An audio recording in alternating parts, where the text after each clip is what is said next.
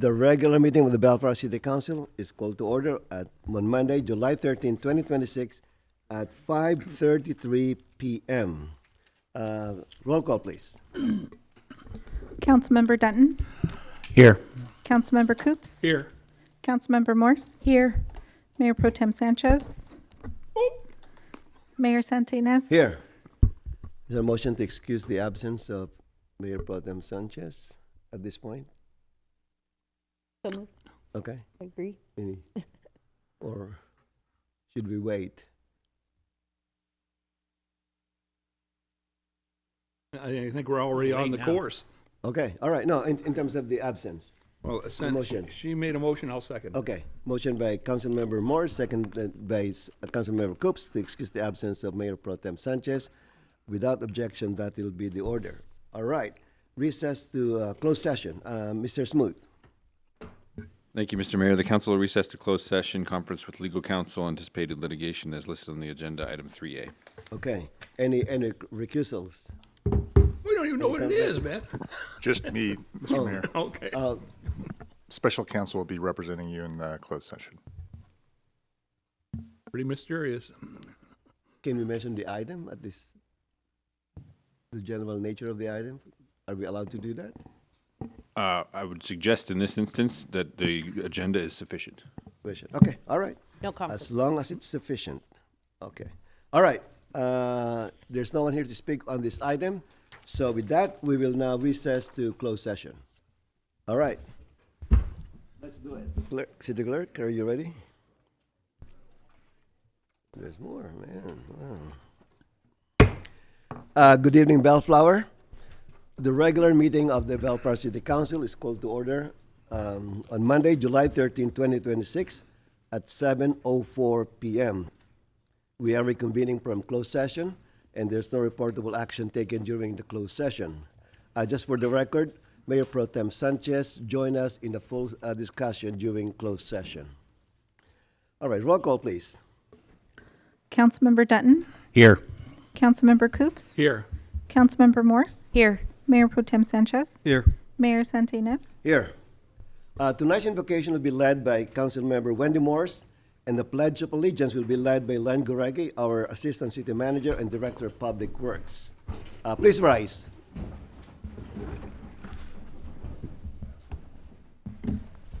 Shall we pray? Lord, we come before you today with grateful hearts for our community. We pray for your guidance and blessing over our city staff and my council colleagues as we make decisions that affect the lives in our community.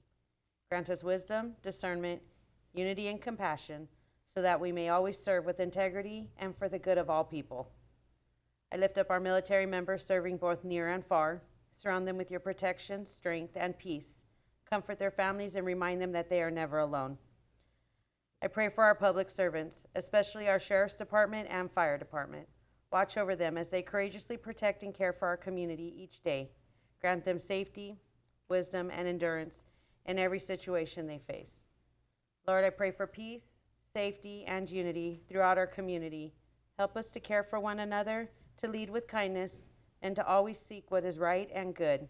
In your name I pray, amen. Amen.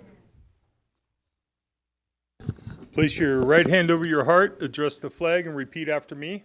I pledge allegiance to the flag of the United States of America and to the republic for which it stands, one nation, under God, indivisible, with liberty and justice for all.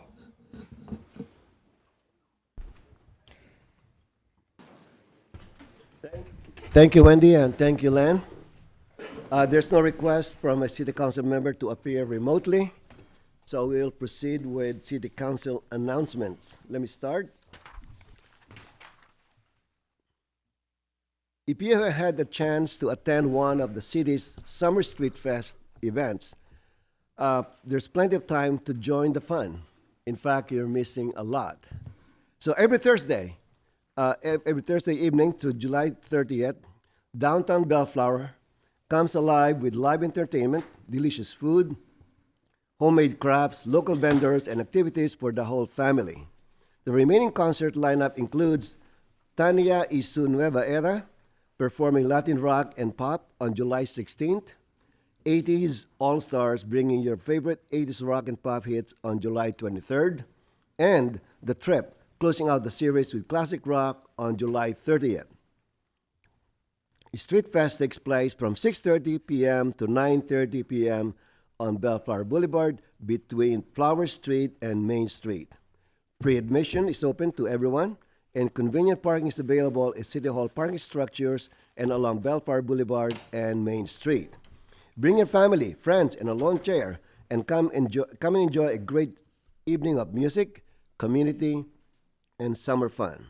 We look forward to seeing you there. Mayor Pro Tem Sanchez. Good evening. Thank you, Mr. Mayor. Good evening, Bellflower. There are also more exciting family-friendly events coming up in Bellflower this summer. Families can enjoy an overnight adventure at the Family Campout on Saturday, July 25th through Sunday, July 26th at Carruthers Park, located at 10500 Flora Vista Street. The event features camping, crafts, outdoor activities, food, and a movie under the stars. Space is limited, so pre-registration is required. Also on Wednesday, July 29th from 11 a.m. to 1 p.m., children under the ages from the ages of 3 to 13 are invited to Thompson Park, located at 14001 Bellflower Boulevard, for the annual Penny Carnival, where carnival-style games, crafts, refreshments, and the brim activities are available for just 1 penny each. Then on Tuesday, August the 4th, from 6 to 8 p.m., Thompson Park will host National Night Out, giving residents the opportunity to enjoy games, brim activities, and meet local public safety personnel before a screening of the Zootopia 2 beginning at 8 p.m. We hope you'll join us for these fun events as we continue celebrating summer together in Bellflower. Thank you, Mr. Mayor. Thank you, Victor. Councilmember Dan Coops. Thank you, Mr. Mayor.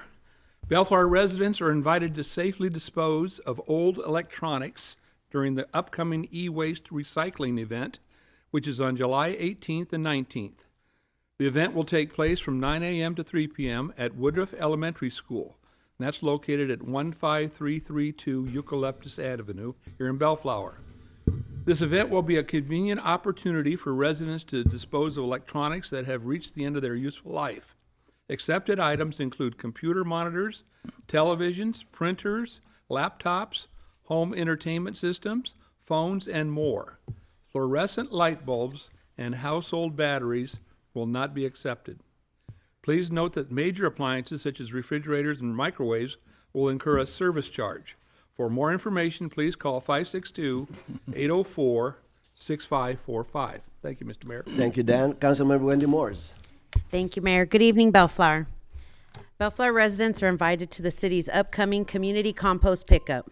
The event will be held at Palm Park, located at 9245 Palm Street, from July 24th until July 31st. Supported by funding from Cal Recycle, this program provides free, high-quality compost to help give your green thumb a boost while reducing landfill waste and preventing harmful greenhouse gas emissions. The compost is free for Bellflower residents while supplies last.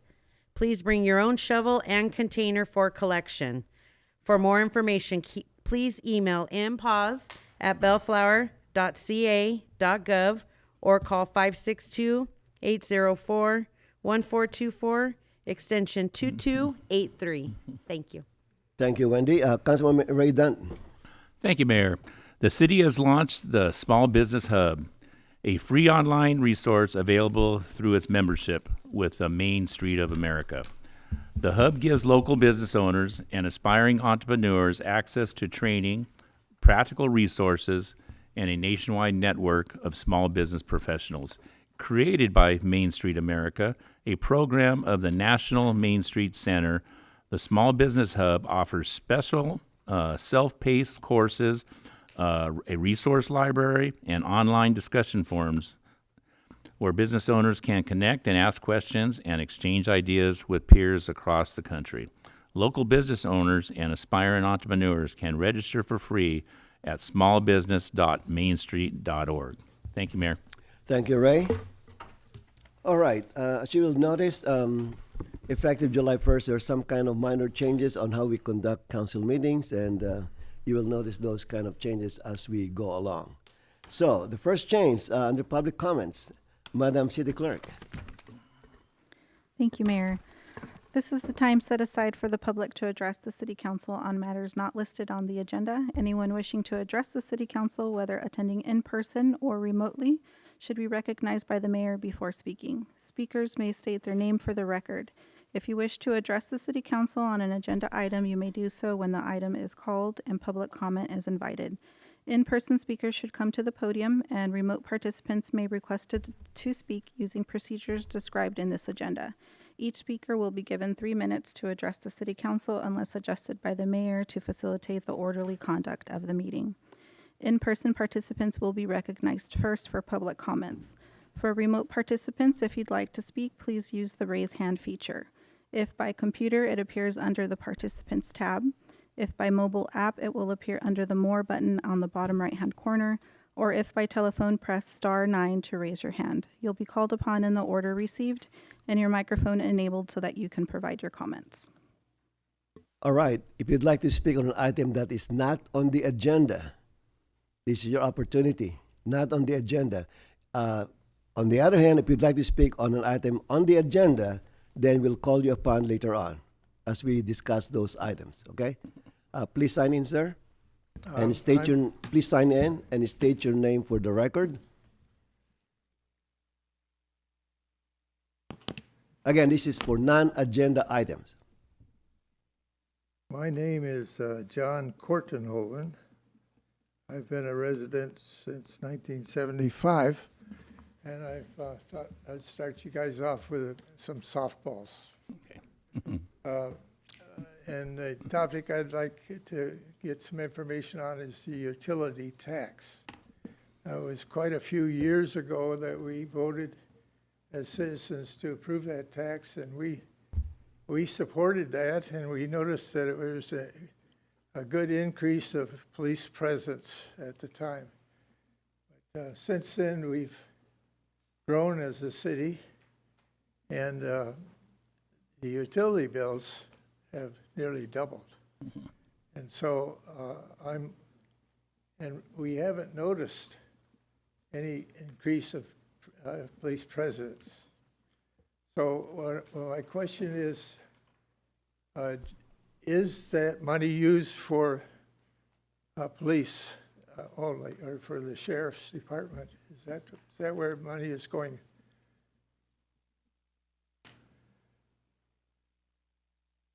Go ahead, sir. Continue your question. You have 3 minutes. So you want to answer that question? Yes. Yes, it is. Or you want? We'll answer you later on. I don't want to take away any of your time. Okay. Well, You had more questions, if I think. that's true, Yeah. then how do you keep the sheriff's department accountable? And and when is the last time, for example, that you audited them? And so that's really basically what I'm here for, is just to satisfy myself and my wife that the money is being managed properly. That's all. I have no complaints. We feel safe in our community. And so thank you for that. Okay. Thank you, Mr. Cortonova. So generally speaking, the utility users tax, if you're talking about the most recent one, the temporary use one, that sunset after 5 years. But there's the other one that's been ongoing every year. Yes. Every year. It's 93. And every year there is a public hearing in December to basically renew that tax every year. And we have public hearing. And the staff makes a report in terms of how the money is spent. And for the most part, if I recall, it's used for public safety. In terms of police presence, a couple of years ago, in our budget, we added 3 deputy positions from LA Sheriff's Department. But unfortunately, because of the lack of personnel, lack of teenagers, lack of young ones entering the academy, there's a shortage in deputy sheriff. So they were not able to fill those 3 positions. And we have to do something about it. So what we did is we put more hours from our private security to go around the city, basically visit parks and things like that. So we're trying to maintain the police presence, so to speak, in general. But one of the biggest problem we have challenge is lack of personnel from the sheriff's department. So we're trying our best to kind of augment that lack of presence. So does your entire income from the tax go to the sheriff's department? No, not the doesn't? sheriff's department. I think It's 80-20. it's public safety basically, but not, the biggest part of public safety for us, the budget is going towards the sheriff's department. Okay, and Okay. do you audit that? Yeah, we do. We audit that. Mr. Mayor, if you'd like, first of all, Brian, I'm sure would be happy to speak to. Yeah, that's my next. Speak outside. And second, we can get him a copy of that presentation if that's something that would be helpful. Okay. So after this, you can talk with Brian McNerney, our Director of Public Safety. And as our city manager said, every year we can give you a copy of the last report from the December 2025 meeting, Okay. where they presented. Will that report include the 20% that you're using in-house? Mayor? No, whatever was reported during the December meeting. Yes, Mayor, may I say? sure. So when it was enacted, the utility users tax, it was said that 80% of money collected goes to public safety, and it does. 20% went to some public works things like the curb and gutters, the trees and stuff like So that. I've misunderstood the law. In other words, the issue was only 80%. It wasn't Right. 100%. So we collect, these are just estimates off of my old brain, Yeah, okay? yeah. We collect about $3 million a year, 3.5 million. Is that right, Brian? Okay, so I got a nod out there. So I'm in the wheelhouse of that's what we collect off the utility users tax, and I'm looking for another nod. We spend about 12 million a year on sheriff. Oh, okay, we went up, inflation. We spend 14 million a year on sheriff, but 3.5 million is from the utilities user tax. Okay. And the mayor is correct. There is That's, there is like a $2,500 man shortage in the sheriff's department yeah. of all the cities that they Okay. get. Thank you very much Okay. All for right. that. And So I hope that helps. You can see Mr. McNerney, Mr. Cortonova, Mr. McNerney is going to talk to you. Okay. Okay, thank you. And thanks for coming to this meeting. All right, anyone else? Hi, Cheryl. Hi, Mayor. Let me write my name down. The sound system is working, huh? Yeah, I hear it out here. Excuse me, Good Cheryl. pardon? Mitch, can you hear us here? Okay, good, thank you. Good evening, Mayor and council members. I want to comment on the Street Fest. That's the highlight of my summer. I just can't get enough, but I really wanted to comment about the community walk this past Saturday. I've always enjoyed it, but I like the new additions. I like the mileage signs, so The you kind the of... markers. Huh? The markers. Yeah, the markers, as you're walking, you know when you hit the half mile and then when you hit 4 miles, and it was really fun. But for me, the highlight was getting that medal at the end. I went around and showed my neighbors, and I have it hanging in my bedroom. It was so much fun to complete that whole walk, and it really, it's a lot of fun. A lot of really great people that walk, and I hope we continue in the future, and I hope I can do the whole thing forever. All right. Okay, thank We're you. glad you enjoyed it. All right, anyone else? Okay. Oh, don't be shy.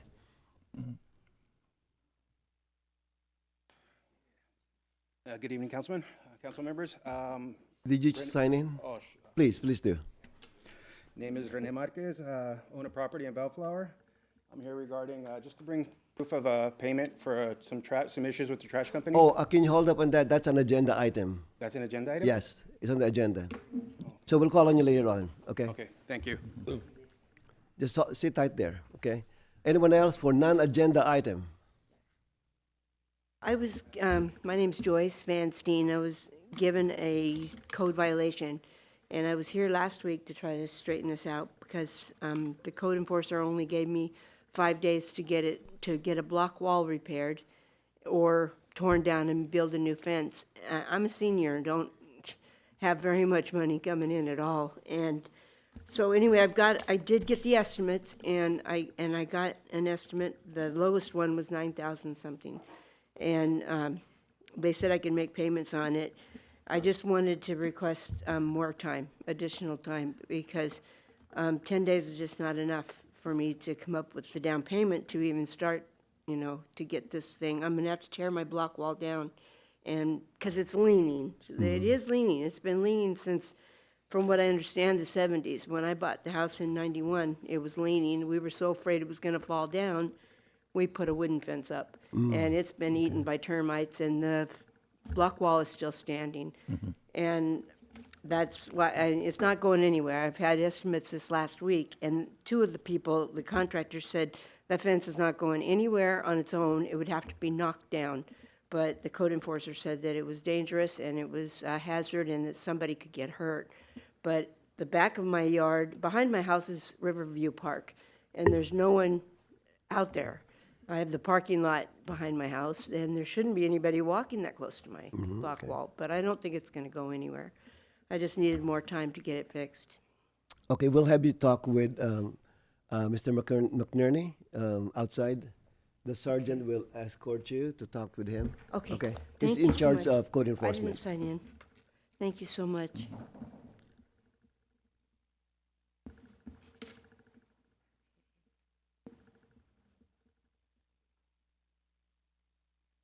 Thank you so much for coming. Thank you.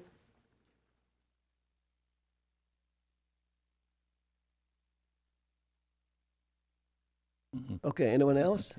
None? All right. Andrew, Our your movie- rescue. Moving along, item 12A, Mr. Smoot. Thank you, Mr. Mayor.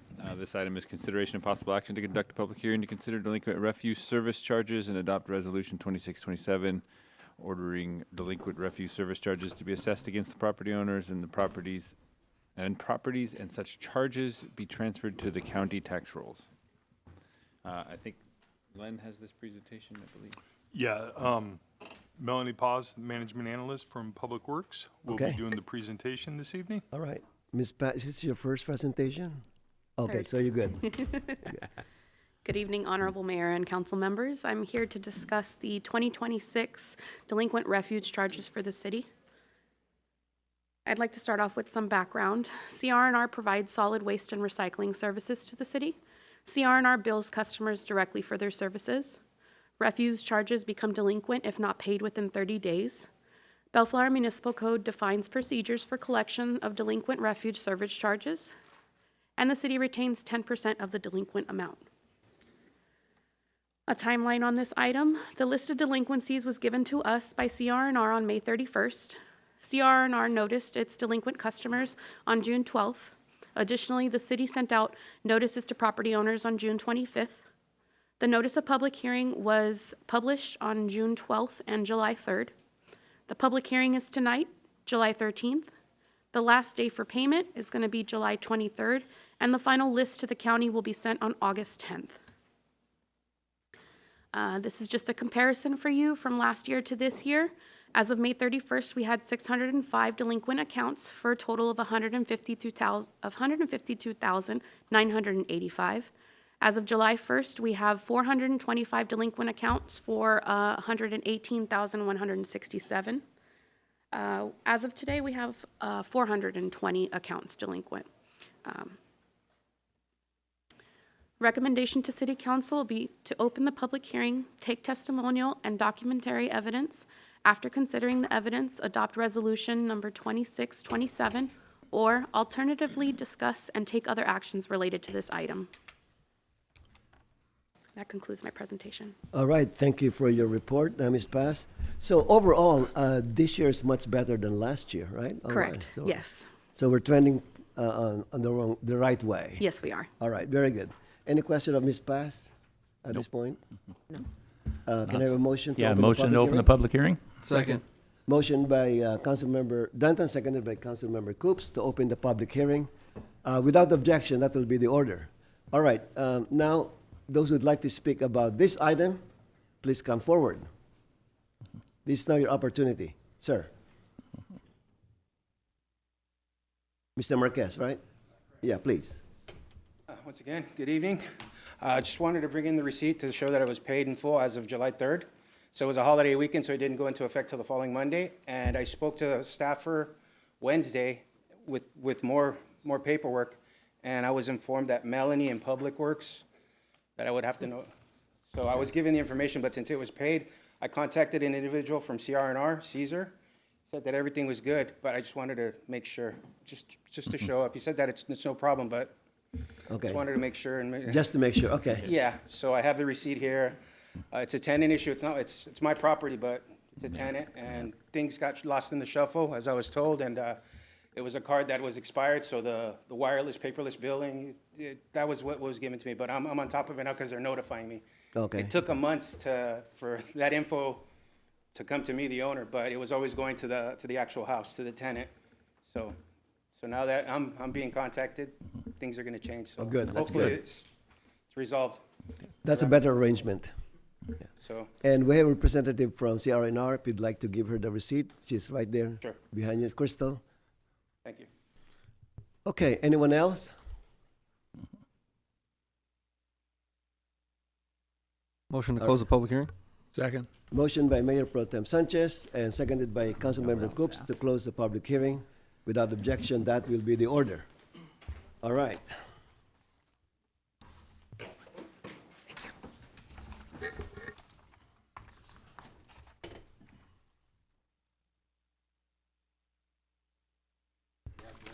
Oh, Mayor, would you like absolutely. I'd like to make a motion to adopt resolution 26-27. Second. Oh, sorry. Motion Give it by to- give Mayor it to Pro the- Tem Sanchez. I'll give it to you this time. I gave it done earlier. A motion by Councilmember Danta, seconded by Mayor Pro Tem Sanchez to adopt resolution 26-27. Roll call, please. Councilmember Dutton, Aye. Councilmember Coops, Aye. Councilmember Morse, Aye. Mayor Pro Tem Sanchez, Aye. Mayor Santa Ynez. Aye. All right, we're moving along. Now, item 12B, Mr. Smoot. Thank you, Mr. Mayor. Mr. Lee is preparing himself. These are continued public hearings, this item and the next item. If the council wants to, you can consider these items as a presentation together and then consider them separately at the end. Mr. Mayor, I will be recusing myself from item B and C as before because I Okay. have property conflicts on both these items. All right, let the record reflect that Councilmember Coops is recused on 12B and 12C.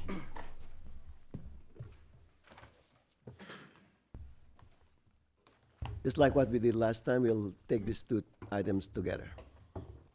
All right, Mr. Lee, the floor is yours. All right. Thank you for the introduction, Mr. Smoot, and good evening, Mayor Santa Ynez and members of the City Council.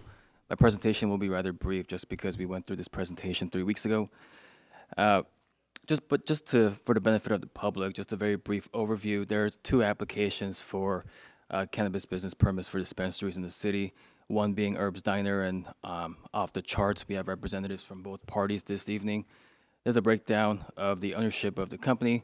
We have Herb's Diner proposing to operate at 9535 Artesia Boulevard, the former site of Deli by Cleva, and off the charts is proposing to operate in 8846 Alondra Boulevard, right there on the west side of Lakewood Boulevard on Alondra. Both applicants are proposing to operate under existing conditional use permits, and as discussed during the public hearing last time, both applicants submitted complete applications after supplemental information, including the additional life scans requested by the City Council during the last public hearing, and off the charts, based upon the competitive bidding process established by Resolution 2605, off the charts submitted a higher guarantee. Here's a organizational chart provided by Herb's Diner, just so we can confirm who the management is and or the proprietors are. We have Ms. Frida Vegar Farschian. She is the Chief Executive Officer and 95% owner of the company. And we have Mr. Larry Thacker, who is here tonight, who will be the Chief Financial Officer. And we have Mr. Zahur Lalji, who was speaking under public comments 3 weeks ago, the Director of Operations. He was live scanned, and there was nothing that would disqualify him as an applicant for the cannabis business in the city of Bellflower. And there's also off the charts, as mentioned in the previous public hearing, Mr. and Mrs. Youssef and Mr. Shan Maddox submitted their life scan back in April. Everything was good there. Mr. Mark Toma and the Director of Real Estate, Mr. Matthew Jones, and Adam Murnett all submitted their life scans as well, and nothing disqualifying under the life scan submitted as the results that we received from back. And this is just a snapshot of the guarantee, just to confirm that they've submitted. So staff's recommendation is to reopen the public hearing and consider issuing a cannabis business permit for dispensary use. Staff's recommendation remains, after receiving testimonial and documentary evidence, close the public hearing and consider whether to issue a cannabis business permit to Off the Charts by adopting resolution number 26-26, and also to consider whether to issue a cannabis business permit to 9535 Artesia Avenue, Inc., DBA Herbs Diner, by adopting resolution number 26-25. Based upon the applicant's bid guarantee, it is recommended that the City Council issue a CBP to Off the Charts and not Herbs Diner, or alternatively discuss and take other action related to this item. And that concludes my presentation, and we're here to answer any questions you may have. We have representatives from Herbs Diner who are attending via Zoom as well. Oh, okay. Mayor? Go ahead, Can I Mayor. get some clarification from staff or somebody? Go ahead, go ahead. Okay. So I don't know if Sue wants to do it or the city attorney, but as of the last meeting we had this, we ended up with 2 dispensary permits. Is that correct? Or openings, I guess. And so my question is, there's 2 qualified applicants. So are we here tonight to fill them both, or because it doesn't seem to be in the staff report, so I'm confused. Yeah, as of your last meeting, you do have 2 open permits with the confirmation of the revocation of the permit for the medicine woman. However, your resolution, as you have it established currently lays out a process by which we open up an application period, allow applicants to submit their applications, and then eventually submit their guarantee, and we bring those back to you.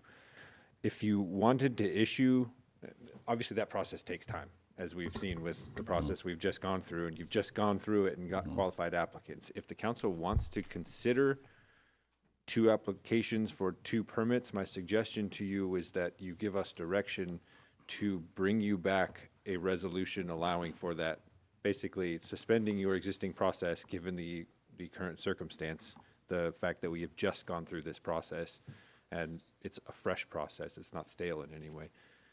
You give us direction to bring back a resolution temporarily suspending that for this one purpose, but leaving that process in place as we go forward. Does that make sense? If you wanted to do that, I mean, if you wanted to give us that direction, we could bring that back to you at whatever your next meeting is. What are you saying? Award a permit tonight and then give direction for the other applicant to come back in another meeting? If that's something the council wanted to do, you could give us that direction to bring you back a resolution that allows for you to do that within your process and allows you to issue that second permit if you wanted to do that. The alternative is your process exists, that you give us direction to open up the application period, we solicit new applications and go through the whole process again, which takes however many months it's going to take. And been going on for 6 we're back months here now, again, yeah. however long that takes. Well, I think at this time, I'd prefer to just grant 1 permit tonight and discuss the second one after we grant the first permit. And we can talk about the next That the is next how your step. process is Exactly. laid out currently. Okay. So Okay, let's now it's more clear now. 'cause right, It let's wasn't have really the clear. first in the one first, staff and then we can go to the next step after we award the first permit. And Mr. Mayor, just to add on to one of the comments from Mr. Smoot, while the medicine woman was provided this due process throughout April and May, when this was noticed to the public through the newspapers, we had flown it as the city council will be considering the issuance of 1 CBP either on Alondra or Artesia. So when we had thrown it onto the newspaper, we were noticing for 1. Yeah, exactly. Yeah. Okay. All right. Any question of Mr. Ali at this point?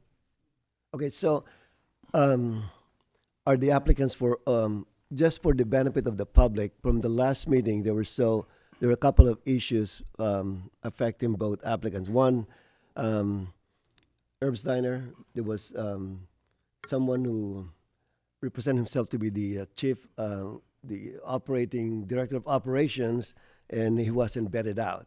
So it was deemed incomplete application.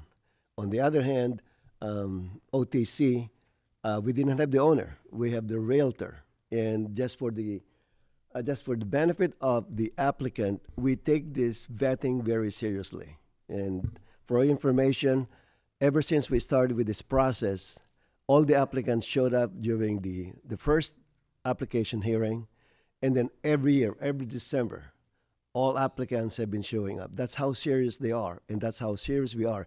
So it seemed like, to me, I'm speaking for myself, seems like the process that we took was taken for granted by one of the applicants, and it didn't sit well, as far as I'm concerned. So that's why we're back here tonight. It could have been settled last meeting, but we're here to basically, hopefully, we can settle this issue tonight. All right. I'd like to invite the applicant. Can someone open the public hearing? I'll make a motion to open the public hearing. I'll second. Reopen, I guess. Reopen. I guess Reopen. All right. Friendly amendment. Motion by Mayor Pro Tem Sanchez, seconded by Councilmember Morse, to reopen the public hearing. So I'd like to invite the representatives from OTC. So we'll get an opportunity to know you, and for you to know us. If you can introduce yourself. Do you want us to sign in? Sign in, and Yeah. our city clerk needs those names for the record. So make sure that we have the right spelling.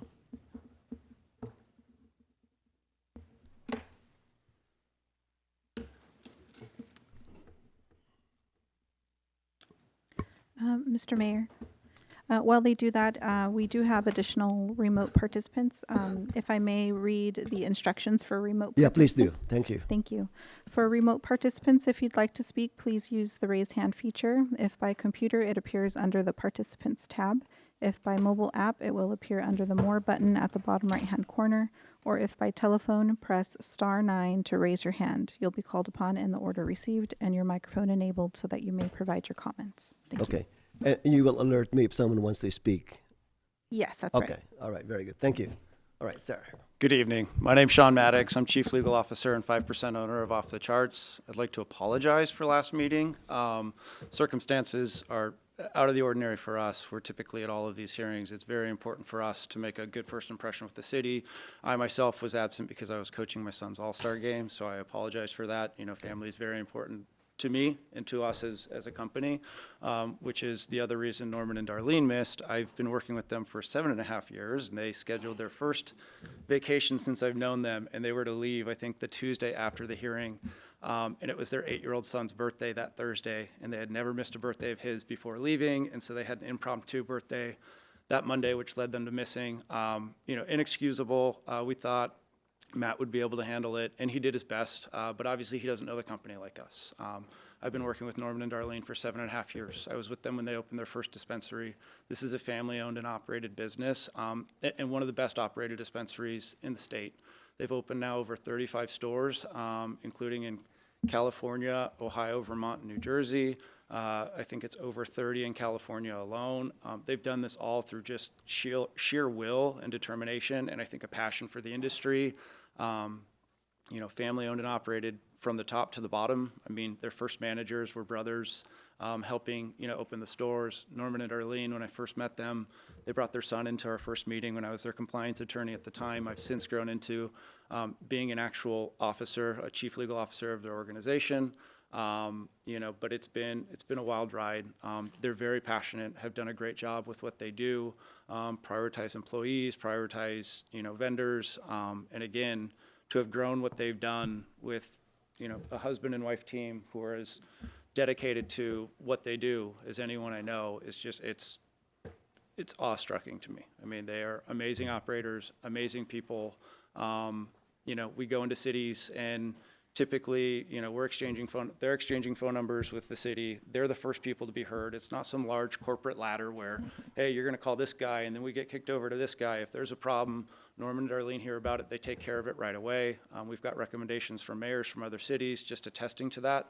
But again, one of the best operators that I've worked with, and before coming in-house for Off the Charts, was a compliance advisor for over 12 different dispensaries and cultivations and testing labs and all of that. And I still work with some of them on the side, but it was their growth and what I saw them do as a business that led me to finally make the leap to join their team and their family. And I'm so proud to have done so. But that's kind of just some background, on me. I'll let Norman introduce himself, and then Darlene. And this is Mark Toma, who's a regional manager of ours. Mark right now spending a lot of time over at our Artesia location, but really oversees a lot in the Southern California districts, our Costa Mesa locations, Palm Springs. He's a force to himself, but I'll let everybody else introduce themselves. All right, thank you. Good evening, Mayor and council members. My name is Norman Youssef, CEO of Off the Charts. Sorry, I'm not good at this. We're truly honored to be here. First and foremost, we have a neighboring city of Artesia that we were truly blessed to win a license there. We built that our home, and yeah, we don't take this lightly. This is all we do, seven days a week, and yeah, we're great partners. And I know Sean did a lot of the heavy lifting on this, but we're truly grateful to be here. So. Can you tell us how you got into this business? Yeah, give us some background. Yeah, we got in this business about 7 years ago. We won this in our first license in a lottery, and some of these are different lotteries, merit-based. We won our first one in Vista 2019. That's the one in San Diego County? Yes, sir. Okay. And that one was a mega store that was doing about 30 million to 35 million a year, and we were good operators, and we thought, hey, let's keep doing this. And we had our second location in Palm Springs, and then we were really good at the operation side, and we just looked at new cities and applied and won, and we turned one into, Sean will tell you 35, but I think I'm like around hovering 40, and we'll be hopefully at 50 at end of year. And yeah, this is all we do. It's like 7 days a week. So in Vista, at what year did you hit 30 million? Oh, literally the first year. The first year? Yeah, like first year to going into second year. How does your Vista store compare to the proposed location in Bellflower? Proposed in Bellflower? Yeah, how does your existing location in Vista? Yeah. How do you compare that with the proposed location? Back then, in like 2018, 2019, there wasn't that many dispensaries around, so it was, less competition. Now, 7-8 years later, there's been, thousands of stores probably that opened up in different cities. So competition has, more dispensaries, less sales. I mean, we do extremely well. We're still doing about $1.5 million a month in that store currently with new competition coming in. We do about $8 to $9 million in the Artesia location. That's what we're projected this year. And that's what we thrive on. It's just, giving back to the customers. We're not these other dispensaries that come in and that do 3X, 4X. We're, 2X, give out discounts on the weekends. We're, pretty clean cut, customized stores. And we've gotten really good at it by getting our entitlements. We can get open in like less than 2 months. I mean, I got lucky. We got one store and it was pretty ready to go. Don't get me wrong, but we've gotten really good at, getting open really quick and first to market, because it's really huge in some of these new cities that just open up that have no dispensaries in their cities. Okay. Yes, okay. I'm going to correct about that. We're probably closer to 6 months. But I mean, we have walked into jurisdictions where a permit's expired and it's ready to go. But they've done a great job at perfecting the process. And we're probably looking to be open here within 5 to 6 months. We've got a real estate development team that's been really good at this and, part of the family that they've built. So Norman's pretty much as good as it gets at doing this. Okay, good. So how many employees do you expect to employ? This one, I think Artesia, how many employees do we have in Artesia?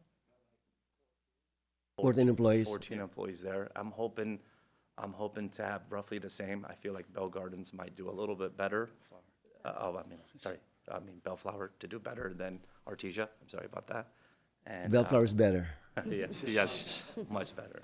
I can tell you that for a fact. I have a lot of patients coming from Bellflower coming to our. Can you speak on the microphone?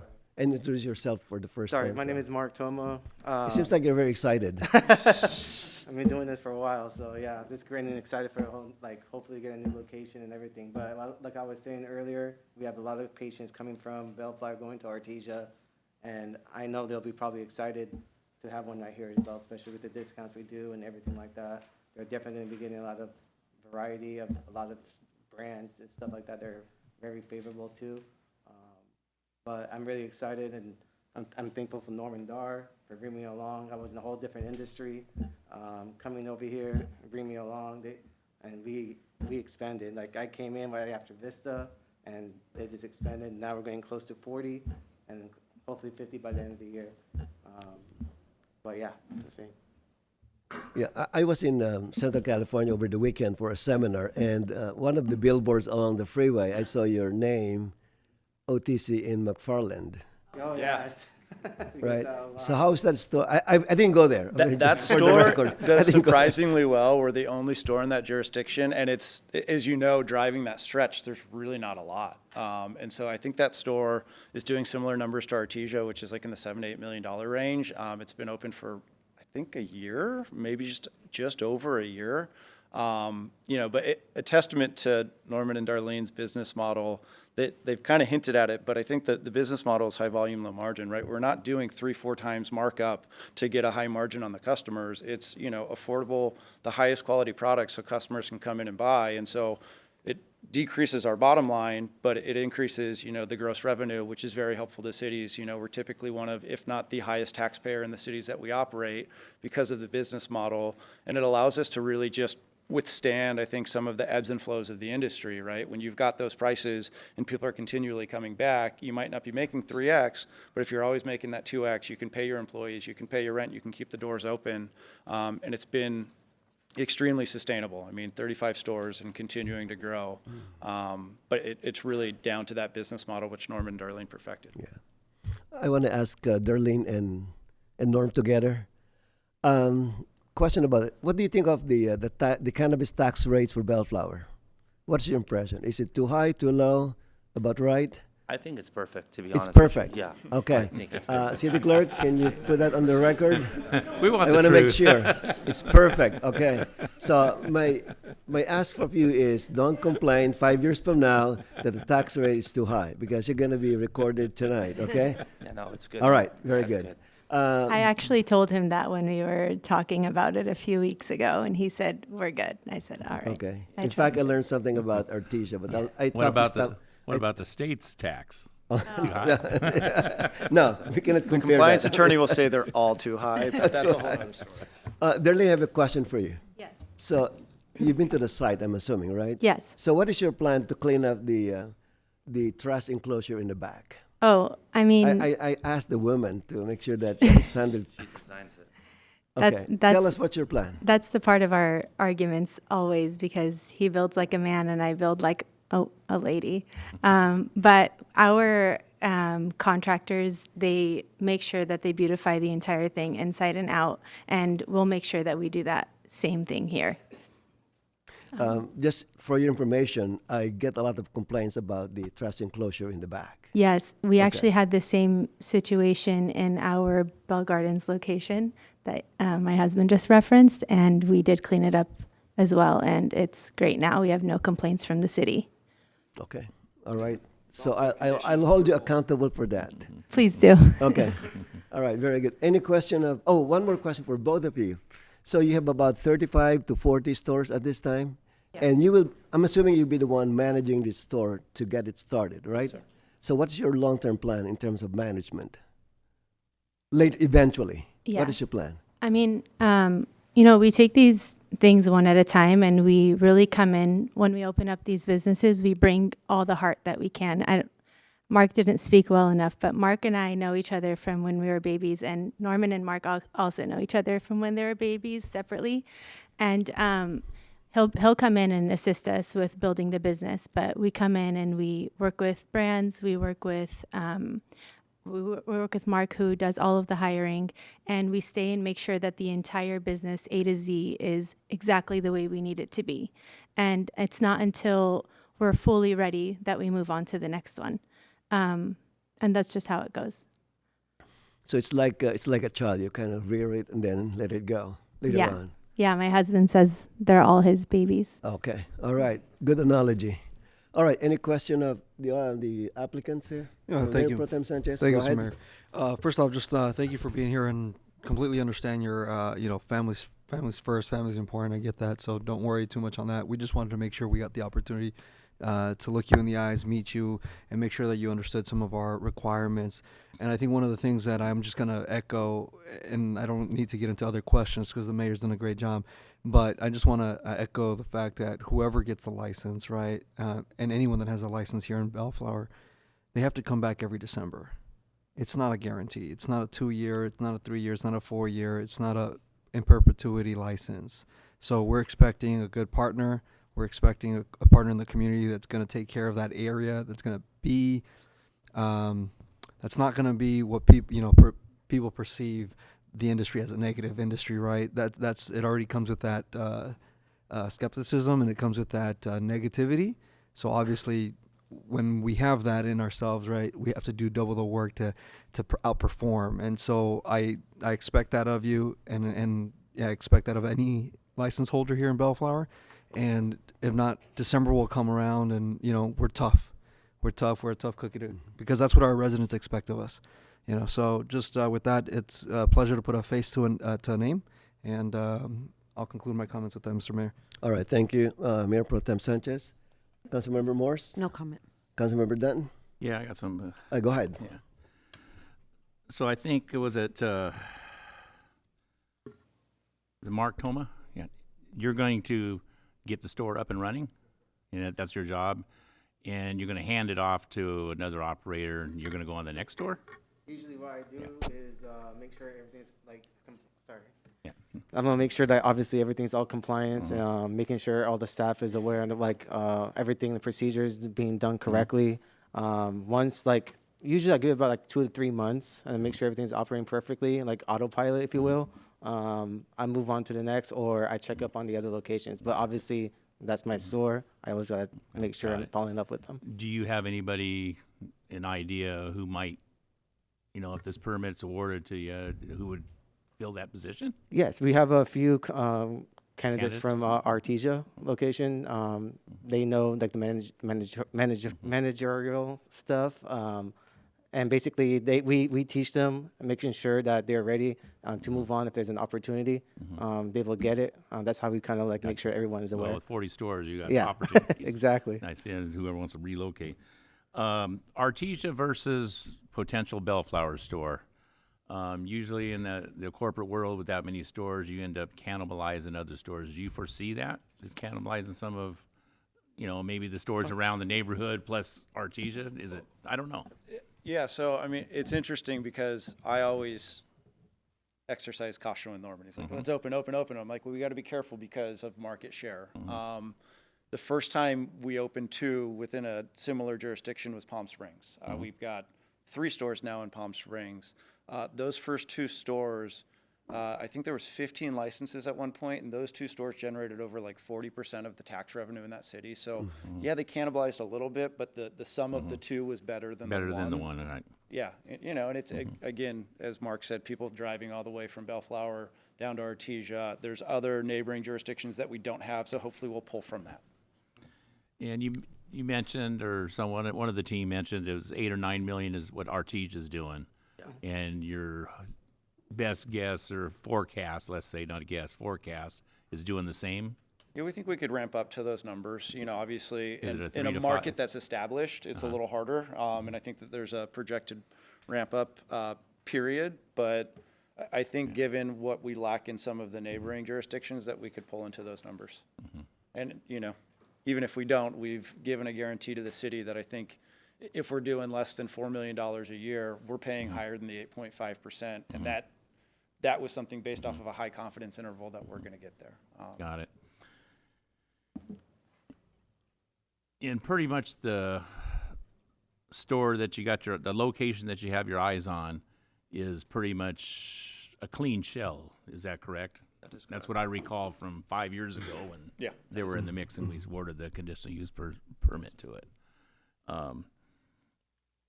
And so you're thinking it's going to be, because I know there's, to be able to get the insides on a store, it takes some time. There's some ordering that has to be done, and then it's way out usually. So I know about retail counters and stuff like that, design, in that aspect. So you're still looking at 6 months to open Yeah, I doors? mean, he's got a team. He's built enough of these that he's got those guys on standby. Gotcha. I mean, we've already got plans that we're ready to submit upon approval. You know, typically we're looking 4 to 6 weeks to pull permits, and by then the counter orders and all that stuff have already been sent in. You know, the site's been spec'd. So it's amazing. I think we just opened one in Needles, and the city was very hard on us in the CUP process and said, we need you to break ground in 6 months. You must break ground in 6 months, otherwise we're going to pull the CUP.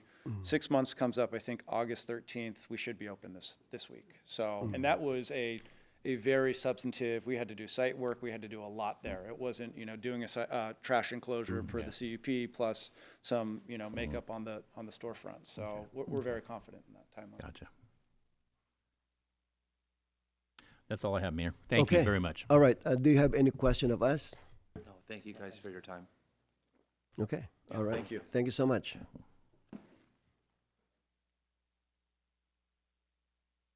All right.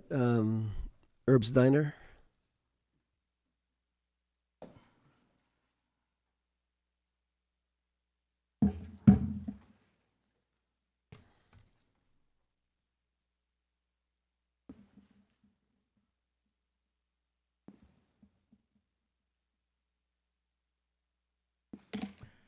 Mayor, City Council. Good Larry evening. Thacker with Herb's Diner.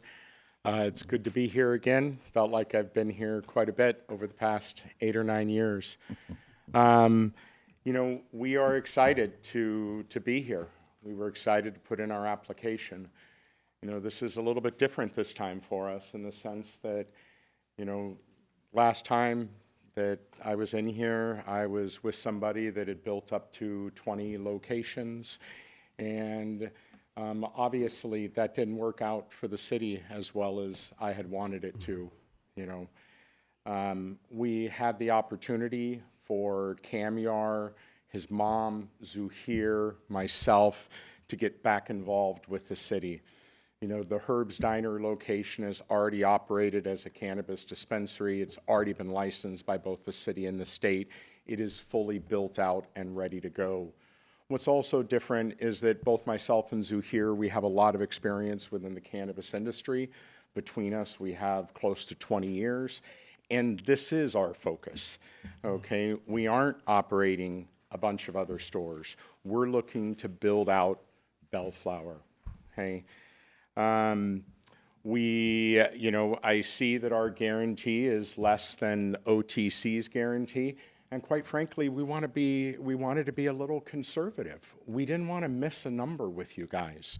We believe, as we know, that store has done more in the past, and we believe we can build it up to do much more than what we are currently forecasting. But it does take time to do that.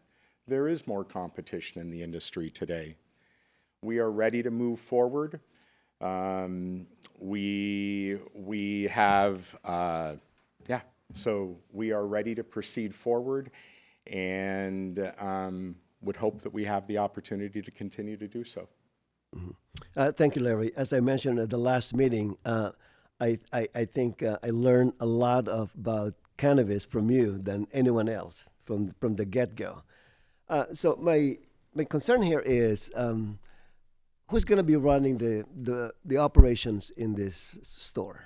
Myself and Zuhir will be building out and building up the operations initially. We will hire a general manager and we will hire a store manager, but we want to be directly involved from day one. What that means, though, is that we will be hiring a general manager as soon as we are awarded a cannabis license to be able to move forward and get that person in and build up the training programs and build up the store around them and myself and Zuhir. Yeah. Well, unfortunately, Zuhir has hard of hearing, so I couldn't ask her question based on the last meeting. So I'm relying the question to you. So how did you know her? Zuhir. Frida? Yeah, or- Frida. Well, Frida. Sorry. Frida. Frida, I've known Frida through Camyar. Camyar and I, we've known each other for, No, not come here. I'm talking about this, Frida. Frida is the one that owns 95% of the business, right? Correct. And she'll be the CEO. correct. Oh, Camille is out of the picture. He's not part of the operations, correct? No, he's Okay. on our advisory team. He is also the Right. building So I'm more focused owner. on the one running the show, which will be Frida and you. So how Correct. did you know Frida? So I met Frida through Camyar. Frida lives up in the San Jose area where I was based out of for many years, so I had the opportunity to meet her. When we had the opportunity to get into business here, it was just kind of a natural fit. Frida has a professional background. We believe that she will be very good within the community and very good within the store. Has she run a cannabis operation? She has not ran a cannabis operation in the not. past, but that is where Zuhair and myself will take on all the day-to-day. Okay. You keep mentioning Suhair. Suhair is not in the picture, as far as I'm concerned, right? He's Well, not- he he's is not- our director of operations. Oh, so Suhair is the director of operations. Yes. Yeah, He's a yeah, live okay. scan guy. It was live scan. It was live scan. Okay. Yes. Okay. And how did you know Suhair? I actually met him in Oxnard 7 or 8 years ago when I went to look at buying his business. He had an incredibly successful business called Wheelhouse there right down in Oxnard, and incredibly impressed with his marketing on it. You know, I went in there on a Friday afternoon. I couldn't even park. I couldn't even find a place to park. Had to park across the street and walk across. He uniquely looks at each of the locations and develops a marketing program for it. There at Wheelhouse, it was all about payday specials. So he did advertising directly around the different paydays for both the Navy station that was down there and packed the parking lots on those days. As it turns out, we weren't able to acquire Wheelhouse at the time. And Zuhair and I, we have talked 20 or 30 times over the past 6 or 8 years. And then we had an opportunity to work together on this over this last year. Okay. All right. Very good. Any question of Larry?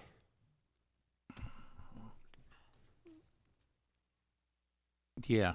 Councilmember Oh, sorry. Danton, go ahead. I just want to refresh my memory on reading applications for both cannabis. Opening day, or when would that be? So we believe that we can open in 4 months, okay, from the time that we are issued a permit from the city of Bellflower. We are ready to submit our application to the state. As we have said, the state has approved a license at this location before. We are not changing any of the fundamentals of the store other than the look and the feel of it. We believe that we could open much sooner than that if we could get the state of California to give us a permit. Okay. How many employees do you think are going to be in that store? I believe we're going to have 8 to 12 right off the bat. It just kind of depends. We will probably staff up a little bit more initially. We usually go through a little bit of attrition right off the bat as you find the best people. Okay. So we will hire a few additional just to kind of anticipate that attrition. Got it. Okay. Go ahead. Good. Yeah. Thank you. Go ahead. Thank you, Mr. Mayor. Just similar comments you heard me say to OTC. You know, it's a privilege to be able to operate these here in Bellflower. It's a yearly renewal. You know, we expect partnerships. We expect you guys to take care of the area. We expect you guys to be present, vigilant in that sense, in that area, making sure that you're part of that community and keeping things, improving things in that area preferably. And I know that happened during the time that deli was open, and I never saw complaints. I drove by there. We never received any complaints from that place at all. So, that's it. Thank you. The neighbors were actually disappointed when we left because the security system that we had in there, You know, we had that 24-hour-a-day monitoring system in, and it really did a good job. All right, good. Okay, all right, thank you, Larry. Thank you very much for the opportunity. All right. We appreciate it. I just want to say that I'm so proud of our cannabis business in Bellflower. If you recall, when we started discussing this, having permits issued to businesses, this room was full, and for the most part, a lot of people are against it. And we kind of, in a way, we kind of proved them wrong, because I think the vetting process, the monitoring process, all the things that we put in place are really working well. Any complaints that we receive from the residents, we share it with the permittee right away. And for the most part, I think overall, they've been taken care of right away. So we're very pleased with that. So I'd like to open this to the public. Any comments, any question? This is your opportunity to ask or say something. I'll be the first. Okay, please just sign in and state your name for the record.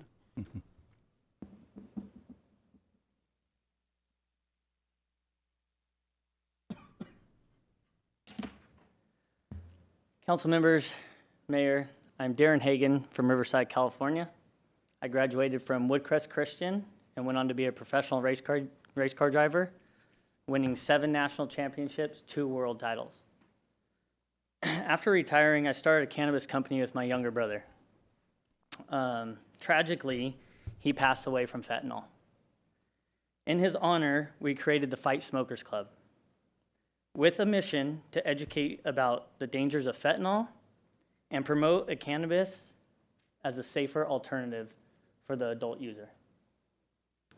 For more than two years, we've partnered with Off the Charts across all their locations, so we got to see their growth.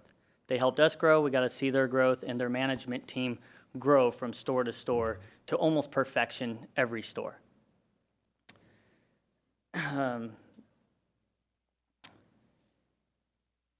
They're a family-owned company that operates with honesty, integrity, and professionalism. They have always treated us fairly, consistently paid their vendors, or us as a vendor, with great communication to them. I proudly support Norman and Dar because I know they will be a great asset to your community. And as a 7-time national champion, they are the champions of the cannabis world.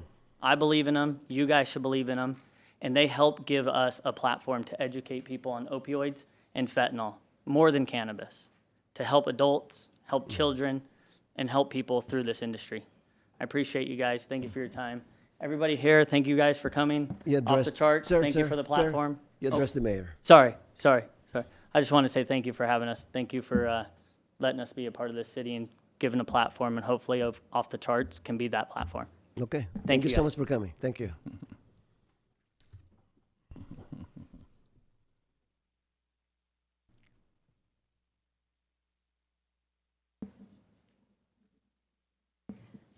Good afternoon, Mayor. Good evening, Good everybody. I just have a question. How many cannabis stores we have in Bellflower, in the city of Bellflower? We have permits for 4.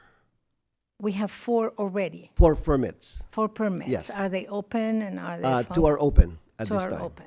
And those 2 will be total 4 if you give them. Maximum of 4. We Okay. cannot have more than 4 dispensaries here. Okay. Do we have any hospitals in Bellflower? Hospitals in Bellflower. Artesia and Ardmore. Across from That's the the Herbst. Bellflower Medical Group and Kaiser. Kaiser moved to Downey. Downey Hospital. That's a Oh, office. That's an a office facility That's now. a medical clinic. That's a medical clinic. No, I- there's- Are you talking about Full technically disclosure. hospital? Okay. Full disclosure, I never smoked in my life. I will not support smoking. I will not support any drugs, including cannabis, which is marijuana. I mean, that's a fancy name for marijuana. Everybody does their own business, but I think as a city of Bellflower, don't you think we have enough? I mean, to open more, how is the neighborhood gonna be? I'm a part of the neighborhood watch. in my street. But I mean, we deal with so much, but to add cannabis store more than what we have, do we really need them? Are we desperate for money from those businesses? Why are we even interested in more cannabis in Bellflower? That's Just to clarify, we're not adding more. From the get-go, from the very beginning, we Yes. said we're going to have no more than 4. Okay, so no more than 4. No more than 4. And the That's city it. is equipped, even though we don't have cops, we have short of sheriffs. We have are cops. equi- We have equipped. cops, man. We have cops. We are equipped to handle all the problem that comes with cannabis and people everywhere. They're being handled pretty well Okay. at this point. Our crime rate has been very low this year. All right. Very low. Okay. So just to clarify, Yeah. our maximum is 4 permits for dispensaries. That's 4 it. permits. Okay. All right. Thank you so much. Okay. Appreciate for The reason why fulfill- they're yeah. applying right now is because 2 closed. Okay. So, All right. Thank you. All right, thank you. Mayor. Thank you. all right. Anyone else?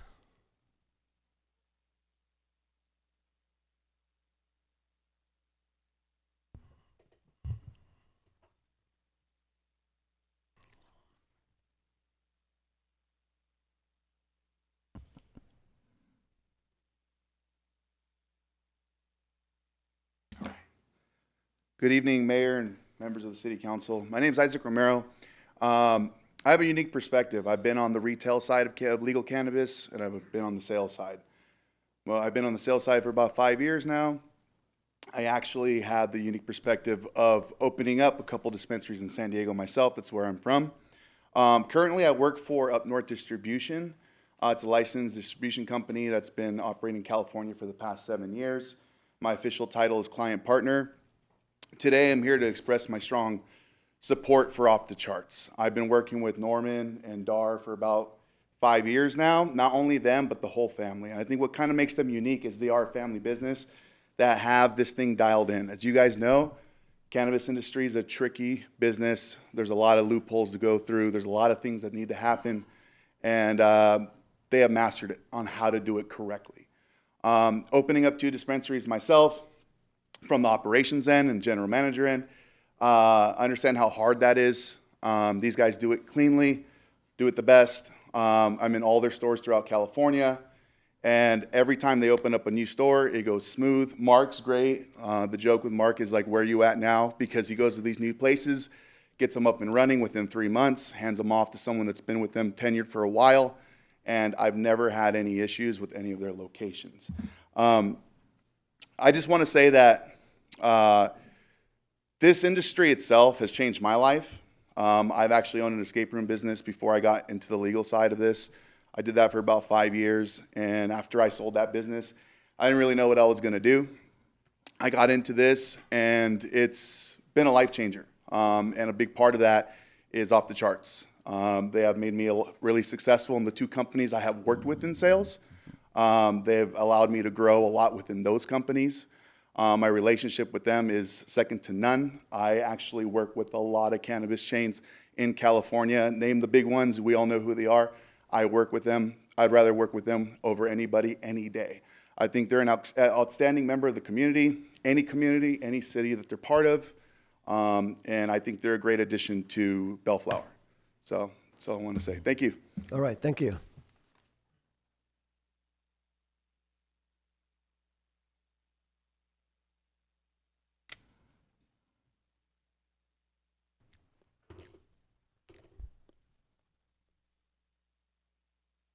Good evening, Mayor and City Council members. Good evening, Mrs. Brown.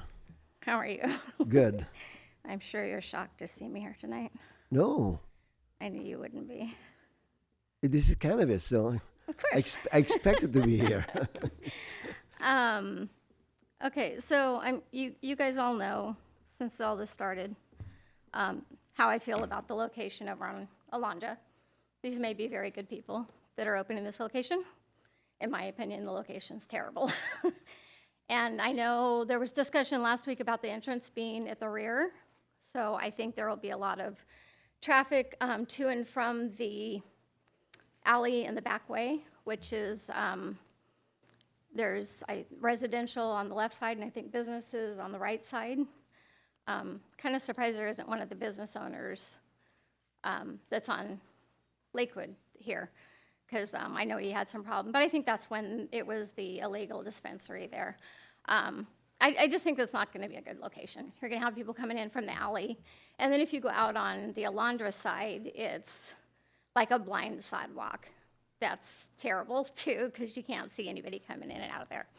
So not saying anything against these people, the way they run their business, anything like that, just the location's not going to be it's not going to be a very good location. I think there's going to be a lot of traffic through the neighborhood at the rear.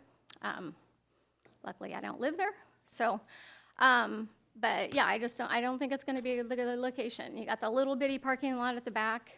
So I know they said they'll fix the trash enclosure, which I've seen that. That looks terrible, but hopefully they'll fix that. Yeah, so I just think it's going to be just a terrible location. Now, my one question was, did they purchase the property? Mr. Lee? They'll be leasing the property, Mayor. They'll be leasing They'll the be property. leasing the property. Okay, so are these the same owners that owned it when Bellflower started all this back in 2016? That was 7 years ago, right? I think. Mr. Mayor, the property ownership has changed since It has changed since the the illegal original? dispensary that she's talking about. Yes, sir. Okay. Do we know if are the owners out of state? Do we know that, or are they local? The property owner, I believe, is in Long Beach. Can somebody from We can OTC ask the please property confirm? owner. Okay. Yeah, we can Okay. ask the property I just owner, know yeah. we had problems at that It's a fair location question, before yeah. because they were out of state and Yeah, they didn't know okay. anything about what was going on their property. The illegal dispensary was operating there. They had no clue. Somehow they didn't add two and two together when somebody offers them rent for a year ahead of time. So, but anyway, so those are my concerns with that location. I know you're going to give a permit tonight regardless, but that's just my concerns about that location. Okay, all right, thank you. Norm, can you come up? There's a question about the owners of the property. Are they local or? I believe they are local. I think they're based out of Long Beach. Okay. Yeah, I mean, the wife writes them the check every month. So And I'm assuming your lease is at least 10 years, correct? Yeah. It's 10 years. I believe it's a 15-year 15 lease. years, okay. Yes, sir. All right. All right, very good. Thank you. Yes, sir. Thank you. All right, anyone else?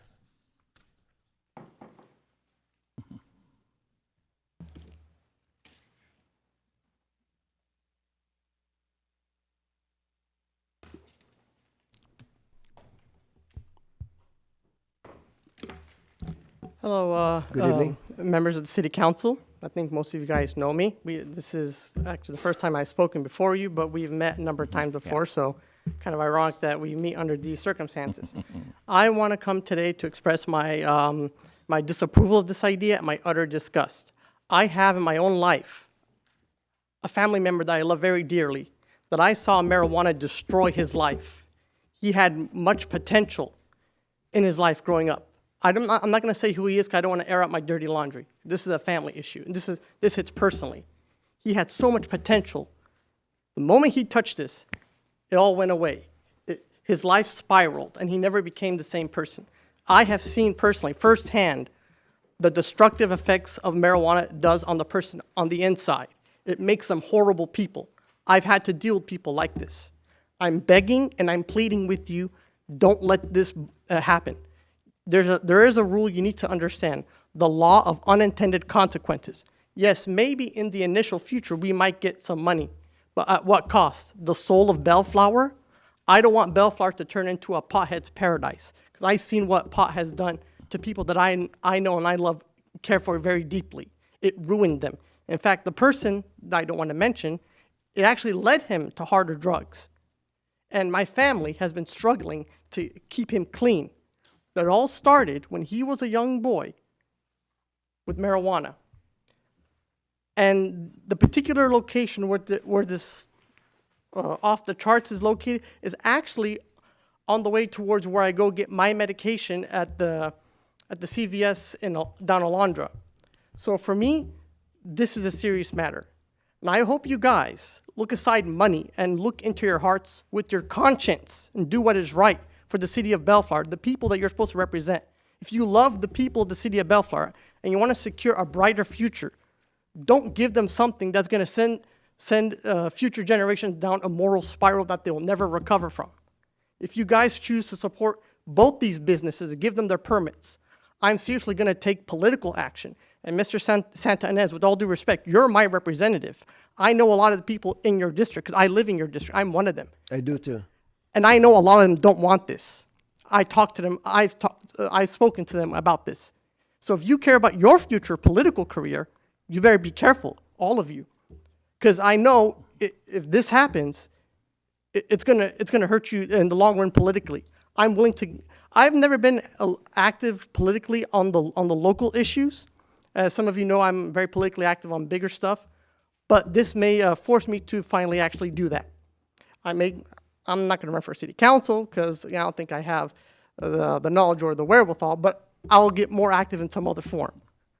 I love and care about the city too damn much to see it go down the moral toilet, all because we need money. There are tons of other great and wonderful businesses. Bellflower is a wholesome and beautiful city that raises families. I don't think families want their kids to be exposed to this. Recently, my church parish, St. George, by Bellflower High, ordained a new priest who is supposed to be for the younger generation. He was ordained purely for the kids.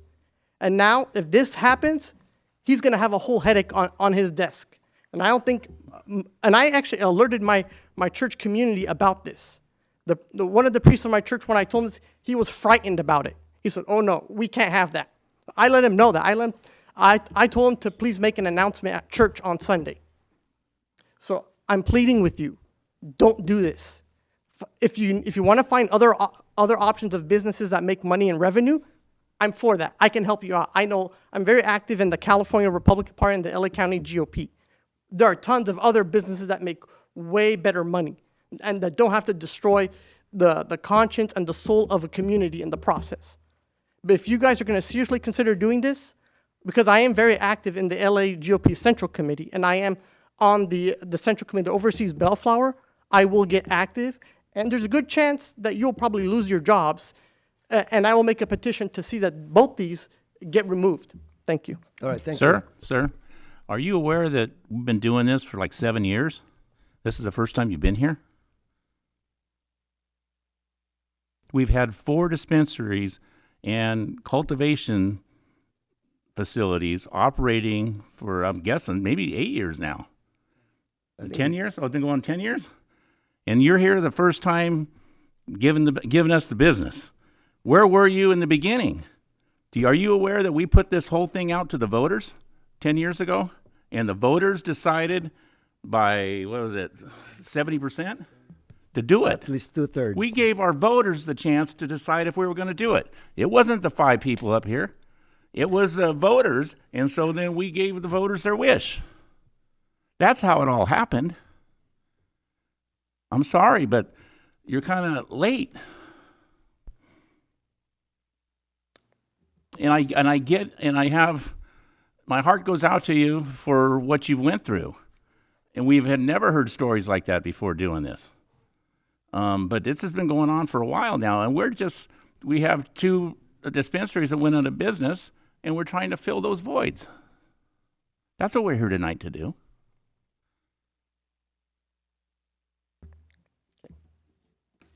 Thank you, sir. As I mentioned earlier, these are replacement permittees. See, these are not brand new permittees. We've been through this process many times already. Okay. All right, anyone else?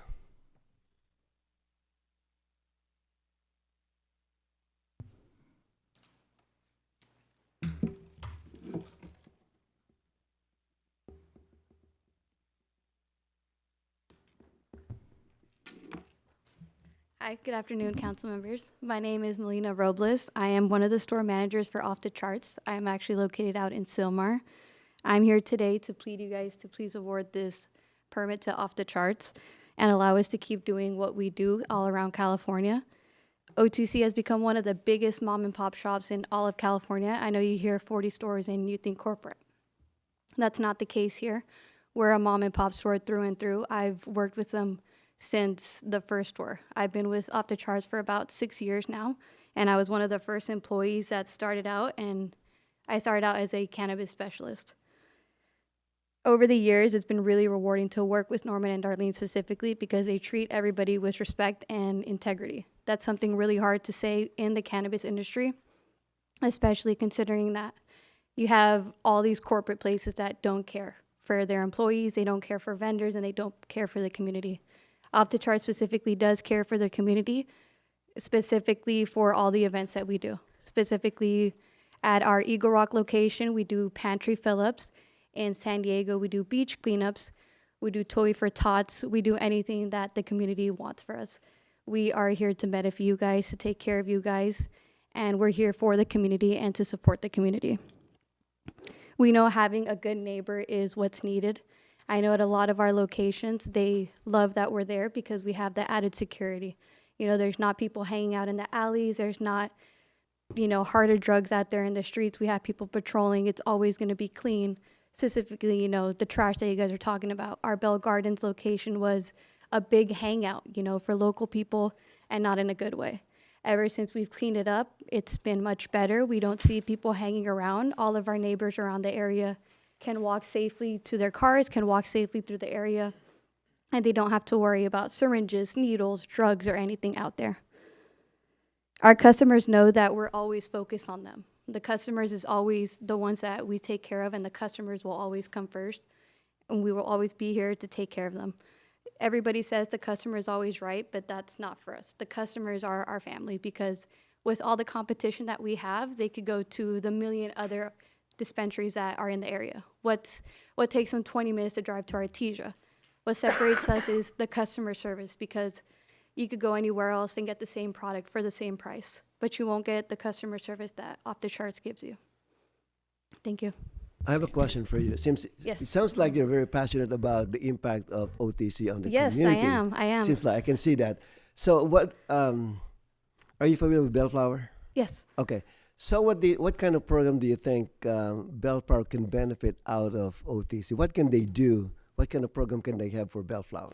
Well, benefit the jobs, you know, there's a lot of, right now the market is really, really tough. You can't even go to a McDonald's and get a job. No, other than jobs, any other things that they can do for the benefit of the community, other than providing jobs to our residents? Oh, so like, I mean, I would say there's a lot of community organizations that we would love to be a part of. Like in Palm Springs, we are a part of the community there. We do sponsorships, we help out with local firefighters, we do organizations. Just recently last week, we had a 4th of July event at our Antioch location, and we were there to sponsor, and we were just there to support and just help out the city with whatever they needed us. They asked us to bring a DJ because they didn't have that many funds, so we supported it, and we brought out a DJ for the event. And we paid for it, and we took care of it ourselves. Okay, that kind of thing. How about and you said Palm Springs? You did something in Palm Springs? Yeah, we do all types of events across Like all what of them. events? Parades. Gay Pride is very, very big in Palm Springs. We're very involved with the community there. What's it called? McFarland, the city out there. We're one of the only ones there. They just opened up this taco truck and food stands right next to it, and we do events with them, you know. Come to our shop, go get a free taco on us, go get a discount on us. So we support the business as well as ourselves. Okay, all right, very good. Thank you. Yeah, thank you. Oh, go ahead. If I may. Them. Thank you, Mr. Mayor. See, you're so passionate. I'm here. I'm going to take a quick stab at this. It's been a while since I was at Cal State Long Beach and wrote essays or, you know, had discussions about the pros and cons of legalization of cannabis, but obviously that was a big topic back in my time at Cal State Long Beach, just because it was around the time that it was, you know, going through the court systems and stuff like that. Can you just briefly touch on some of the, obviously it's a personal choice whether to use or not to consume, just like alcohol is, right? But can you talk about or touch on some of the benefits of and safety nets of having legalized cannabis? And access to that instead of the black market where other things happen, just from an pure educational standpoint. Yeah, actually, I'm originally from Texas. So in Texas, it's not legalized. So it's really hard to get anything out there. I have friends, I have people that go to gas stations and buy the synthetic marijuana. They buy K2, the fake stuff, you know, and you get seizures from it. You get really sick off of it. And if they would actually have a place to be able to buy it legally, they wouldn't be getting into stuff like that. And same for here in California, we actually have these dispensaries that they can go to instead of the black market. You know, these black marketplaces, you don't know what's in it. We regulate testing. You actually know what's in your product. We know what we sell. But at these places, you don't know what you're getting. And a lot of these kids get sick off of it because they're buying the fake bars from who knows where, rather than if you actually go to the source, you can ask us, pull out a COA, and we'll be able to pull it out for you. We can tell you where it came from. We could tell you who tested it, what tested it. We could tell you every single thing that's in it. Can you, for the purpose of the audience, explain a little bit more of the COA process and the length of that testing and all that? Yeah, so in order for anything to hit the shelves, it has to go through regulated testing. So there's only, I believe, 2 laboratories in California now. There was a bunch, but I think last year they had that crackdown where a lot of them got shut down. So now there's only 2 trusted labs.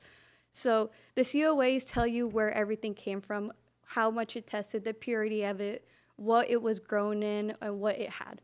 So like I said, you go to a store, it's just like FDA testing. That's our FDA testing. It's us checking to make sure there's nothing in there.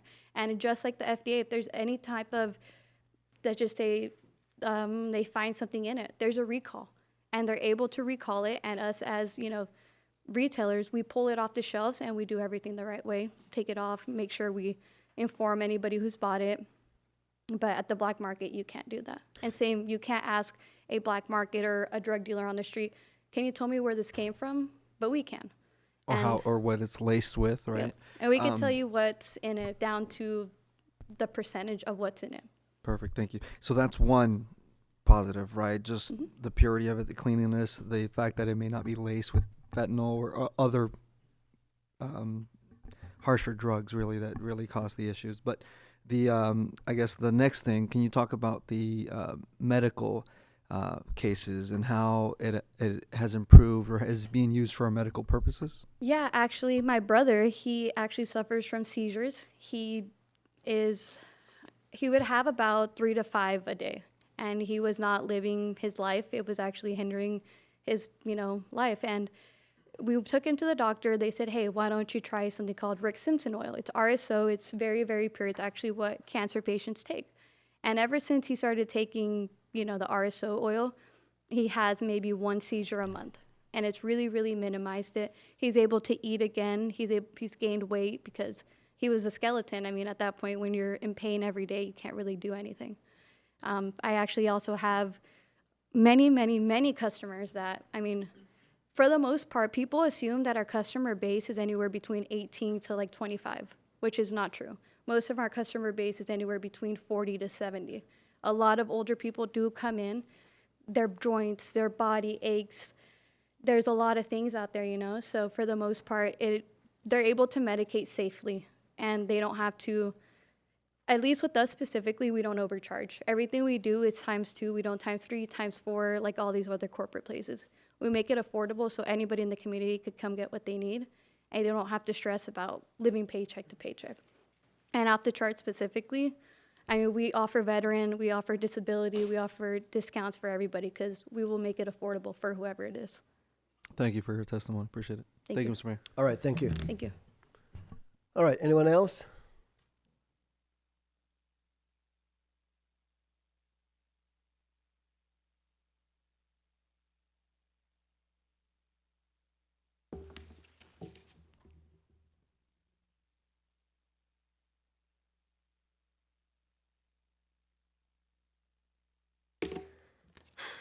Good evening, Council, Mayor. My name is Claudia Clark, and I am here this evening on behalf of Friendly Brand to express our strong support and recommendation for Off the Charts in the city of Bellflower. As a licensed cannabis manufacturer and distributor in the state of California, Friendly Brand has maintained a consistent and productive business relationship with Off the Charts for the last 5 years. Throughout this time, Off the Charts has demonstrated professionalism, operational compliance, and exceptional reliability in every aspect of our relationship, which has made them one of our most trusted retail partners. Specifically, Off the Charts has maintained timely and consistent payments across all accounts and provided ongoing retail support for Friendly Brand products, contributing to strong brand presence and performance in the Southern California market. In our experience, Off the Charts is not only a valued customer, but a reputable operator that contributes positively to the broader legal cannabis ecosystem in California. Their presence in the city of Bellflower would reflect positively on your community's approach to responsible, transparent, and successful cannabis commerce. We appreciate the opportunity to work with Off the Charts in your city and continue building our mutually beneficial relationship for years to come. Thank you. Thank you. All right. Number of speakers. Can I have a motion to close the public? Oh, one more. One more. One more. Sorry. Okay. No, go Sorry. ahead. I'll It's make your it quick. opportunity. I'll make it quick.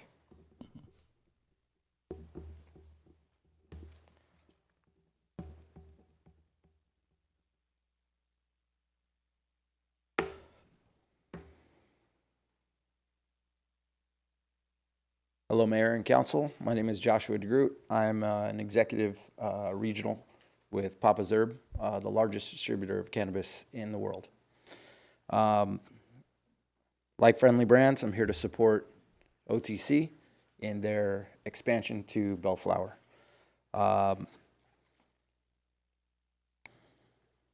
We work with OTC in multiple states, including New Jersey, Abascon, New Jersey.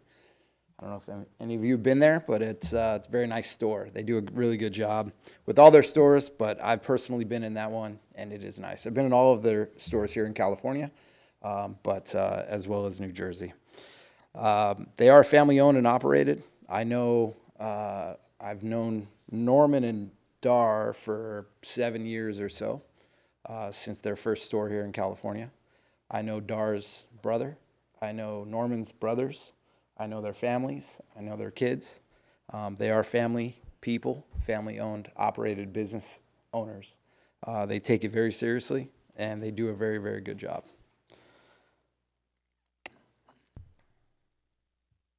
They've always been great to me. They've always been great to our brand. Never had any issues, and if there ever are, they're fixed immediately. So I think they would be a great asset to the city, and would request favorable opportunity to do business here. Thank you. Thank you.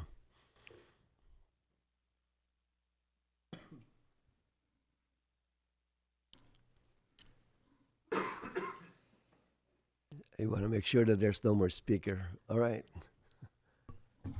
Motion to close the public hearing? Oh. Wait. May I call? I got a question I just thought of. Can I call Norm and Sean up? Sure, absolutely. Okay. Norm and how about One of you can. How about Dar? You want Dar also? Nah, she's fine. She's Stay comfortable over there. I want to make sure that they're given opportunity.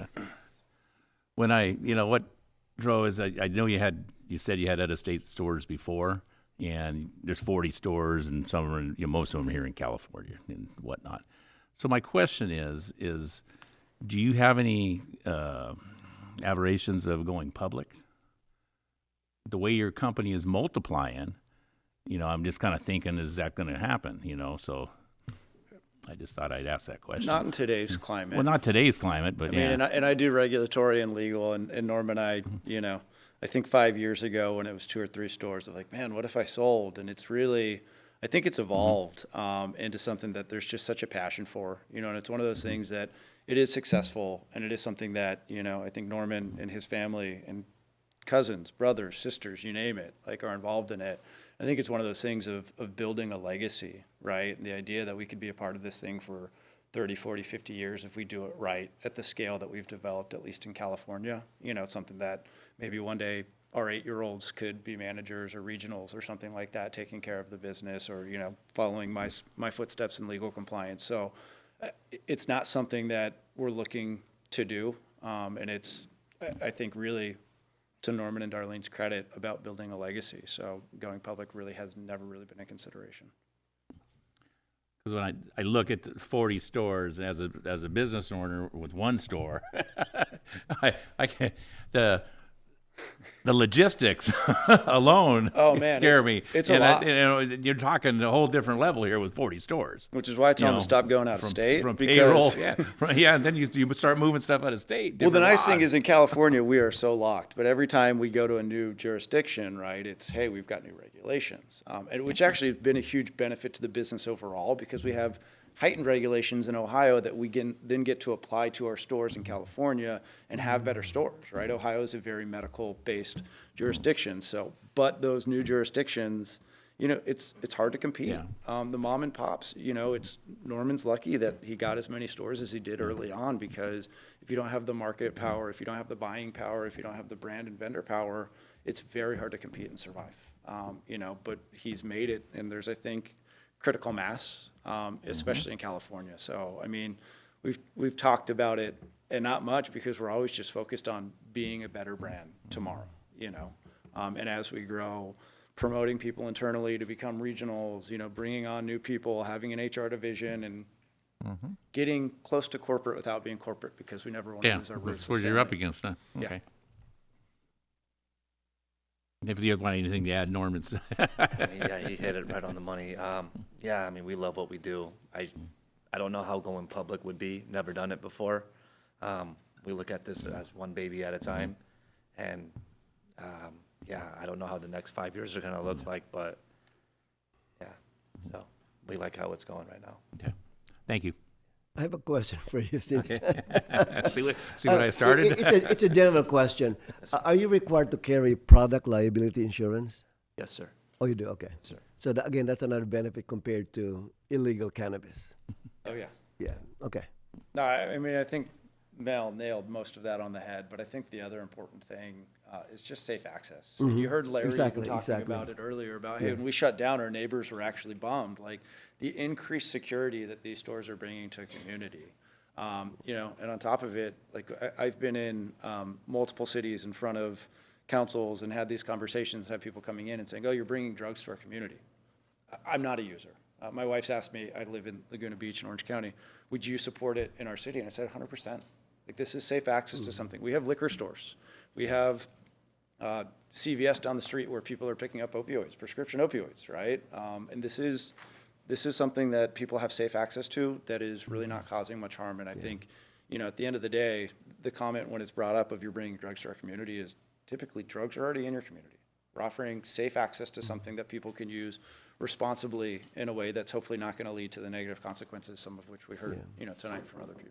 Well, in fact, when we were exploring the cannabis industry in Bellflower many months ago, one of our doctors here locally, he has a daughter who was suffering from epilepsy. So he actually bought cannabis from Denver. He's a doctor who would take the cannabis from Denver to Bellflower to give to his daughter. And so that was a very powerful testimony back then. So it's just the value of cannabis once it, you know, as long as it's done legally and, you know, things like that. All right. Any other question? We're good. All right. Thank you so much. Thanks, guys. All right. I think that's any more questions or Okay. What were you saying? close the public hearing? I'll make a motion to close the public hearing. All right. Second. Motion by Mayor Pro Tem Sanchez, seconded by Councilmember Morse to close the public hearing. Without objection, that will be the order. I guess you answered all our questions. I just want to say, just for the benefit of the public, when we started with this process awarding the permits for cannabis 8 or 7 years ago, long time ago, the process back then was, it was based on the first who made the first phone call. And they were kind of vetted out. And as long as there's nothing wrong, there's nothing wrong with the applicant, we gave the permit back then. And so staff made the change this time. So it's basically, it was the applicants were vetted first to make sure that they have the financial withdrawal, they have the operations, security, all these things that are required of a cannabis operator. And basically, the tiebreaker here would be the bid, the sealed bid that was given by the applicants. So that's where we are right now. So both applicants were vetted, and there's nothing wrong with nothing the staff have seen that will disqualify them from operating. So the staff recommendation is, if you look at number 2, resolution 26-26, based on the bid guarantee, staff recommendation is to award the CVP permit to OTC. That's the staff recommendation. So I just want to give you the background on how we got here compared to the old process, again, many, many years ago. All right. Want me to do something?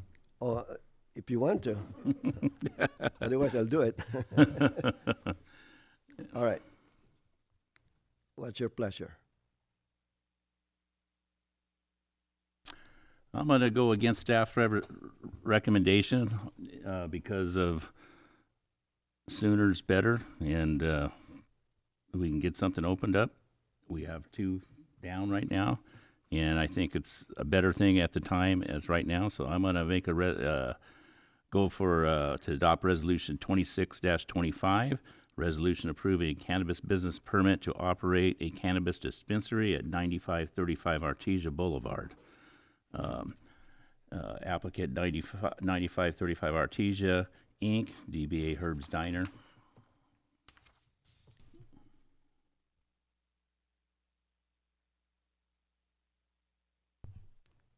All right. Crickets. Mr. Mayor, I'll make a substitute motion. I'll make a motion to Well, adopt. mine filed, you don't have to. It failed. Oh, that's right. There's no second. All right, then I'll make a motion to adopt resolution, where did I miss it? Oh. To adopt resolution, 2625? the staff, yeah, 2625. No, 2626. 2626. A resolution approving a cannabis business permit to operate a cannabis dispensary at 8846 Alondra Boulevard. Applicant OTC Bellflower LLC, DBA Off the Charts. As recommended by staff. As recommended by staff. Thank you, Mr. Mayor. I'll second. All right. Motion by Mayor Pro Tem Sanchez, seconded by Councilmember Morse, to adopt resolution 26-26. I want to make sure I've got it right. Okay. Roll call, please. Councilmember Dutton? Aye. Councilmember Morse? Aye. Mayor Pro Tem Sanchez? Aye. Mayor Santa Ynez? Aye. All right. Congratulations to the family.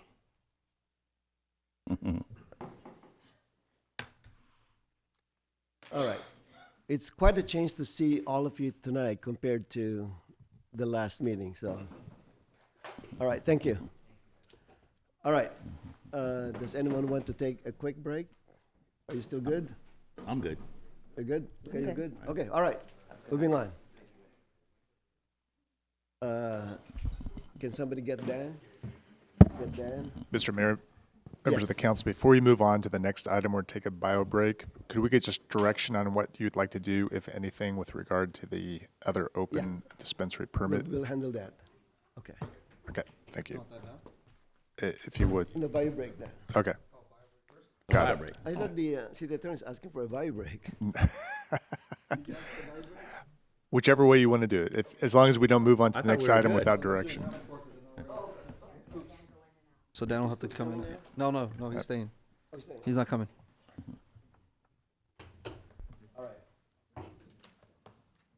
Just for direction, would you like something back on a future agenda item for the matter as proposed by the city manager before the public hearings occurred on these 2 applicants?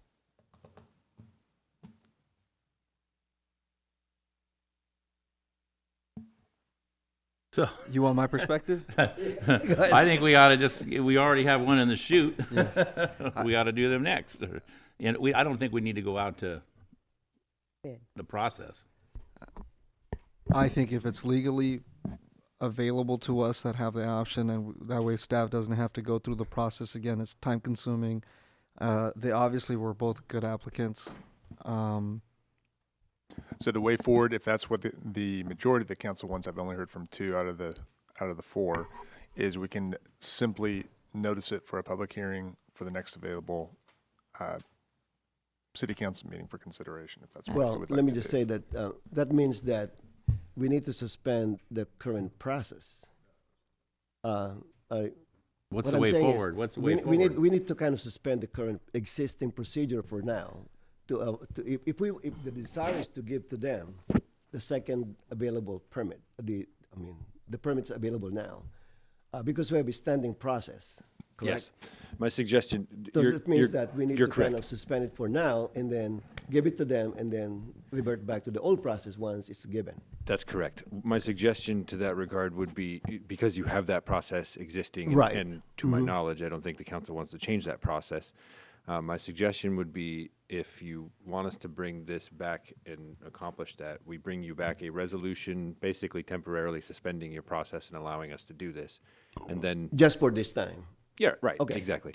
And then issuing the second permit. Yeah, because my point is, I like the process, the way it is. So, but because of I don't want to waste their money and staff time to go again to the vetting process if the end result is going to be the same anyway. Basically, that's what we're talking about. I concur. I concur with the end So, result. yeah, I so- concur with the end result. My thought is why the need to suspend. If can we just make an amendment to the process where in such a situation arises? I just feel You like know, suspending a my process. recommendation is don't change it, because just suspend it for this, because it's going to be unusual for this to happen again. Hopefully not. Okay. And so if that's the case, we can always suspend it. If this were to occur again in the same situation, we can always suspend it. But we had a process Right. that ended up with 2 applicants, that was it. And then in the meantime, we ended up with another dispensary. So we have 2 openings and 2 dispensers. We closed one tonight. Now we have 1 applicant and 1 opening. What's the point of this next meeting putting on the agenda? Or we have to write a new? Both things we can put onto the same agenda. You have 2 things, you have a couple of things happening here. You had 2 very independent and distinct processes happening at once. You had 1 application come up because a dispensary closed. So you had 1 permit available. We established a new process, opened that process, solicited applications. And while we were soliciting those applications, we had another operator whose permit was revoked. Right. 2 separate and totally distinct operations happening at the same time. That is a very unique circumstance. And given that the administrative process we've established, good as it might be, does take some time, there's a valid case to be made that you guys want these things to happen quickly. You have viable applications, you can do that. The reason for the process is because we have 1 application open. Your process as it stands currently says when a second one opens, we should go through that process again. Oh. In order to not go through that process, technically got to give us direction. What My we should have suggestion done is we should have created a bench of applicants. The problem is, under your normal process, that bench of applications might become stale because those operators may, Depending on the timing when it becomes available. may not come back. May it may I mean, be a year later. It So may my be- point is, this is an unusual situation. It's Very very much so. unusual. I say yes, and the fastest way we can get them to I think that would be the quickest way you can do it. It also allows us to post the necessary. we're dark in the postings for a end. public We're hearing. dark second meeting of July. So do you want to do a special? Mr. Mayor, members of the council, I think what the city manager is saying, what I'm hearing is we're going to notice the public hearing for the next available regular meeting for the city council. At that point, we'll have 2 agenda items. One is to confirm that this is the process that you want us to undertake, suspending the ordinary process, if you will, under the resolution. And then you can move forward with the public hearing to make a determination of whether or not to issue the final dispensary permit to an applicant. And in the meantime, we'll go ahead and post the public hearing notices necessary so that that's ready to go at the Very same good. time. So those 2 things happen on the same I evening. think it's cleaner that way, to do it that way. It's a lot Works. cleaner. Okay. Okay. So it's clear direction? I think we have our direction. Okay, very good. Okay. All right. No. Get Dan to go potty.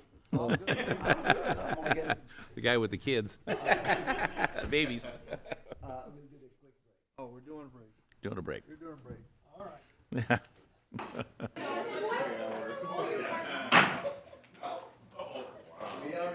The meeting. Thanks for the break.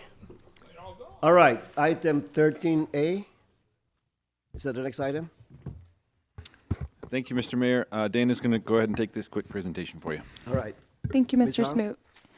Good evening, Honorable Mayor and members of the City Council. Resolution 25-45 was previously adopted by City Council in November 2025, which established the salary rates for unrepresented classifications.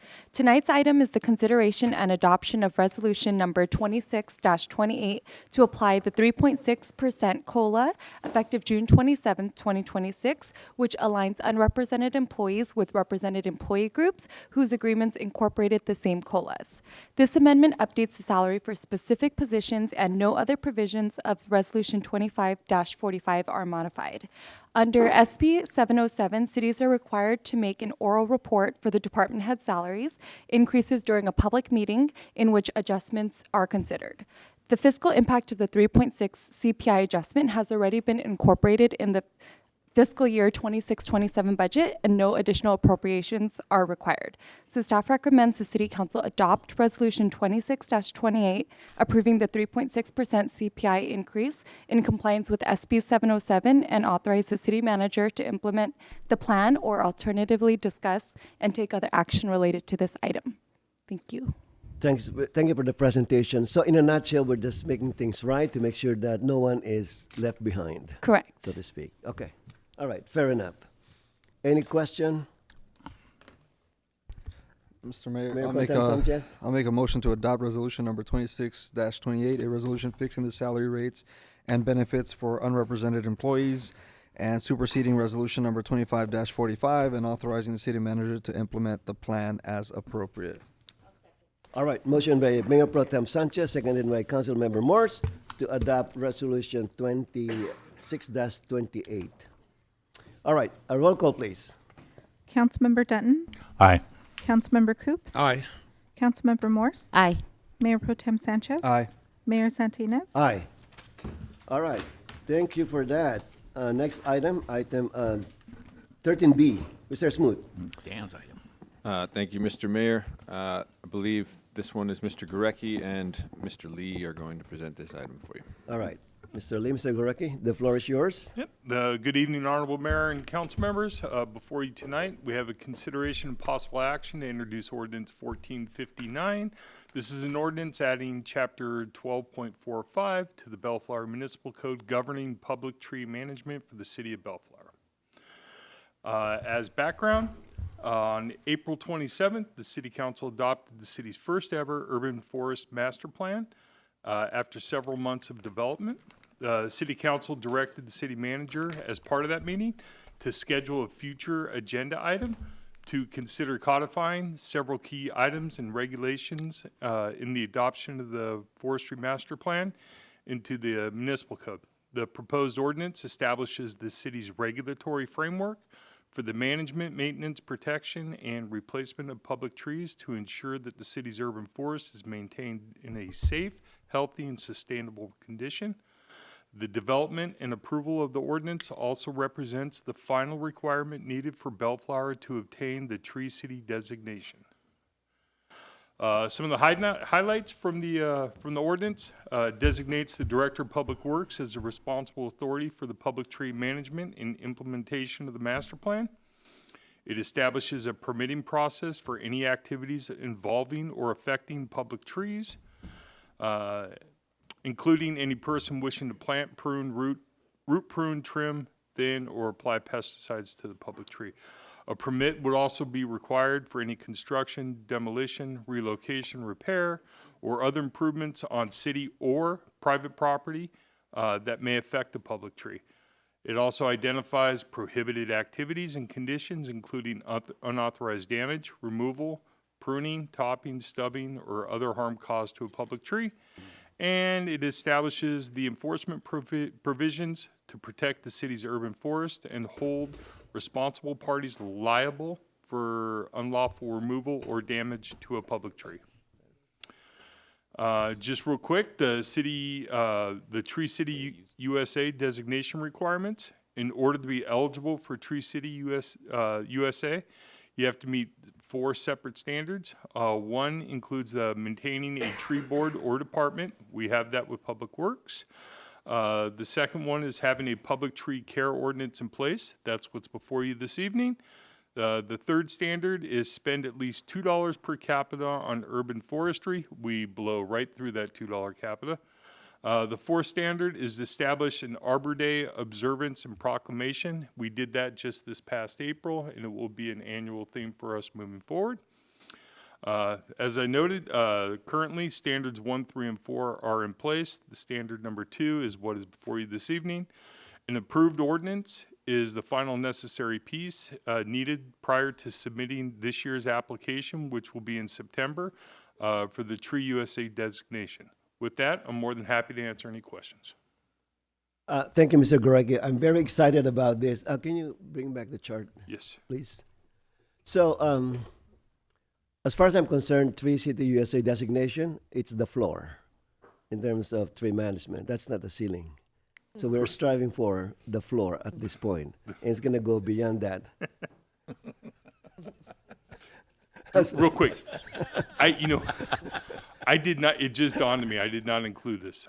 Our total tree planting from this last fiscal year, we did 226 trees. Wow. In fiscal year 25-26. Those are new tree plantings. If you remember during our budget session Right. Mhm. Last year, the council asked me to do a minimum of 100 trees. Mhm. So we more than doubled that this year. Okay, awesome. Okay. He said he would. So we're going to be getting our desired tree canopy much sooner than expected. Yes. Okay. Well, awesome. we Awesome. are planting the trees. Yes, To, okay. to grow Good, our good. canopy. Correct. Do All right. you have to have trees to get that Tree City USA designation? No. Those are the requirements. You just need that? Yes, that's it. Yes. That's what I'm saying. It's the floor. That's what I said. No, that's what I said. It's the floor, not the ceiling. You need trees. It's like giving out trophies. Yeah, it's Well, I think if you, It's a in fairness, participation trophy no, is what in it is. fairness, if you look It's at not my process. no. If you look at, in fairness, if you look at standard number 3, spend at least $2 per capita. That's where they get you. oh, we're spending way more than that. Exactly. That's why I Ramping said. up. Keep in mind, I said it's a floor, not the ceiling. In terms of I agree with you. How many Mr. trees Mayor. we missing? 1,300. Missing. How many trees are that we need to plant? How many tree wells are Well, vacant? vacant tree wells, we had, after we revised the inaccurate calculations provided West Coast Arborists. We're 3,000? a little over, I think a little over 2,000 trees. it was 3,000 in the report. It's over 3,000. No, that Yeah, it was 3,300. Yeah, I thought it something was like that. 3,000 or something. Yeah. Mm-hmm. We got to plant 33. 3,000. Yeah. Well, It's okay. yeah, so Sorry, we're on our way. yeah, we're on our way. We're making progress. Okay. So we can be 3,000 trees short of what's supposed to be there and get this designation, huh? Pretty cool. That's why I said it's the floor, not the ceiling. All right. Next question, Mr. Gorecki. When are we going to send the application? The application period opens in September, When are we going to send the application? September 1st. There we go. Good answer. Thank you so much. That was the answer. You got it. Okay, thank you. Any question, Mr. Gorecki? Yes, Mr. Mayor. Yes, Mayor Pro Tem Sanchez. Thank you, sir. A couple things. One, does this establish your report out on a yearly basis, or how often do you anticipate reporting out the progress? The information the council's direction is to report out annually. Okay. But do we need this in this document? Yeah, no, I don't have to do this. I'll do a separate staff report each year. I'll probably do it right around the start of each fiscal year because it will coincide with the years that we do budget. So I think it's a good, the July council meeting will always be a good time period to report out on what we did the previous fiscal year. That's good. Yep. Very good.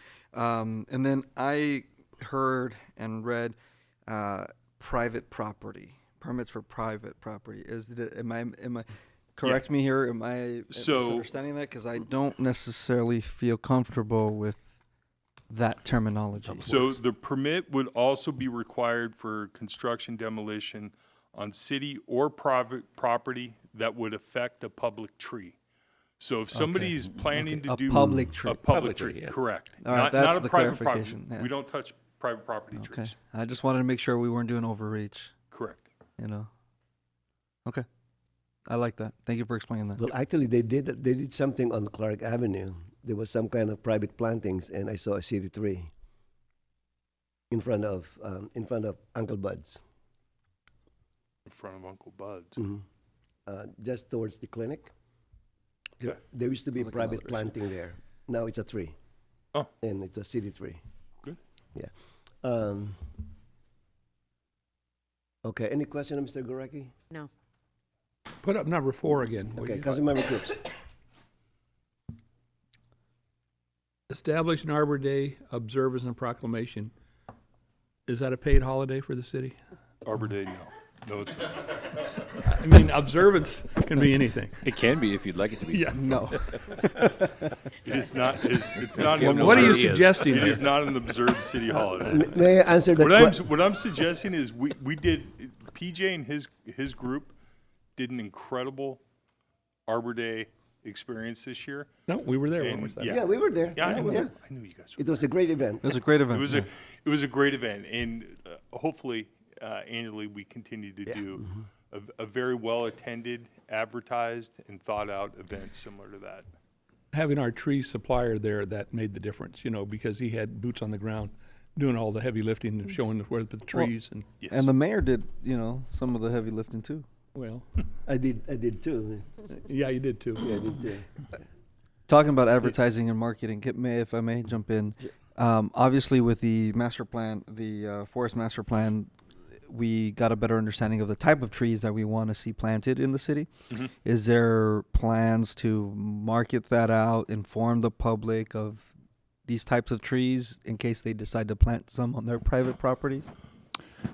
It's funny you actually asked that. We have a upcoming meeting with Tripepi Smith and PJ's communications team to start to plan out our next Wonderful quarter of communications. I'm sure that will be one of the topics. Yeah, I mean, we're certainly happy to offer any advice that residents seek out as it relates to trees that they want to plant on their private property. We don't necessarily regulate that or anything. As part of the development of the urban forestry master plan, we did some significant changes to the types of trees that we want to see, the types of trees that we don't want to plant in the parkways anymore. So we did a pretty exhaustive exercise with taking out any of the female species that are known to pod fruit, droppings.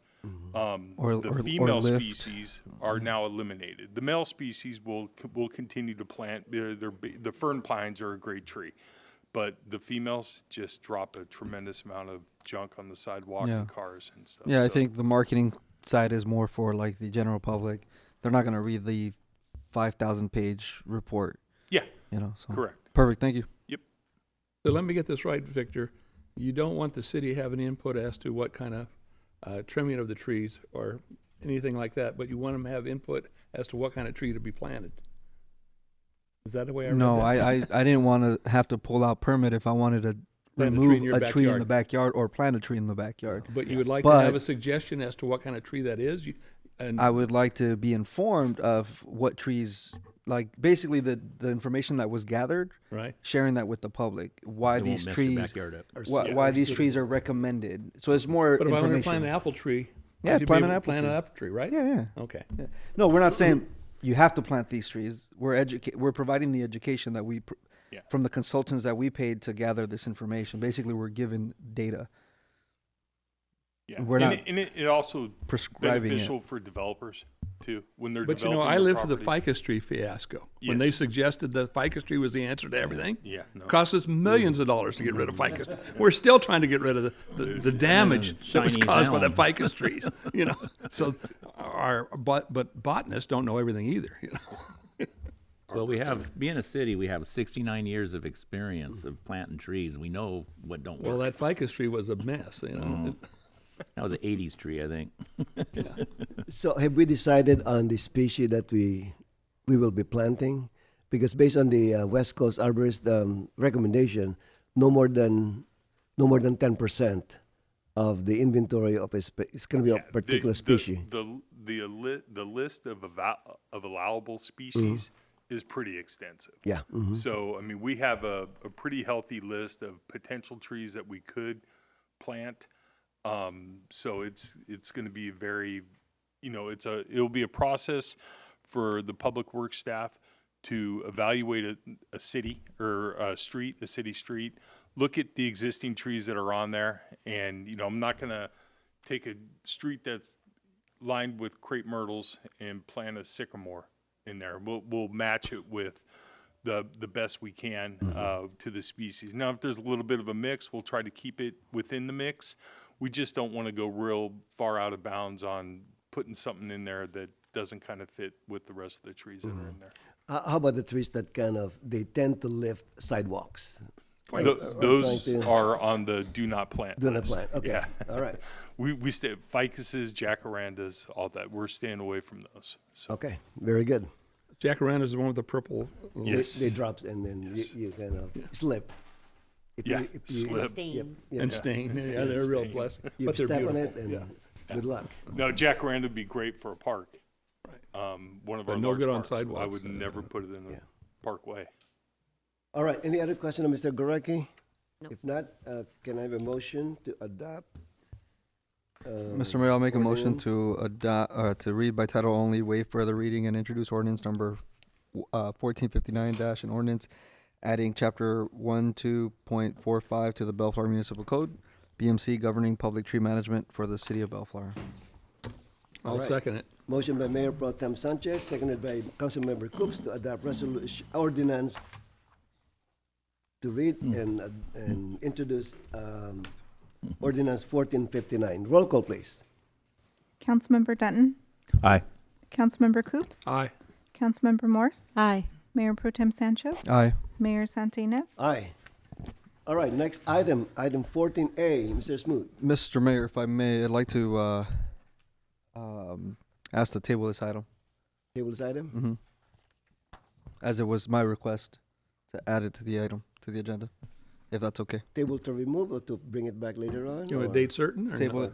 No date Just certain. table. Just Just table it. take out. We're Okay. done. We're done. All right. So 14A is done. All right. Item 14C, Mr. Smith. 14B. I mean, B. oh, 14B. 14B, yeah, 14B. Thank you, Mr. Mayor. Jim and Carla are coming up. They're going to take this item and present you the details.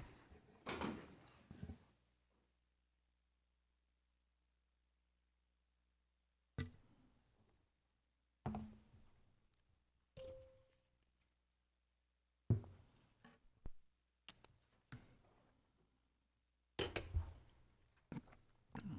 fun stuff. Ready? That's something fun. Well, trees are fun. Good evening, Honorable Mayor and members of the City Council. The item before you this evening is the consideration of purchase and sale agreements to acquire adjoining properties for future park development. Here's a property overview. The proposed acquisition includes 2 adjoining properties located north of Artesia Boulevard and west of the San Gabriel River. Because the properties are owned by separate owners, 2 separate purchase and sale agreements are required. The property outlined in yellow is a vacant parcel of approximately 60,000 square feet. It is currently landlocked, meaning it does not have direct access to a public street. The property outlined in blue is 17246 Palo Verde Avenue. This parcel is just over 15,000 square feet and includes an existing single-family residence. Acquiring this property would provide the public street access needed to reach the vacant parcel. Together, the 2 properties total just over 75,000 square feet, or approximately 1.73 acres. By acquiring both parcels, the city would assemble a single continuous site that is suitable for future park development. Because the 2 parcels function as one site, the acquisition is contingent upon purchasing both properties. In other words, the city will not purchase one property without the other.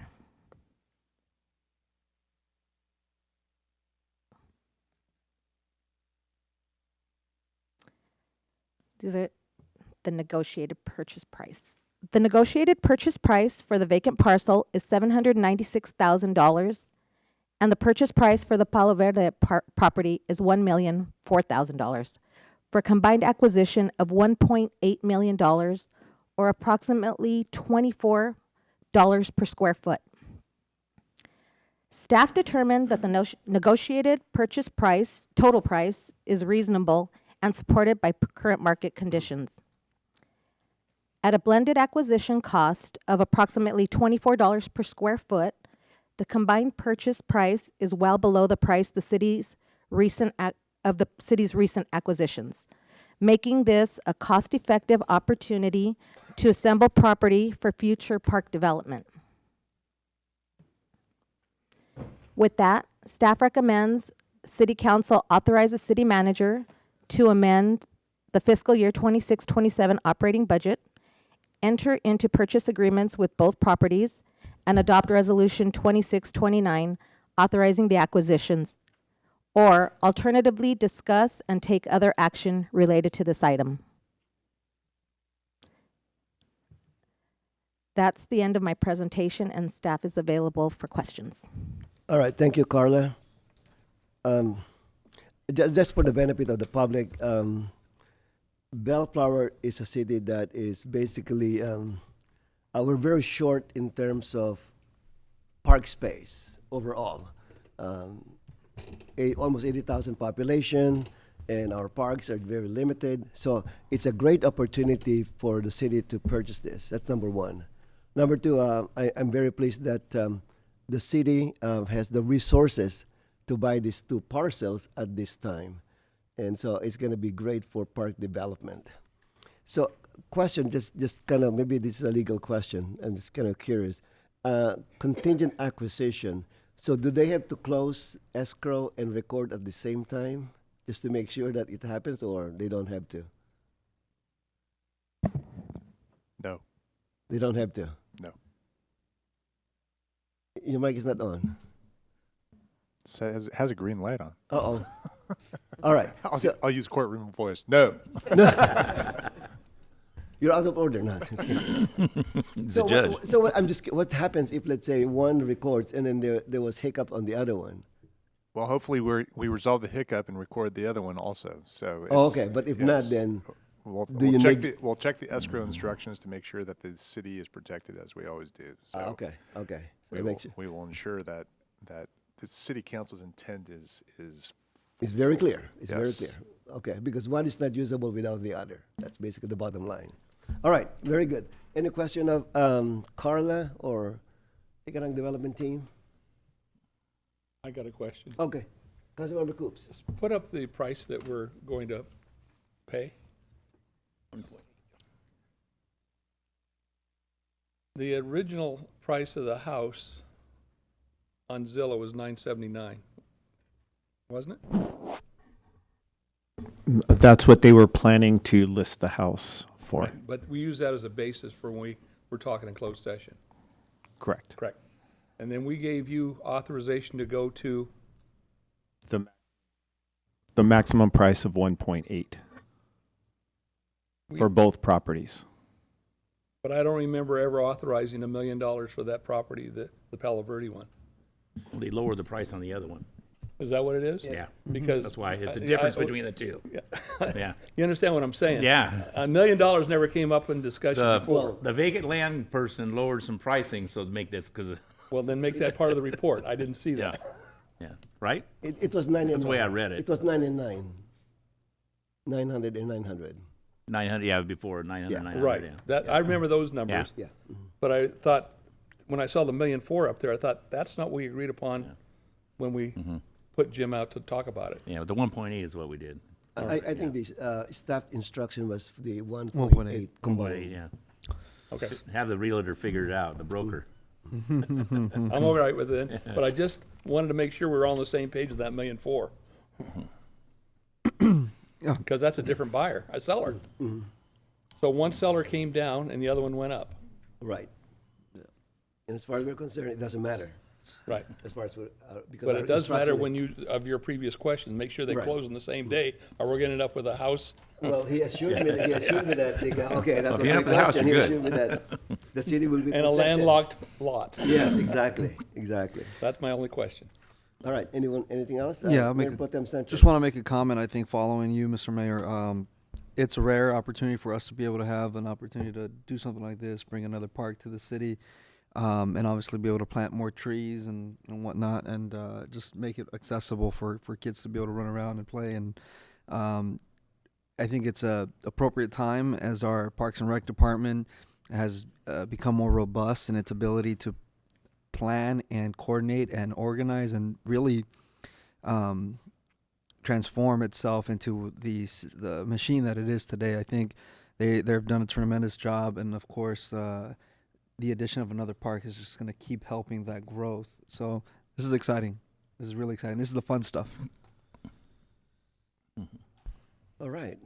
I'm ready. Yeah, You're ready? Oh, go ahead. I'd like to make a motion to authorize the city manager to execute purchase agreement, file number 1145, and any associated documents with the John R. Bedford Trust, and purchase agreement file number 1146, and any associated documents with Rosemary Kirchhoff Revocable Living Trust in forms approved by the city attorney. And two, amend the FY or fiscal year 2026-27 operating budget to appropriate $1.850,000 to the account number 024-47970-9000. That would be the Park Facilities Fee Fund for the property acquisition to fund the property acquisitions and associated escrow costs. And three, authorize the general fund to provide an interest-free loan for up to $950,000 to the Park Facilities Fee Fund to cover the remaining costs associated with the property acquisitions, with repayment occurring over the next several years as park facility fees are collected. And number four, adopt resolution number 26-29. And that would be my motion. Second. All right. Motion by Councilmember Danton and seconded by Mayor Pro Tem Sanchez to adopt staff recommendation.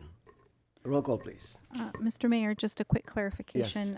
There was supplemental material for this item, and there were some changes to the resolution, so I just wanted to make sure that was as amended in the supplemental. As amended, per se, the clerk. Okay. Thank you. All right. Councilmember Dutton. Aye. Councilmember Coops. Aye. Councilmember Morse. Aye. Mayor Pro Tem Sanchez. Aye. Mayor Santinez. Aye. All right, next item. Wow. You're going quick here, Mr. Mayor. Yeah, 14C. Mr. Smoot.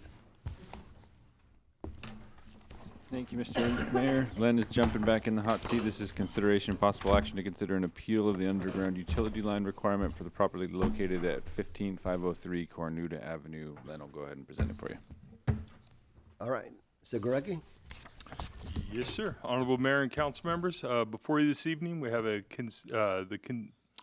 item to consider an appeal of the utility line undergrounding requirement for the property located at 15503 Cornuta Avenue. As background, back in December 2023, the city received an application for a new detached ADU project at 15503 Cornuta. The project valuation was listed as $90,000. Public Works reviewed the BMC requirements for public right-of-way improvements and utility line undergrounding based on the valuation. Undergrounding of overhead utility lines was required and noted on the Public Works checklist on January 2024. The Public Works checklist was sent back to the Planning Department to be incorporated as part of the permit issuance. The applicant waiver request. On December 15th, the Public Works received a waiver application for the property owner at 15503 Cornuta. Basis of the waiver was that the cost to meet the undergrounding requirement was greater than 20% of the total project valuation. Property owner was informed that the 20% threshold waiver only applies to public right-of-way improvements such as sidewalk, curb, gutter, driveway apron per BMC 12.08.020, and that the requirement to underground overhead utility lines is actually regulated by a different section of the Municipal Code, Chapter 13.28, titled Underground Utility Lines Required. Waiver request was denied as it did not meet any of the general exemptions listed under Chapter 13.28.020A, which is a section that governs the undergrounding of overhead utility lines. Following the denial of the waiver application, the property owner submitted a formal letter requesting a waiver of the undergrounding requirement be considered by City Council per Section 13.28.020B, which reads as follows: a special exemption.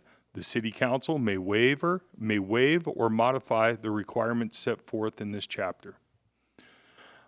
Just to clarify, this is the actual municipal code as it's written right now, governing the undergrounding of utility lines. For projects over $50,000, a building permit cannot be issued for a property unless all public utility distribution infrastructure, lines, wires, cables for electrical communications, cable, internet have been installed underground within the private property. The general exemptions listed under this section would be poles with overhead wires used for police or fire alarm boxes, poles used exclusively for street lighting, surface-mounted transformers, pedestal-mounted terminal boxes, and meter cabinets and concealed ducts in an underground system. If the existing main utility line serves as the point of connection, is located in excess of 200 linear feet measured from the point of connection to the subject property. And the fifth general exemption is the existing main utility line serving as the point of connection is located in excess of 200 linear feet. With that, the recommendation to the City Council this evening is to consider the appeal submitted by the applicant to waive the requirement to underground the existing overhead utility lines at 15503 Cornuda Avenue and determine whether to reverse, affirm, or modify the requirement established by the Bellflower Municipal Code, or two, alternatively, discuss and take other action on the item. I believe the applicant is in the audience with us this evening. Okay. Come forward, please. Now, hold on. Yes. We're going to open a public hearing before he comes. It's not a public Oh, hearing. a public hearing. It's not a public hearing, Okay, it's a okay. consideration item. Okay, Right, okay. correct. Well, let's ask comments first from the City Council. Yeah. Okay. Yep. Any comments from City Council? I got a question for you. Yes, sir. So we had a similar situation, a request for waiver under similar circumstances in the past? No, this is the first one. This might be the first one I've seen in 12 years that I've been here. In this kind of specific situation? In this, yeah, for the undergrounding of utility lines, yes. Usually we go through the process. They either meet the general exemptions or they don't. We approve it or deny it. The applicant wanted the City Council to consider based on the item B for the exemptions, which again, I'll go back to real quick. It reads that special exception, the City Council may waive or modify the requirements set forth in this chapter. So this is the first time I've had an applicant request City Council approval of this kind of waiver. We've had waivers submitted before, but it's more for the public right-of-way improvements, curb, gutter, sidewalk. If you remember a few years back, we had, I believe it was the owner of Tam's, the burger place up on Somerset and Bellflower Boulevard. They were doing a bathroom remodel, which, because the valuation triggered him doing the driveway improvements for the entire shopping center. And he appealed that, and I believe the action was that he only had to replace one of the driveways, the driveway closest to his property, not the other ones. I thought a while back there was a request for a similar thing on Stevens Avenue. Yeah, Stephen. And Clark. Stephen. Yeah. There's Right, that house right on the several corner. we've done. Yeah. That's the one I was Yeah, thinking. there may be. I just not. That was when Brian Lee was here. Yeah. Yeah, Right, that was. Stephen, And yeah. then Yeah, Planning that's- Commission too. The Planning Commission used to do it. Right, Right. exactly. So But this- we all remember that one on Oh, the yeah, corner of it's- Clark and Stevens. correct, Yeah. yeah, correct, yeah, okay. All right, very good. Any other And then question? on Beverly, there was one. Oh, that's right, yeah, that's right, okay. All right, Remember them all because they're painful. any other question? Mayor Potem, Yes, thank you, Yeah, go Mr. ahead. Mayor. I have a question. I want to make sure that I don't. Obviously, are we able to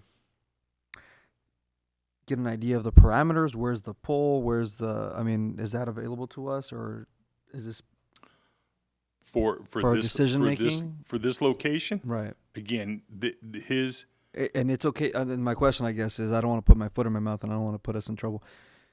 What information can we use to make this determination? Is the pole across the street? Is it 200? I mean, what?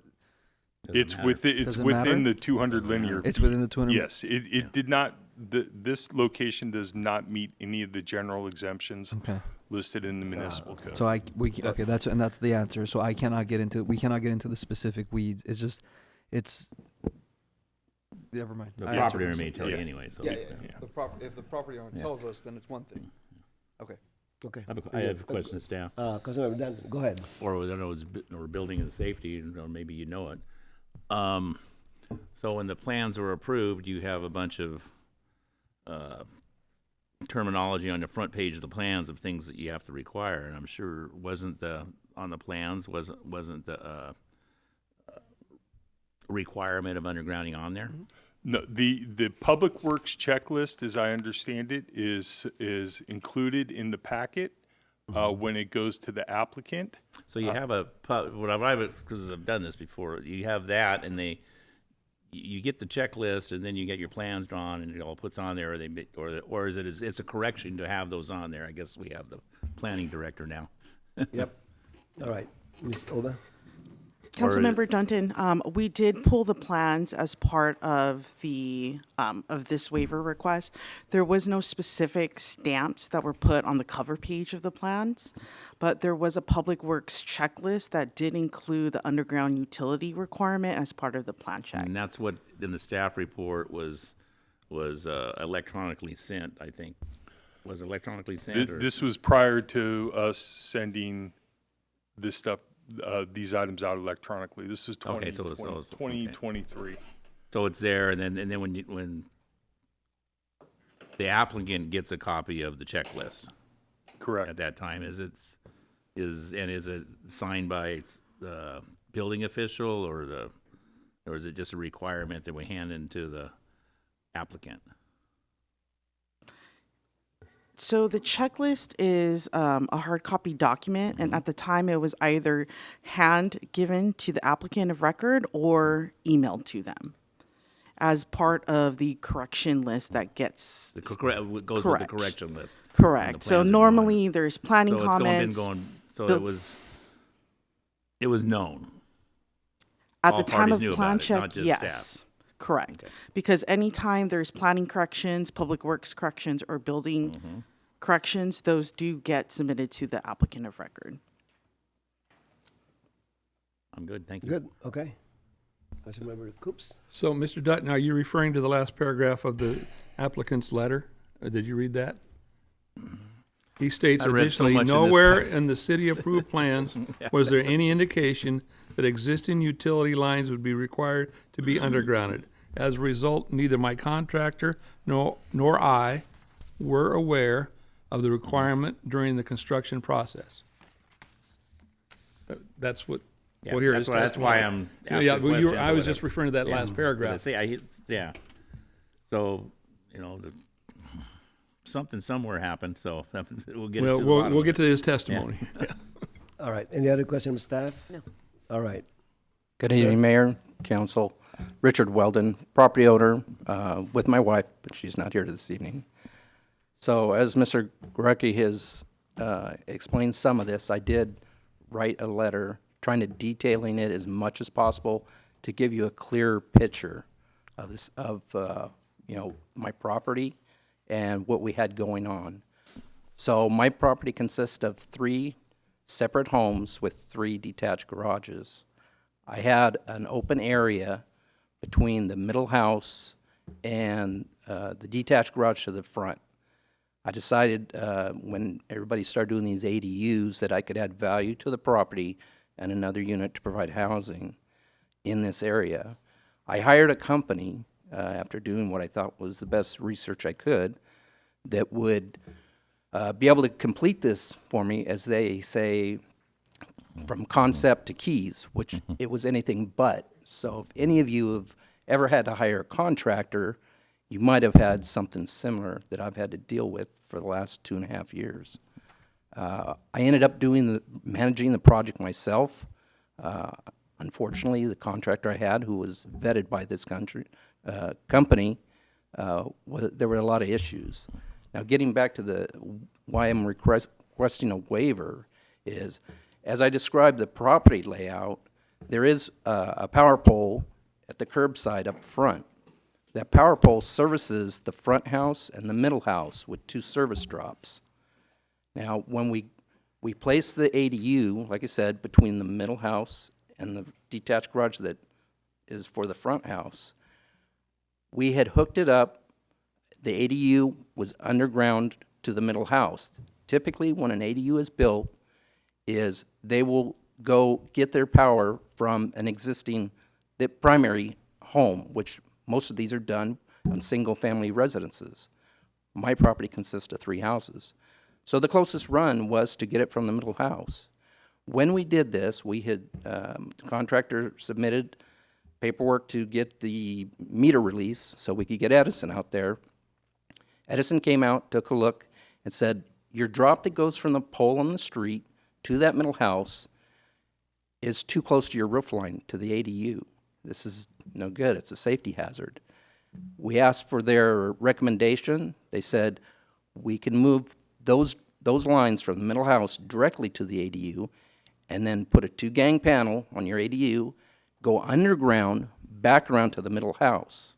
This will suffice any concerns of safety that they would have.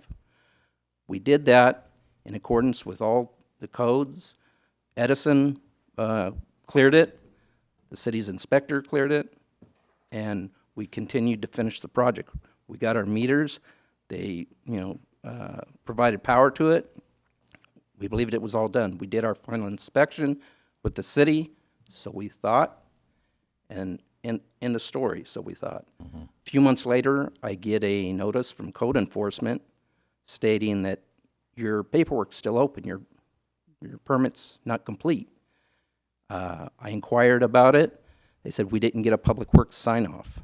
Now, again, I'm the property owner. This was supposed to be hands-off.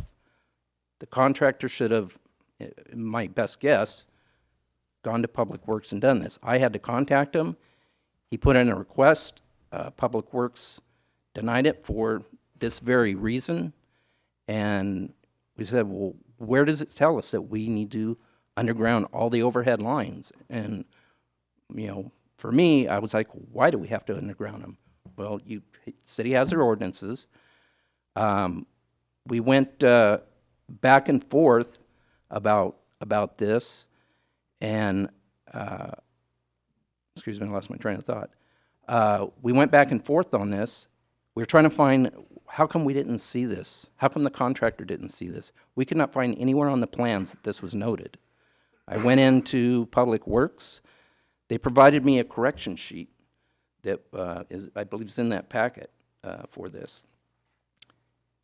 There was a note on there on the correction sheet. It said under first submittal that this undergrounding was supposed to be done pending approval of I believe of the plans. So I thought, how did we get permitted plans approved from the city if this was a requirement that's not noted on the plans in any kind of notation? I've inquired it within the city and other contractors I know, and they have all told me, typically, they will stamp the front page with something so significant like that. All wires must be underground. This was not done. Hence, we did not know. I'm not saying that's an excuse, but that's just a fact. So I'm trying to get Edison, actually the representative of the ADU company, is trying to get Edison together so we can figure out how we're going to do this. Edison is very slow. I've talked to Public Works. They said, you're not the first. We have a lot of property owners that have the same situation. That's why I've been dealing with this for so long. But in the meantime, just to give you a little bit of visual, my property sits adjacent to the elementary school on Eucalyptus. I'm on the back side. So on the north side of my property is the schoolyard. After the schoolyard is another residence, a single-family home. They did an ADU at the same time. I didn't pay a lot of attention to it, but as I'm trying to research how this all came about, and, you know, I had noticed that my neighbor has a brand-new service drop from their pole at the curb. And I thought to myself, they were able to get a brand-new drop. One goes to the primary residence and one to their ADU. And if this is what's required ordinance, how come they didn't have to do it? I didn't add any new drops. Edison didn't put any new drops. All we did was move it from that middle house to the ADU. Okay? So I'm in a quandary here because Edison has been so slow, not to mention I have no idea what this actual cost is going to cost me, because if this is something that should have been done, it would have been an extra cost in my budget. But now that everything's done, and I may have to do this now, I'm going to have to go in and break up driveways, a lot of extra expenses. But again, I don't see nothing change. If I didn't do this ADU project, I'd still have the 2 service lines from that pole. So I don't understand why this is a requirement. Like I said, my property is a multifamily property. I already had the 2 service lines going to the property. I don't see that this should be necessary. But if so, like I said, my neighbor with a single-family home builds an ADU, and they get a brand-new service drop, so they go from 1 to 2. So I'm just looking for if I'm going to have to do it, I think there should be some consistency with everybody else. But again, I didn't add any new service drops. This was recommended by Edison. That's why I'm asking for a special exception here. So I've been trying to do this for the last year. You know, the ADU's been complete for over a year, and I am in a paperwork quandary, so. All right, thank you. Ms. Oba, can based on the records, was there any kind of indication that it was required, as Mr. Weldon was claiming? This occurred, they started plan check in December of 2023. So it was part of our previous building contract team that was here. And in addition, normally if there's a phone call for an applicant to pick up and they pick up the plans, there would have been a note in the records at that time. But once the permit gets issued, those records don't necessarily carry along with the permit pack. So to the best of our abilities, we believe that during the first round of plan check, the Public Works checklist was provided to the applicant. But now that we're at permit issuance, we don't have those records anymore. But typically, the Public Works checklist comes in the first submittal. All of planning, building, and Public Works comments get transmitted to the applicant at that time. So it seems like it was kind of a perfect storm because you changed your contractor maybe. Right. And they applied, and so we don't have that kind of clear records anymore. Correct. And then if it was emailed to the contractor or to the applicant, which would have been, I believe it's the ADU Resource Center or something like that, back in 2023, we no longer have those records either, those electronic records via email. As she had mentioned, staffing changed within the city because I had talked to a lot of staff trying to keep up on this. Like I said, I ended up managing this project, which wasn't my intention. So I kept coming into the city asking questions about, hey, what's my next step? What do I do? And as she had mentioned, your staff in there changed. So when this problem comes up, I go in and nobody has any idea. And I'm back to square one explaining everything. And they said, well, this is what happened on our end. So, Mr. Weldon, when that house that you're talking about that had the 2 shiny new drops, when did that get built? When did that ADU get built? Same time. Yeah. Ray, that property probably has the drop in the rear. If the drop is in the rear, it gets a drop. You don't have to go underground. No. Councilmember Sanchez, the property that he's referencing, the valuation Oh. of that project was less than That's what I was gonna $50,000. say. Therefore, He it was did under the not, wire. it did not trigger the undergrounding requirement. So, Okay, that makes a big difference. His is 90, yeah. correct. That makes a big difference. If I may ask, I had inquired this to different staff at the permit, in this building. Who does the valuation? And I get a different answer from each person I talk to. I've been told valuation isn't taken consideration. All ADUs have to do it. I've been told there's a guideline within LA County how it's assessed. In my research on the internet, in LA County, an ADU could be a valuation that'll start at about $200,000. So I don't know who's putting the numbers or where they're getting them from. I can see whether it's a property owner or a contractor or somebody putting in these lowball numbers. Yeah. As think far you as the can- valuation, because I can assure you, It's not a when the science, assessor's is it? office gets it, Yeah. they're not going to value, my project at $90,000 because they're going to want their property taxes. Well, unless it's unreasonably, out of line. It's within reason, I think there's not much big difference between evaluation from A to B. Right, but when I look at the other part of it, my neighbor, because I pulled public records for what they did, and they have two different permits. They have one permit that added storage space to their garage, a $45,000 valuation. Why they got a second, meter there, I have no idea. I'm not a contractor, but I don't know why they needed their own service to the garage for adding extra storage. Then they come back and get a second permit saying that they're going to convert the garage to an ADU, and the valuation is $20,000. So you got apples and oranges as far as the information they're putting in there for this very similar. The ADUs are 2-bedroom, 1-bath, 749 square feet, both of them. Bear in mind that my neighbors. Yeah, So I heard you. you have a very similar. Mr. Mayor, if I Yeah, may, go ahead. I just want to bring it back in because I know we're here for this property. But Mr. Weldon, just a question. You mentioned how long has the project been completed? April of 2025, I believe. As far as the last bit of work until I got this notification. And is it with occupancy? It is. Okay. All right. And just, you stated there's still only 2 drops, correct? Right. It's the original 2 drops of when the property was initially developed. Thank you. All right, any other question, Mr. Weldon? I guess Mr. the question Mr. among us, or maybe to building and safety, if he had the final and he got occupancy, obviously, because you just answered the question that the unit that you build is occupied, correct? Yes. So you've got 4 tenants on that property, 3 existing and 1 brand new one. Yes.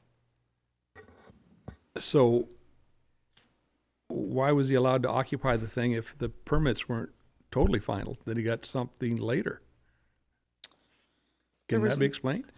Councilmember Coops, there is no sign off from building and safety for occupancy. Okay. So as far as the records are concerned, it's still pending a final inspection. So the permits are not finalized. Now, what if he says, you know what, forget it, I'm just going to let my kids take care of it when they inherit the property?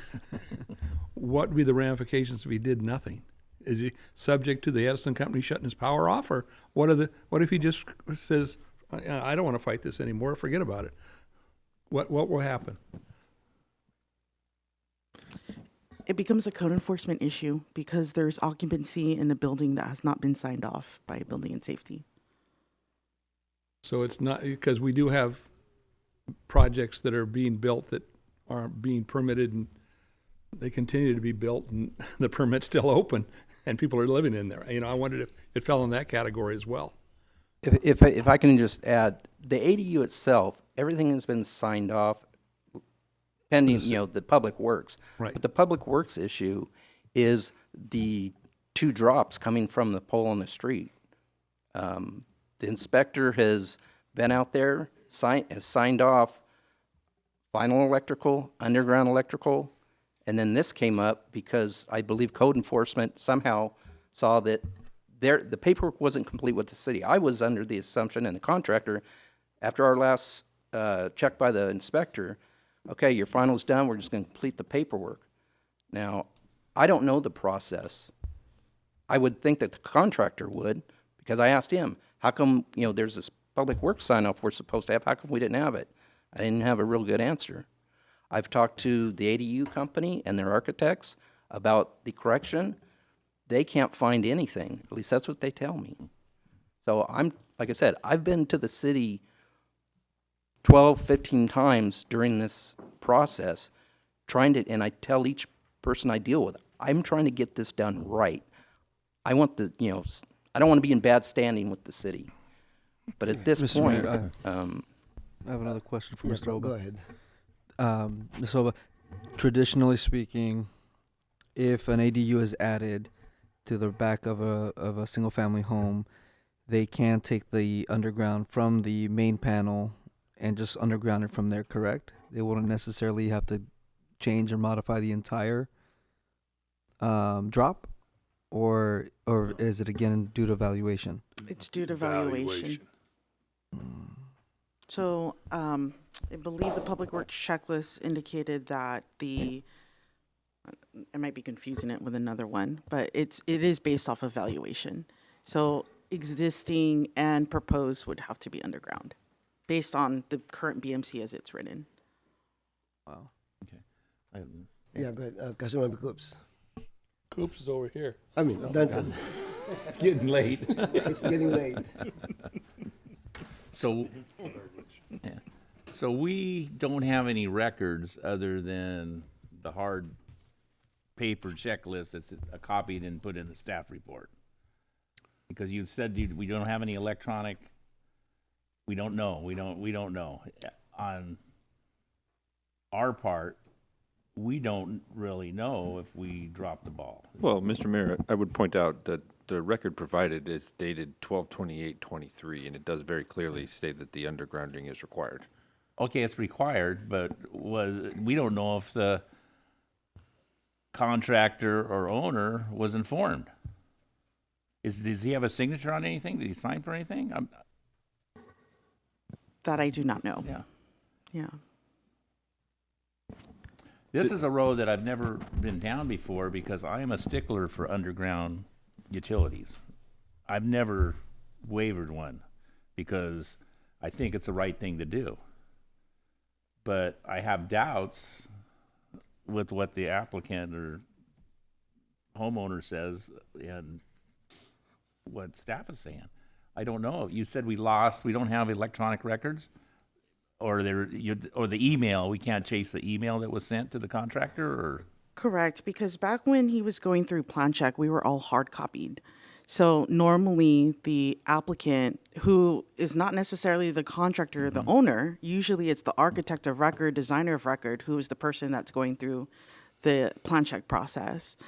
And normally back then in 2023, early 2024, they would have gotten a hard copy.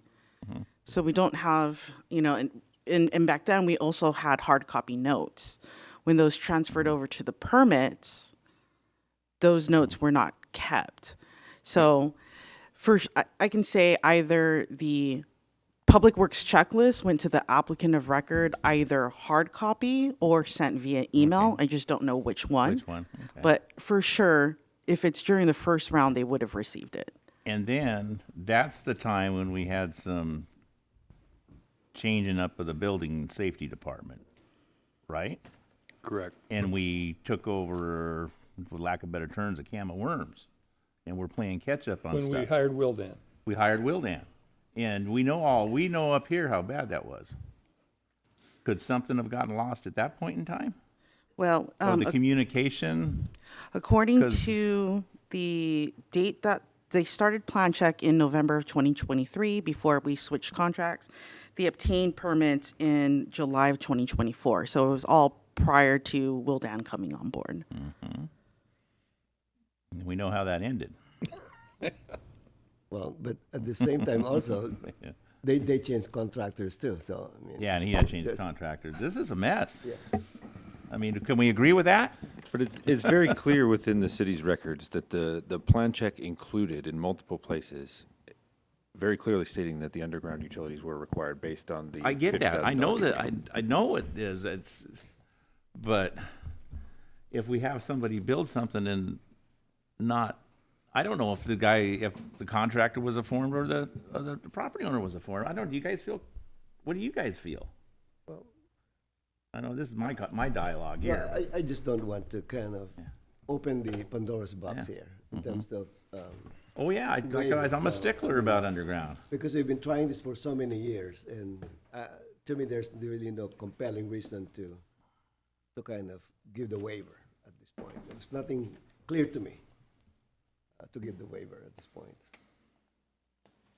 I'll take an opportunity to say that I think we have to revisit all these policies, though, in general. I mean, 50,000, that's a bathroom remodel nowadays, a kitchen remodel. We can always do that. I mean, we can always. I'll tell you what the intent of what this ordinance does is it cleans up. Just if you have a pole on your property or anything, it's amazing. You don't have 3 wires because it's cable, phone, well, maybe not phone anymore, but you have those wires going to your house, and it looks so much better. You know, we are doing the right thing on that, but. All right. I've got a question. Mr. Coops this time. So originally, I always try to put myself in the applicant's place. Like, Thank you. I'm trying to be you. You've owned the property, I assume, for many years. Yes. And you hired what you thought to be a reputable contractor that did ADUs. Correct. And then at some point, because I heard it said that you changed contractors, or did the contractor that you utilized was the same one from start to finish? The contractor was the same. I hired an ADU company, and they, their That's their mission specialty. statement is concept to keys. Right. Homeowner doesn't have to do anything but pick out the color, the paint, or whatever. Right. So that didn't happen, and I used one they claim, they're one of their vetted contractors, but it didn't go that way. And I didn't have a project manager from them. I had so many problems with them. So I tried to, like I said, keep going there every week, come into the city, ask questions. And when we got to this point, when I get this notification, I'm like, yelling at the contractor, how did you miss this? And he's like, I don't see it on the plans. Right. So I start asking questions. Sure. Again, a lot of contractors will say a lot of cities will put a stamp on the front, so something, in particular has to be done. I've talked to, in regards to the correction list on the first submittal that I found out later from Public Works, my understanding, it says pending approval of undergrounding. So, like I said, I'm not a contractor, but I would think that in order to get those plans approved, the architect or the company, whoever's doing the plans, has to show somewhere on the drawing, or someone has to show somewhere on the drawing, that before the city signs off on it, that's going to be on there, so that has to be done. Who did your plans? The ADU? The ADU? Yes, the from ADU Keys company to- did the plans, So they did the plans, and then a contractor bid on those plans. Right. So the plans went through City Hall. Was there notes on the plans on the front page? Yeah, but there's nothing that indicates that. My contractor's gone Do we have a over record it. of a correction? That's the records that are in your staff report, or the corrections that were provided by Public At the Works beginning, through but planning. yeah. And while there may be some courtesy involved in letting applicants know each of the requirements, as you're well aware, even with our self-permitting processes, our self-certification processes, obviously this isn't that circumstance, but there's no requirement that an applicant be told of a requirement on their construction. That the requirement exists regardless. Now, of course, anytime we can, we want to be upfront and transparent with applicants as much as we possibly can. This is no different. That's why those corrections are provided that way. But there's no requirement for that. That doesn't change the fact that the requirement exists. Yeah, but a layman would not be, you trust someone to do the project correctly. And he's not a guy coming in here saying, I was working on it on the weekends between, you know how we get these shade tree type contractors that come in here and think, I can build that ADU on weekends, and I'm an owner builder and something like that. But I can read people. This is an honest man. This guy's telling it like it is. I really have confidence in what you're telling us. Well, getting back to the issue of the overhead wires, like I said, it's a multifamily property. Those drops were already there. And I get that the city is trying to clean it up and make it look nicer. I don't know that I totally agree that it should be on the property owner to, have to spend the money to clear out wires. If it was brand new construction, by all means. But I'm just moving, Edison is moving lines who's saying, hey, this is a safety issue, because typically ADUs go underground to the primary residence. Primary residence goes from a 100 amp to a 200 amp breaker panel. I'm not that smart, but I've been asking a lot of questions. That's why I have this information. Educated, yeah. But You're learning. In this case, they said, look, you're too close to the roof line. I'm like, what are we to do? He says, well, we can take it. We'll put the main breaker panel on the ADU with a double gang box, and now you go underground back to the middle house. That's what we did. The inspector signed everything off. Our inspector never, 2 meters. yeah, exactly. And our inspector has never said anything in this process that we never had a problem with him. He was like, everything looks good, everything's signed off. He didn't know about it. I don't know, I get it. It's an ordinance. Maybe you don't have to put on the plans, but how is a owner, a contractor, the inspector supposed to know that they're supposed, hey, you got overhead wires, you need to bury them. I mean, this could have made my decision different when I was researching the project on the cost factor. Maybe I wouldn't have done it, but I still would have had 2 drops. Now, you mentioned that if you had to forced to do what we're talking about, put underground, you're going to have to saw cut the concrete out and put it the driveway or the apron, or what are you talking? The driveway. It Okay. doesn't affect the apron. It doesn't really affect anything. I think on what they say the right of way, but my new concrete have to be cut. Like I said, the drops look the same. The one that went to the middle is moved over probably 20, 30 feet. That's the difference. And if it comes down to that, now I question, how did my neighbor get a brand new overhead drop and not have to bury their primary drop? And he might have been clever on this. If you were to Oh, come they in were. and say, you heard the valuations, you looked it up. He knew that there was that $50,000 cutoff. Absolutely. Yeah. And he said, we're not going to go there. We're going to pull a permit, and then we'll wait a while, and then we'll do something else. He Then never put them together. Then I question who's reviewing the permit applications, because you look up the legal definition of valuation in regards to property, it's a property appraisal or the market value. Yeah, it's The mayor pro tem so much even a said square you foot, can't how do a many square bathroom foot for you're building. $50,000, Right. and they're putting that's not $20,000 How much did you spend? on the total project. Yeah. $275,000. That's over 50. Correct. By a That lot. ADU cost you $275,000 to with Can't all the build a garage improvements for to the 50, property and yeah. everything. From getting the plans done and everything. But you said it was But two-bedroom, again, right? the No, word it's was 749 square valuation. feet. 750. I've heard property owners come in and argue the same point, and staff has says, look, I don't care. It doesn't matter that you have cousins and family building it, and all you're paying is for materials. It's a valuation. Right. You add another residence to your property, your valuation has gone up at least $200,000, depending on how nice you make it. Yeah, yeah. And then Yeah. LA tax And as you man's going to be mentioned- there too. As you mentioned, this is a very unique situation, and then we had the conglomerate of you having staffing or personnel changes. Unfortunately, this was drug out over 2.5 years. I started in 2023, and I'm just trying to get this finished and be in good standing with the city. I've done 2 projects with plans, and they were on the front page of the plans and the notes that had to go underground. That's why I was asking. Well, I know the city has Been a the while stamp since they because did I've something. seen it. Yeah, one was in 94 and one was in 98. Yeah. That's how long we've been undergrounding. So if you had to do it all over again, would you say forget? And I'm doing the math here. You spend $250,000 on a house. I don't know what you get for rent. You have to get $4,000 a month out of them and come out. But you can't get that kind of money out of a 749 square foot house. No, I mean, I wouldn't have done it if the numbers didn't work. No, but did the numbers? You got to be sliding off that edge now. Did you add $250,000 to the value of your property? Absolutely. Okay. Absolutely. Easy. And this is Mr. ADU here. He does these all the time. So he's dumb like a fox. So All right. I mean, the ADU's all to code. It's a matter of, I understand the city wants to have all overhead lines buried because it's unsightly. Yeah. But if I wouldn't have done the project, it'd still be there, and we wouldn't have this issue.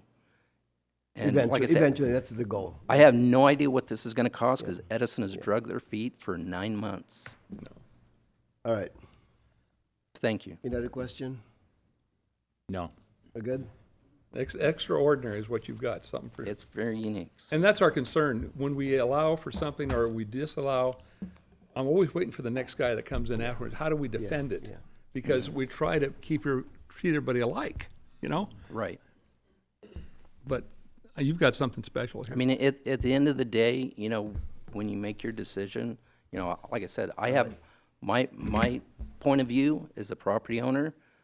All I'm asking is, if I have to do it, everybody should have to do it. And my neighbor did not do it. Well, that kind of sticks that's to. just one issue. That's ironic and to the be fact right that next we door didn't to know you, about you it. know? So All right. Thank you, sir. thank you. All right. That's your pleasure.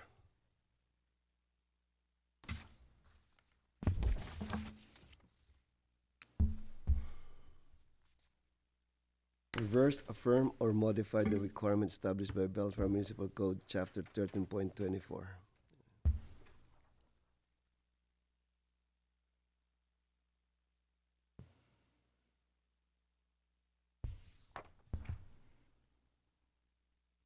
Is there an option for an alternative? Well, that pretty well covers it. So those there three. says alternative discuss, right? Alternatively discuss. I don't know what this would do, but hear me out here. I feel like this whole section needs an overhaul, right? I mean, we're dealing with a code from, when was this originally done? In the 80s? You mean in terms of valuation? No, yeah, exactly. Valuation. Well, we're not there. We got to. We can We're not- that's revisit not that on the later agenda. on, but we need to deal with this issue because it was applied way back 2.5 years ago. So we need to move forward. We can always change that. Well, what I was going to suggest was, you table this thing till we change that and see what that new code looks like.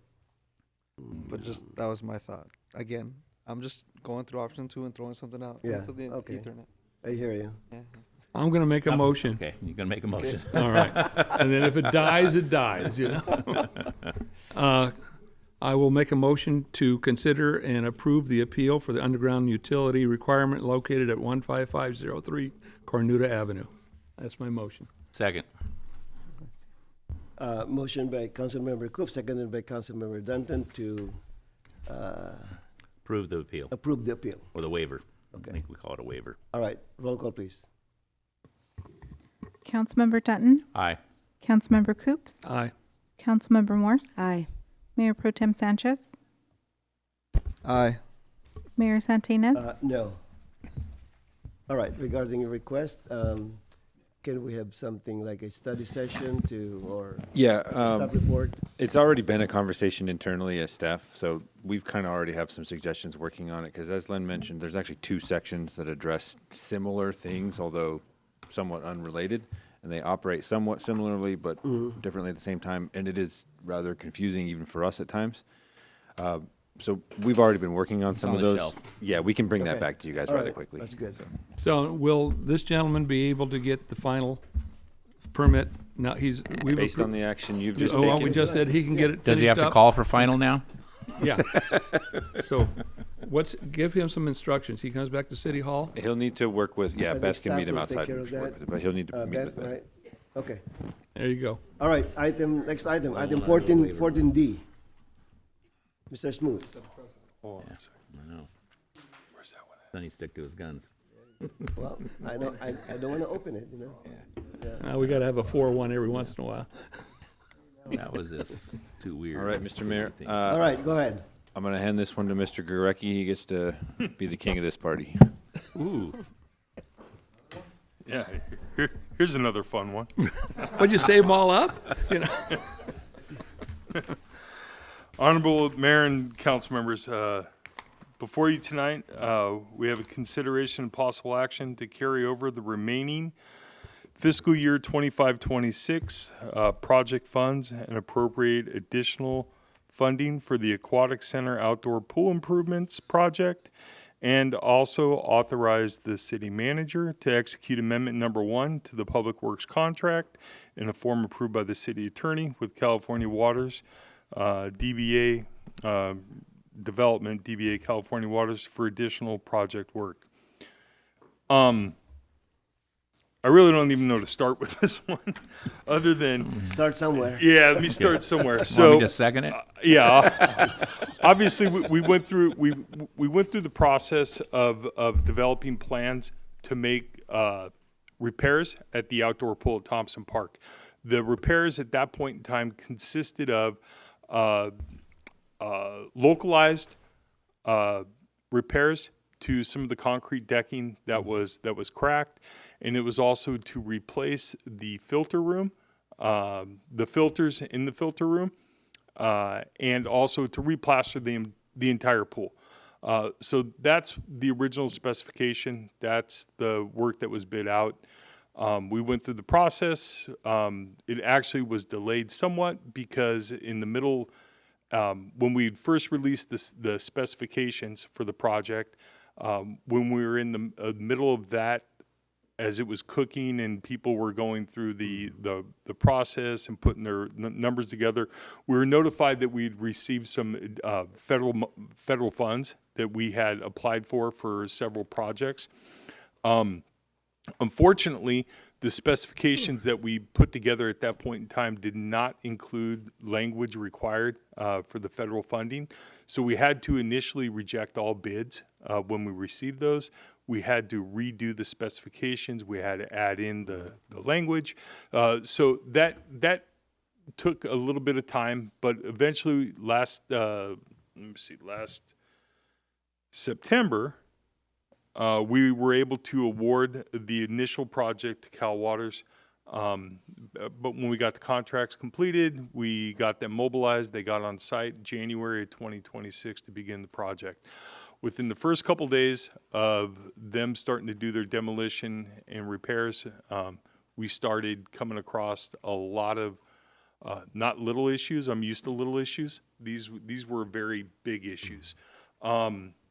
Just for instance, the jackhammering of the old filters and everything in the filter and chemical rooms. As they were working the jackhammers, chunks of CMU block wall, foundation wall, structural wall, started literally falling off. You could pull it off with your hands when I went out there that day. Just chunks were peeling off. The spalling that was in and around the plaster of the pool, once the top coat of plaster was removed, we started seeing basically large significant cracks in the joint systems under the plaster that were not physically visible when we started going through the whole process. So what that entailed was we started putting together a couple change orders. Okay, we're going to have to deal with this. We're going to have to deal with that. And it just did not stop growing. It was the problem train from start to finish. We get through demolition of the deck work, and we discovered transite pipe, asbestos pipe, completely around the perimeter. It's what they used 40 years ago when they did the work. So transite pipe now has to go through a process for environmental. It had to be removed and safely removed per the environmental guidelines. Again, it was just a significant project that just kept going. I have some photos if you want to see what we're dealing with out there. Some of the work, the original construction of the project. What you see here is whoever built it, they built a foundation on top of a foundation. They did not dowel into the existing foundation for the new foundation. That's just some of the work that we have here. This is day one of jackhammering, what we started seeing around the chemical and filter rooms. Once we started pulling plaster off, these are the types of cracks that we were finding basically underneath. What looked like a hairline crack, once the plaster came off, exposed much greater damage and degradation of the concrete underneath there. And then this is apparently what a chunk of concrete looks like after 40 years of exposure to chlorine. So it essentially has no real structural integrity to it. And it just really kicked off a massive undertaking of identifying problems, whether they were small or large. And this has grown into a significant request to modify the overall project budget and increase the project by $1.182 million. Then also to amend the existing contract with California Waters for an additional $800,000 to do the work. It represents, again, a significant increase to the overall project. A lot of these items just were unknown. I mean, is the easiest way to say it. I don't want to cut short our efforts to design it with the designer, and there may have been some things that we didn't take into account. I think initially when we were looking at the deck repairs, we should have just said, you know what, we're just going to rip the whole deck out and take it back to the nearest joint lines, as opposed to trying to do localized improvements. That oversight on me and my team, we should probably looked at a broader scope of the work. But ultimately, we had no idea the CMU was going to start peeling off the day one that they started running jackhammers on foundations that weren't properly built in the first place, trying to get everything correct.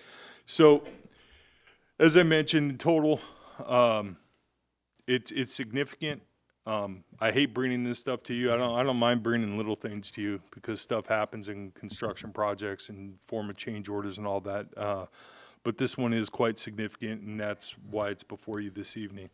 The recommendation to the City Council, as far as this goes, is to carry over the remaining fiscal year 25-26 project funds and appropriate additional funds for the Aquatic Center Outdoor Pool Improvements project. And then the second recommendation would be to authorize the city manager or designee to execute an amendment to the Public Works contract with California Waters for them to carry out the necessary work, or alternatively, discuss and take other action related to the item. Now, the cost increase of losing my numbers here, 1.198 million is not necessarily all for Cal Waters. As I said, we've had to do significant outside of the scope work. We had to hire in an environmental company to test the transite pipe. We had to hire a separate company to do the proper removal of the transite pipe. I had to go find a specialized structural engineer that deals specifically with pools and degradation of rebar systems and concrete. We had to do significant leak detection at the pool site as well. So this is not just all encompassing to the contractor. There is a revised scope of work that they will be doing, but the project increase is encompassing everything. And I've also included the contingency in case, God forbid, but anything else pops up as we continue moving on with this project. So that's where we are today. Reluctant to ask council to give me questions, but Hey, Mayor. it's the. What's a new pool cost? We gotta be Oh, appropriate. well, I'll tell you, like, No, here Yeah, comes Mr. PJ, what's Pico. the cost? Yeah. What does it cost to just fill it? Well, I'll tell you this. Pico Rivera just ribbon cut or started their new pool construction up. That's a $38 million or no, a $38 million project. Bell Gardens did a pool last year. It was a $32 million project. Is it So indoor or outdoor pool? it's their entire facility. Yeah, it's their it's a lot aquatic. of So site it's, work, it's yeah. inclusive of new building, new pools, filters. It's they're always expensive projects. They're not. So I got a question. Go ahead, Councilmember Denton. So this is a repaired pool when we get done. So what's the life expectancy of the repairs that we're going Yeah, to we do? get 40 No, years? this is This is major. the only thing that's going to be left in the pool that's not really going to be new is rebar that has not been exposed will continue to be new, will be old. What And about the whole, old gunite? Are you taking all that out too? yeah, well, Oh, we're taking it down to dirt then. no, we're not taking it down to dirt. The Over the top gunite, of it? the joint lines, and the significant cracked areas and the entire gutter system will be all brand new. It will all be replaced. So So there's joints in that pool, so we'll yes, in the gunite, so they'll actually take the bad part out where the crack is yes, and rebuild it. and really. Yeah, they'll rebuild the joint lines. They're reconstructing the joints. They're reconstructing the entire perimeter gutter of the system. It'll be all new So that, plaster. I didn't know that could be done. I Yeah. thought all it had to When- be continuous. When we are all done here, The it is new pool. 90% a brand new pool. No, okay, that's Yeah, where I wanted to go. It is because I was 90% like, a brand Dan, new what's a pool. new pool cost? It's going to be almost like brand new. Yeah. It'll Yes. be like new. Yeah, I mean, I've bypassed on refinishing tile work. Refurbished. We're We got 40 replacing. years after we do this. Yeah, Okay. yeah. We'll get a pretty good run. I feel like we the see pool something after about the this. pool every 6 years, every 2 years. So hey, So- that's not bad. $2 million for a new pool. Well, but my 90%. question here is, how come every time we touch something at Thompson Park, it ends up costing a lot more? Remember many years ago about the roof? The roof. That The wasn't roof, that right? long ago. For That was about 10, 15 years the ago? solar heating system, yeah. Yeah. Well, that problem was it needed to be upgraded for earthquake retrofit. That was a big issue for us then. But it started with solar. Yes.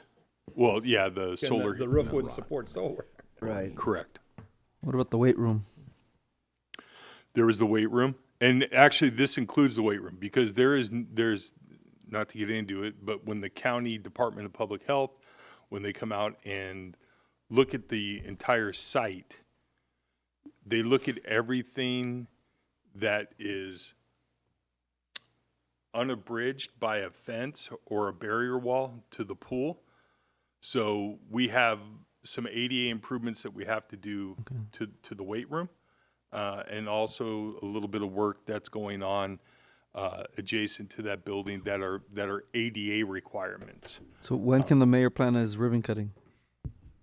No.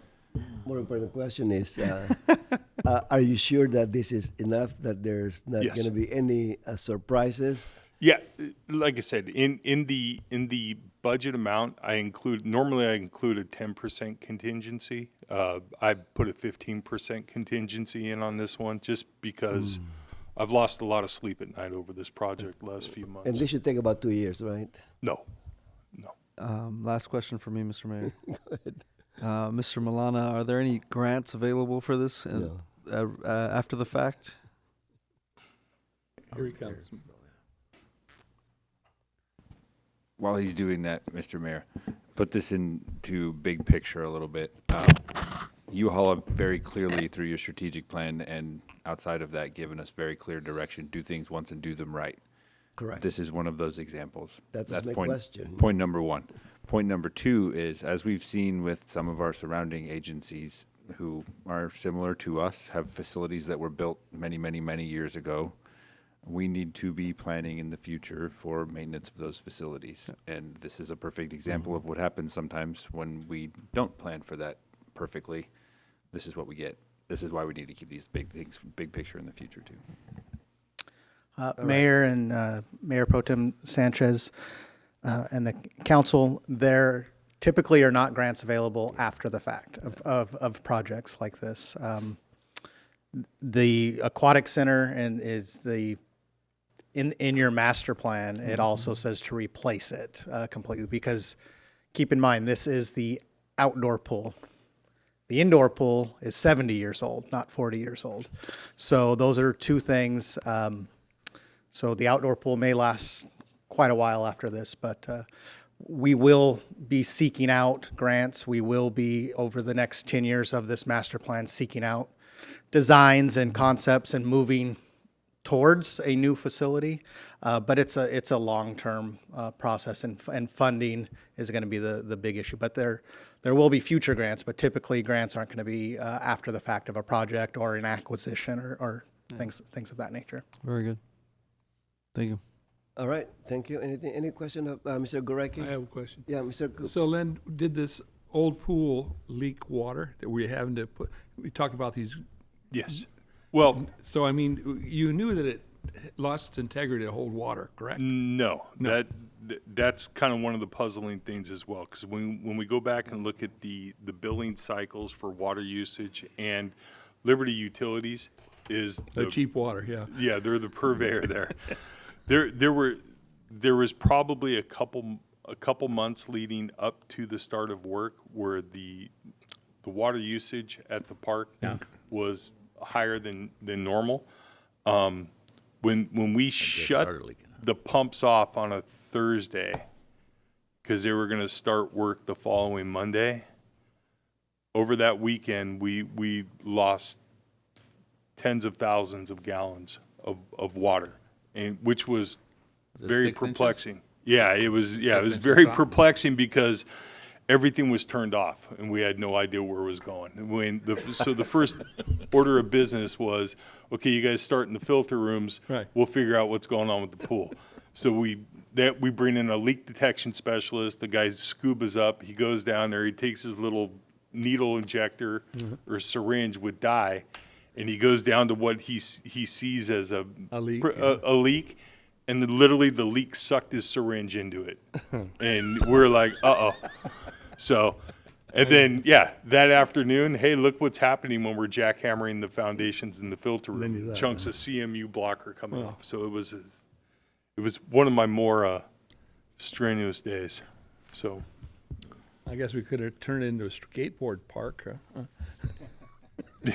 Well, we better give them the money so they can go. And sleep tonight. Any other question of Mr. Mr. Mayor, I'd like to make a motion.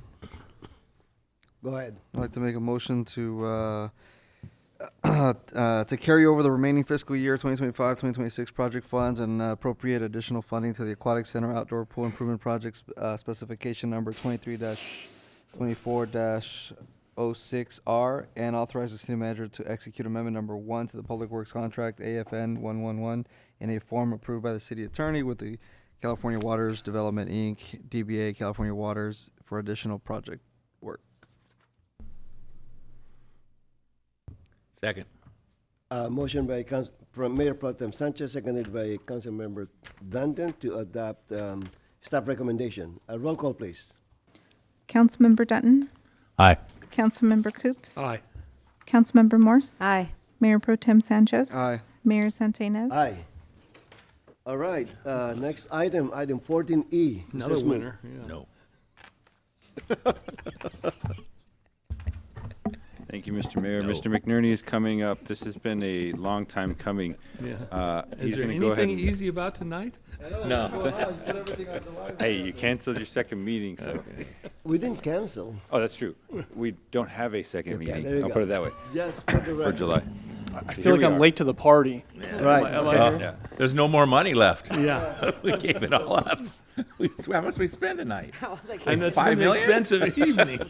So this is an item that's been a long time coming to you guys. It's been subject of a lot of discussion, both among yourselves and us as staff and SIACA representatives, which I'd like to note, by the way, we actually have SIACA representatives, their interim director and his staff here with us this evening, which right. is a welcome change in the Siaka front for us. That's something that did not happen previously. We don't just got one, we got two. Yes. Thank you. And they have been patiently waiting. They have. Hope the entertainment was good. So Brian is going to go ahead and provide you with an update on All this. right, Mr. McNerney, it's yours. Mr. Smoot just stole my intro, so thank you. Mr. Mayor, members of the City Council, this evening we're here for basically two roundabout reasons listed on the screen there. First, we did want to provide an update to staff's efforts with addressing some of the service complaint issues that Siaka has had in our community for the last number of years. And secondly, to that point, when we get to the very end of the presentation, going to seek council direction and approval on how they would like to compensate Siaka for fiscal year 25-26. And key point there, that's going to be for last fiscal year, not this current fiscal year. So 25-26 is what we're seeking your approval for this evening.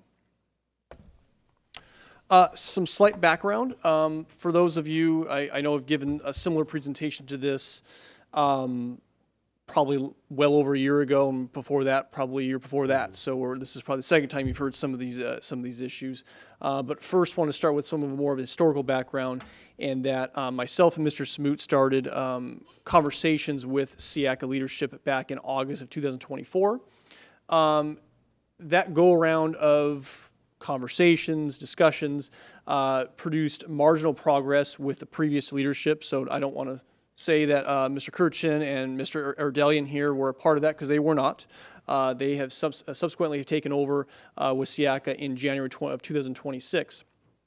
And since that time frame, there has been measurable improvement and progress in the right direction to addressing some of these long-standing issues. And again, from a historical perspective, these are some of the traditional service complaint issues which the community has oftentimes voiced to this council and also to staff.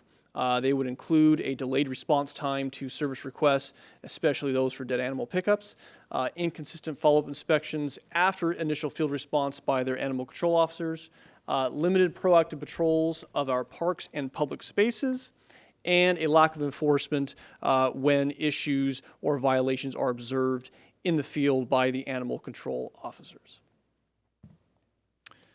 As we went through this process of having negotiations with the prior leadership and with the current leadership, one thing that us as staff started to realize, which, not to throw ourselves under the bus, but we should have realized it probably sooner, were issues surrounding the actual fulfillment of contractual services by Siaka. Included in the staff report that was provided to you is the current agreement which we have with Siaka, which is AFN 200.9, and that has a litany of items listed as to what the services that Siaka will be providing to this community. Two items of note which we want to call out here specifically in this presentation. First is going to be licensed canvassing services or lack thereof. Our agreement requires that all Bellflower addresses are to be canvassed once every 2 years, and that delinquent licenses are supposed to be canvassed every single year.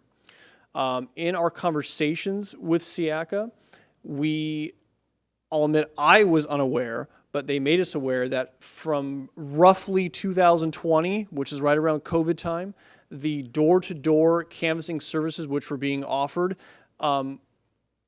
almost completely came to a stop or did come to a stop.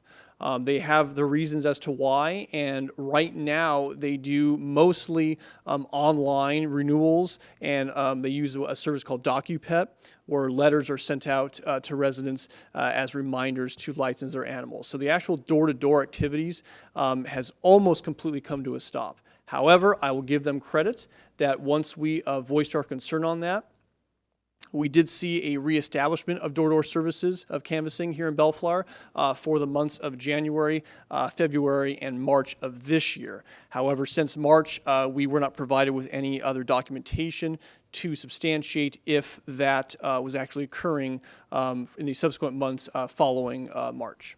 Mr. McNerney, Yes, sir. what does canvassing actually mean in layman's terms? What do they Canvassing do? is actually boots on the ground, going around door to door, knocking on homes and seeing if they have animals, and if they do, asking if they're licensed or not, and then if they're not, they make referrals to then the animal control officers for enforcement activity should it get to that point. I see. I Okay. hope I somewhat clarified that or characterized that correctly.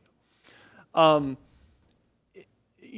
aspect of you look at this is part of our contract, and as far as we're concerned, it's not being fulfilled to its fullest. The other aspect of it is it's not so much of a money question as far as the revenue that comes in for, but we wanted to highlight this because to me it's a compliance issue. We went back and I worked with our finance director to see when was the most when was the most revenue brought in through licensing that SIACA had. And last one that we could see where it actually went over their projected revenue amounts, which generally in our contract is $138,000 per year, which they have guaranteed. And we'll get to that in a couple other slides where there's some issues with that. But in fiscal year 1920, they brought in approximately $141,300 in licensing revenue. As we move forward now, since the licensing issue has somewhat, the door-to-door canvassing has stopped, the projected 25-26 revenue is going to be somewhere around under $50,000. In some of the data polls that SIACA was able to provide to us, it showed that for calendar year, not fiscal, but calendar year 2025, the total amount collected was somewhere around $44,000 and some change. So not that we could say it's a direct causation, but you clearly start to see when you have a lack of door-to-door inquiries from SIACA with our houses here, that is having a dramatic effect Now, don't we on split licensing. that 50-50? If they go over the 138. Oh. Yeah. The second item that we noticed when we were attempting to verify contract compliance had to do with another item in the contract with calls for one assigned officer totaling 40 hours per week in Bellflower. And again, that is a specific line item contained within our agreement, AFN 200.9. Through this process, we asked SIACA to provide us with log sheets from their animal control officers. They did so and provided that to us for all of calendar year 2025. Based on that, myself and my staff, we went through to find out how many total minutes were they actually here responding to calls in Bellflower, and that is the chart that you have there on your right-hand side. When we provided this chart with SIACA for review, they did not quite agree with our analysis of it, but they, from their perspective, this analysis is somewhat incomplete.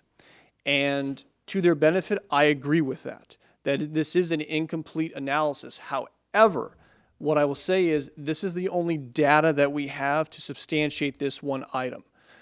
Both parties acknowledge that there is additional time which their employees, animal control officers, staff at the shelter spend in relation to services here in Bellflower. However, they are not data tracked sufficiently.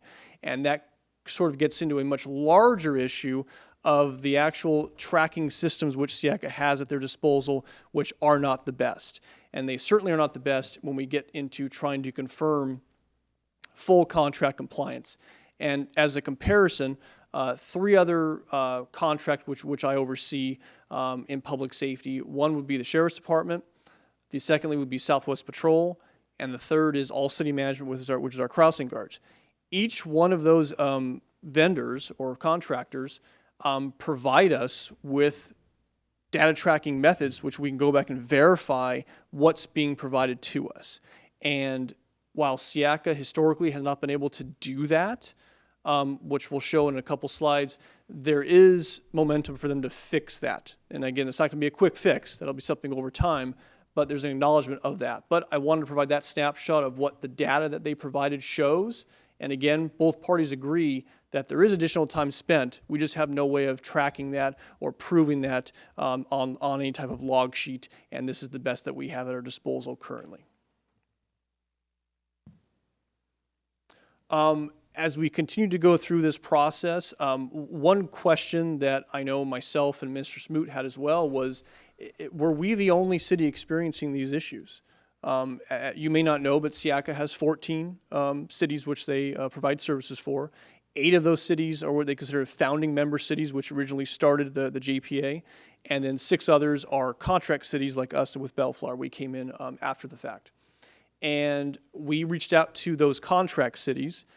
and which included Buena Park, Lakewood, Southgate, and Commerce. The only one that never responded to our inquiries was La Palma. And we just sort of picked their brain individually and said, are what we're experiencing, are you experiencing similar service delivery issues? And they all informed us they in fact are experiencing the exact same issues that we were experiencing with some slight differences. But overall, it was eerily similar to what we are experiencing. So we are not alone in this endeavor here. Once we saw that we were similar in our issues that we were experiencing, we mutually all got together, talked about the issue some more, and we signed a mutual letter, which was provided to this council, not in the staff report, but at a previous date back on June 2nd. A copy of that letter was provided to the Seattle Board of Commissioners, getting out, I don't want to say frustrations, but getting pen to paper our thought processes, the issues we're experiencing, and how we feel that they should be resolved and dealt with. I will say that to this date, we have not received any response back from SEAC's Board of Commissioners. However, in speaking with Mr. Kirchen, there should be a response coming at some point regarding this, so we anticipate that probably within a matter of weeks. In addition to what was just all previously discussed, SEACA on their own has initiated an independent audit of their services. Part A of that audit was included in the staff report, which had some findings listed in there. Most importantly, this single audit looked at mostly the financial systems that SEACA is operating under currently, and I pulled out just a couple of highlights from that. And if you want the full debrief on that, it was again included with the staff report. But we look at first is their budgetary practices. The audit looked at the last 5 years, 5 fiscal years, and SEACA has budgeted well over what their expenses have been for those 5 years combined. So if we look at combining the 5 years, their total budget amount was $39.2 million. And according to the audit report, SEACA only spent $29 million within that same time period. There's also been a documented lack of transparency that the audit found, and I will say that we share that one specifically. The transparency has gotten better under the new leadership that's here with us today. However, prior to that, it was difficult to get information from SEACA. You would ask, you would email, and they would either go unfulfilled, or it would take months to get what we would think would be simple data requests. And as an example, everything at this council meeting tonight was posted on our website. Everything, every agenda item, every staff report was all posted. SEACA, to my belief, still to this day, does not post their meetings and the agenda topics and packets on their website for the public to review, or even for their cities to review. So that is an issue which hopefully gets addressed. Also, their budget adoption timeframe. Most of us cities-wise, we adopt our budgets, I'd say roughly in April or May of each year, or at least with us, it's every 2 years. And oftentimes, SEACA would not provide or adopt their budgets. I believe the audit came back and said between 10 to 13 days prior to the start of the next fiscal years. So that leaves little time for us as a contract city, one, to budget appropriately for what costs may be, and two, to have any input over what SEACA's budget process is or what their spending plan is. So again, hopefully that will be addressed through the audit that is going through. And again, this is part A of that audit. Worth noting, 2 items were withheld on that audit from public review. The first being a review of service agreements with member and contract cities, as it was written in the audit that it may expose SEACA to increased litigation risk. And secondly is SEACA's recruitment strategy, compensation benchmarking, and staffing vacancies as this relates to their ongoing labor negotiations amongst their employees. As I say, that's just part A of the review. There is a part B of the audit which is pending. And Part B will cover the operations, the organizational structure, risks of fraud, waste, or abuse, their animal control officer call analysis, utilization of services by SEACA, and peer comparables. Now, I don't want to make this all seem like it's all doom and gloom. There have been improvements which SIACA has made, more specifically in the last 6 months with the new leadership, and just some highlights of that. They've hired additional animal control officers, which we're currently at 12. And Mr. Mayor, I'm not sure if you remember when you and I toured their facility, gosh, well over a year ago, I'd say by now. More than a year. At least, yeah. I believe at the time we were told they had 5 animal control officers. So, I mean, going from 5 to 12 is a move in the right direction. So I will applaud them for that. There is, again, a commitment to replace and modernize its service tracking and operational software systems. As I previously stated, it's very difficult for them to track all their employee time as it relates to our contracts that the cities have, and it makes proving contractual compliance difficult. So hopefully over time that will cure itself. There's also the implementation of the corrective actions identified in Part A of the internal audit. There's also increasing communication and collaboration with member cities regarding performance metrics, operational changes, and organizational priorities. And again, as I'll say again, in recent months, they have been more responsive. So that's very positive, not only for us as staff to see, but for this community, which is paying a good chunk of money for their services. So it's good to see that all around. Looking next, and I want to be very clear on this slide, this kind of gets into part 2 of what we're talking about as far as compensation. I sort of laid out a groundwork here. Now there's a lot of wording on that slide, so we'll go through it each line by line. But I want to make sure everyone's very clear on what we're asking here tonight. So for past reference, in fiscal year 24-25, the city signed a 5-year agreement with SIACA at a total net cost of $641,880. And that includes the $138,000 licensing guarantee, which comes off of the gross cost of that contract. That has been the historical norm that our contract has had with SIACA for a very long time. And that is the agreement that is in the staff report AFN 200.9. That agreement is good until June of 2029. In fiscal year 25-26, SIACA provided us with a new 5-year agreement and not an amendment to our existing agreement, and they revised and removed the licensing revenue guarantee, and the overall cost of that agreement was going to be $814,974. The city did not agree nor sign that agreement. We were still operating under the original 5-year agreement, which was signed in fiscal year 24-25. In subsequent discussions with SIACA, they did provide us with an updated invoice for fiscal year 25-26 in the amount of $641,880, and that was the last agreed upon rate, which both parties have agreed to. However, in subsequent conversations with Mr. Kirchen, it is their opinion that the city, even if the council were to today approve the payment of $641,880 for fiscal year 25-26, they believe that we would still owe the difference between the $641,000 and the $814,000, which would come to $173,094. That is unless the Board of Commissioners of SIACA were to waive that amount for the city of Bellflower. And then if we look to the future, or at least in the current fiscal year we're in now, fiscal year 26-27, SIACA is not proposing an increase in cost compared to fiscal year 25-26, and Bellflower should expect an amount, which we have not received yet, of $814,974. And again, that cost is based on an agreement which the city has not signed or approved. So that would lead me to my recommendation for tonight, which is for the City Council to authorize the City Manager to compensate SIACA in the invoiced amount of $641,880 for fiscal year 25-26, and to authorize the City Manager to review contractual compliance for fiscal year 26-27 and make future recommendations to Council for payment, or alternatively discuss and take other action related to this item. So that will conclude my presentation. I'm available for questions. And again, we also have Mr. Kirchen and Mr. Erdelian here as well.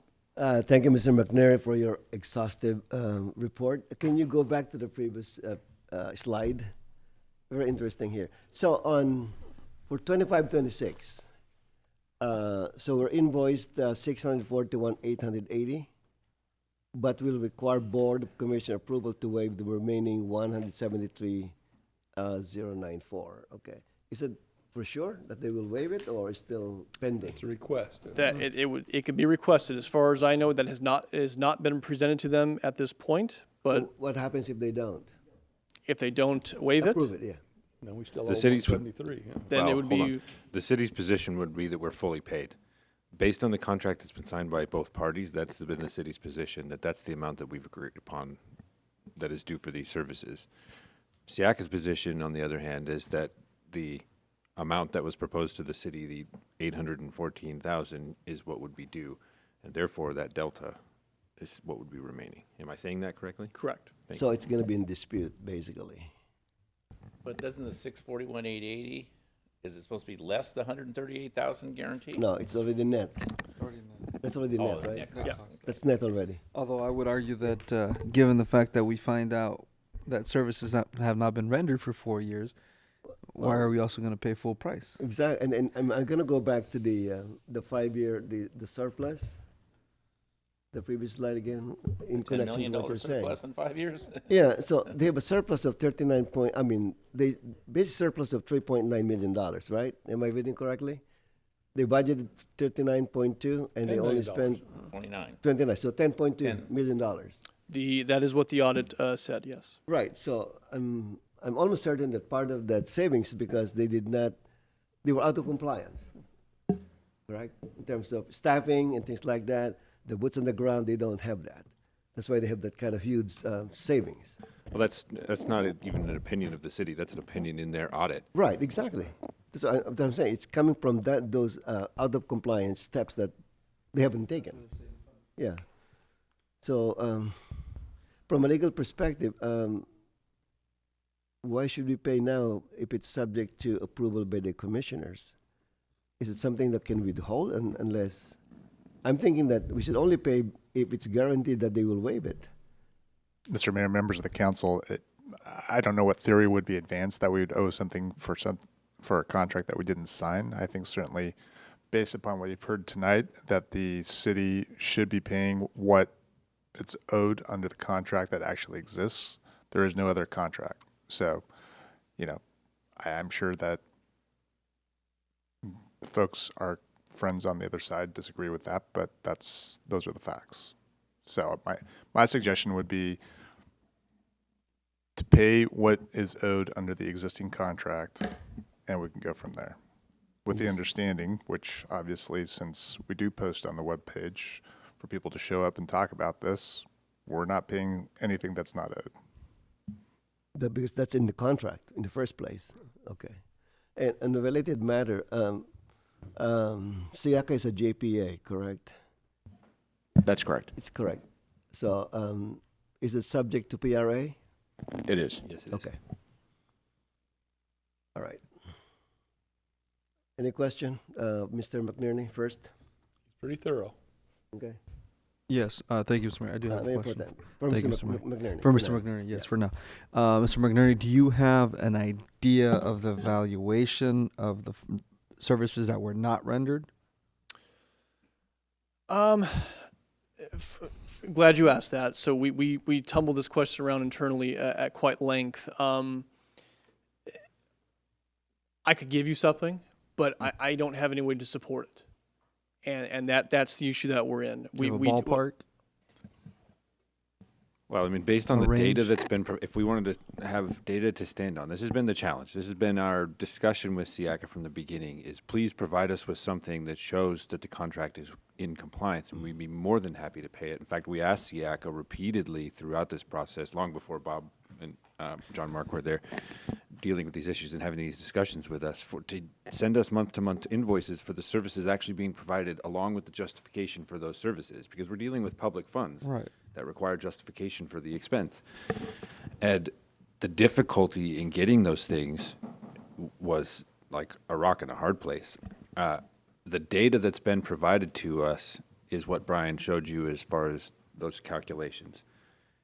Based on that data, that's all we have. That's actually going back and looking at hard copy logbooks that Siaka got to us, Bob and John Mark were great to get us the actual copies of logbooks to be able to go through those and show that compliance based on that. However, as we've acknowledged, we're fully aware that an officer doesn't just come to Bellflower and then stay in Bellflower. They go back to the SIAC office and they spend time on that incident in Bellflower at the SIAC office, but there isn't a log to show that. So it's hard to actually come up with a number that's backed by data to say they provided this much of the service. Okay. Yeah. No, and thank you. And I am, I want to be sympathetic. I think that's the word. Yeah. Fair to the new relationship with John and Mark. And obviously we've heard great things from this transitioning. So I want to acknowledge that first and foremost. This is not a reflection of current state. So I want to make sure that my tone is measured in that way, and I apologize for if I'm coming off a little harsh on the beginning of it. This is something that when this was all kind of happening, I was the first one to kind of just say, hey, this is not right. Something's wrong here. And we all jumped in on it quickly, and we just said we're not renewing this contract until we get to the bottom of all of this. We've been doing this for like 2.5 years. Yeah, 2.5 years now. This is not every assignment comes due. Right, exactly. And so I'm just sharing some background information here, and I don't think any of us here would pay in our own homes for something that wasn't, a service that wasn't provided. Definitely, we're not going to do that with public funds, and I think that's something that's of major relevance and importance to this ongoing issue. Again, I am sensitive to this new relationship and trying to find a solution to how moving forward. But I think there's more information that we need. I need more information to even justify the $641,000 that is currently owed, if it is owed, in my opinion. That's just me. I'll stop there, Mr. Mayor. Well, I think from my perspective, I think if we pay the amount based on the signed contract, I think that we are, I'm not trying to be harsh here. I think we're being generous because there's no proof that they actually provided the service. As a customer, I think the burden of proof is on the service provider, not on us. We don't need to chase what was provided to the city. You need to provide us what was provided to the city as a customer. And also as a public agency, we need to get those information. So I understand the situation, what had happened. So again, I'm trying to. What about to kind of goodwill? Pay half. Well, I'm just going back to, I'm willing to pay the invoice out of goodwill because, again, we're trying to kind of but have you a don't know if working they're going to relationship. discount the Right. 137 or whatever, the other number. Right, but our position would be that we never agreed to that contract in the first place. That you can't hold someone accountable to a contract we never agreed to. And again, and part of that also is the service wasn't And proven the to us. service wasn't. It's Right. two public agencies. So I actually would like to say something, and again, I know that you're new coming in. I haven't seen a Siaka truck in Bellflower. I work in Bellflower and live in Bellflower, so I'm in Bellflower all day long, driving around, in years, until last weekend. I saw a truck drive down my street, and I was shocked. I was like, oh, there's Siaka. Like, wow.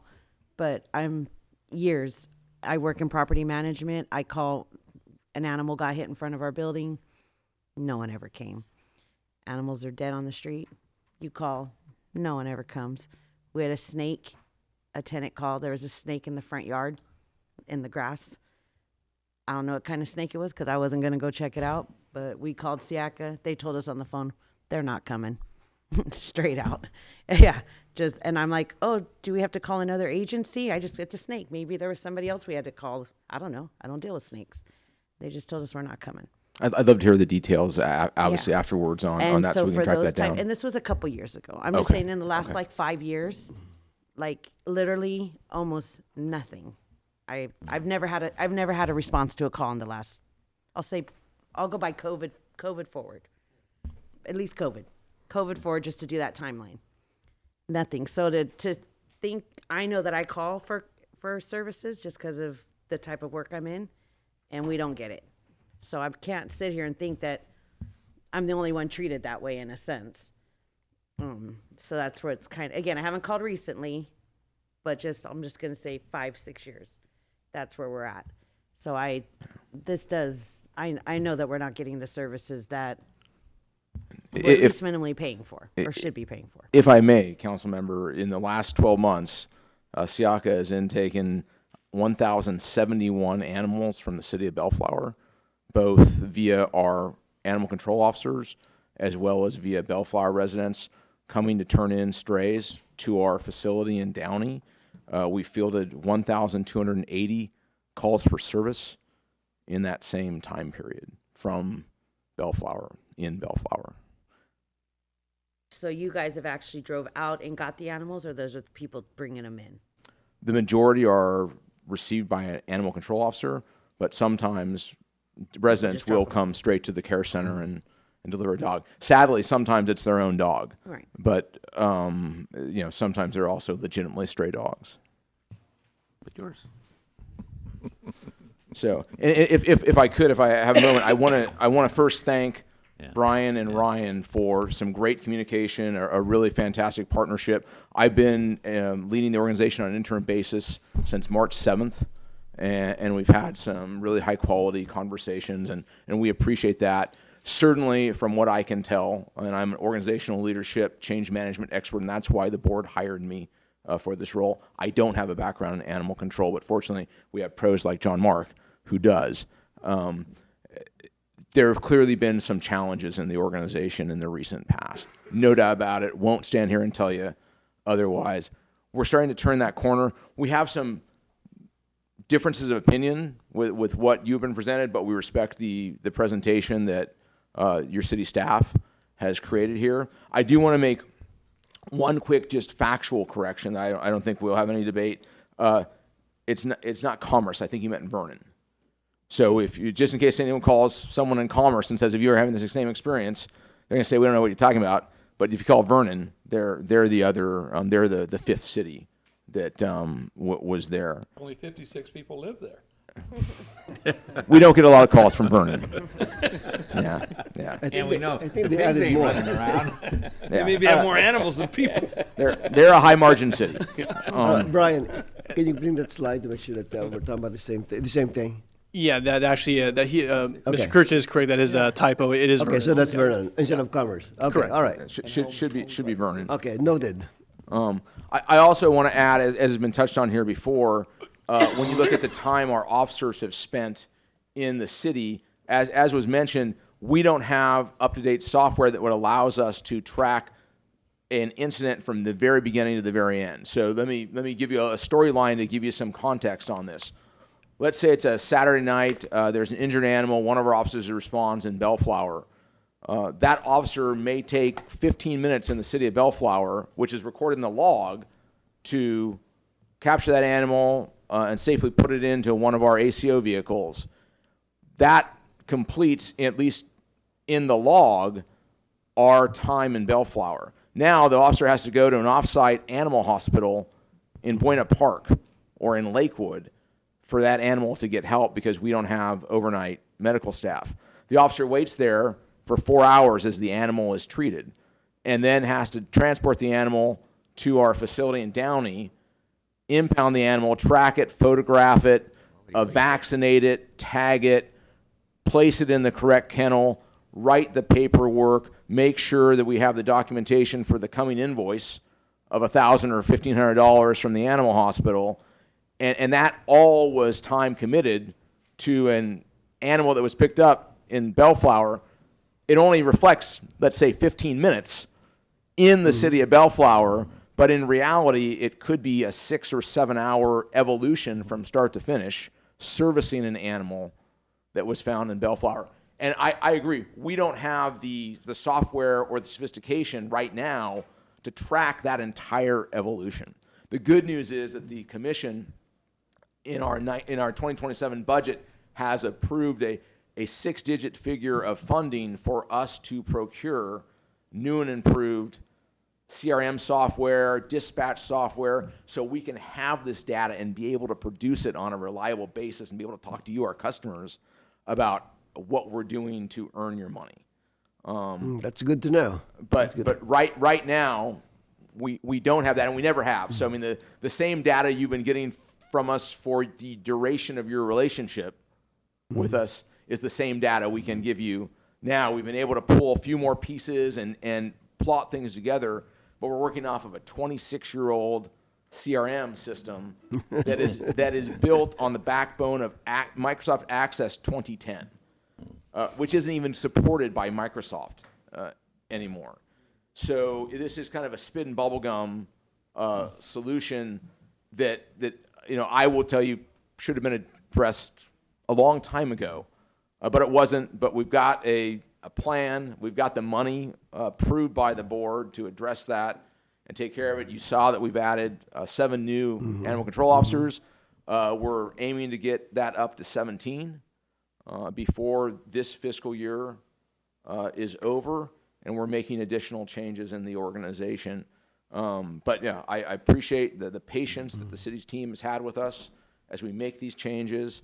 And I would tell you that I would encourage you, to the extent you're comfortable with it, to approve that full amount, because effectively every other city, the other 13 cities we serve, have effectively been paying your bill for the last 12 months because they have paid us.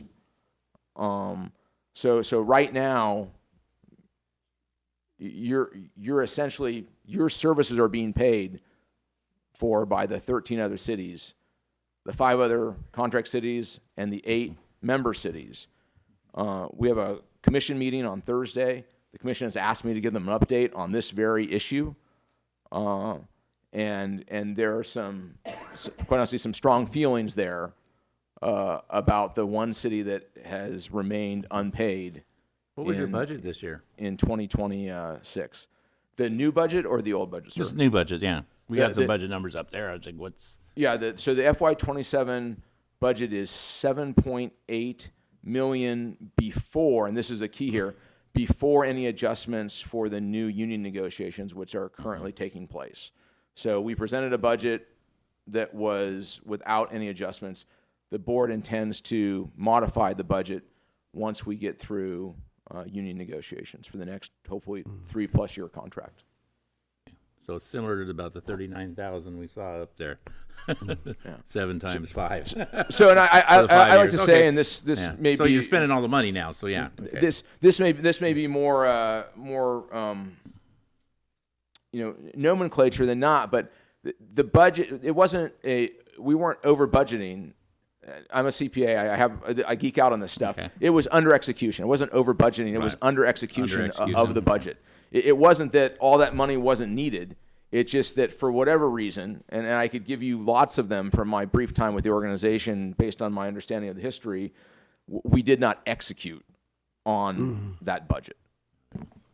Which, to be fair, is exactly the conversations we've been having with SIACA for many years now, to say this is a service provision question. The city of Bellflower is looking to see, are we getting the services that we're asking for? Because what we're hearing from residents is that we're not.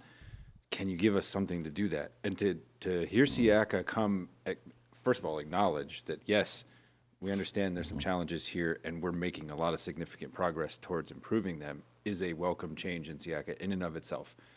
So that is a big change that we have seen from the staff perspective, that we can pick up the phone and actually call and have somebody answer the question to the extent they can, and then when they can't, say, this is what we have and this is all we have.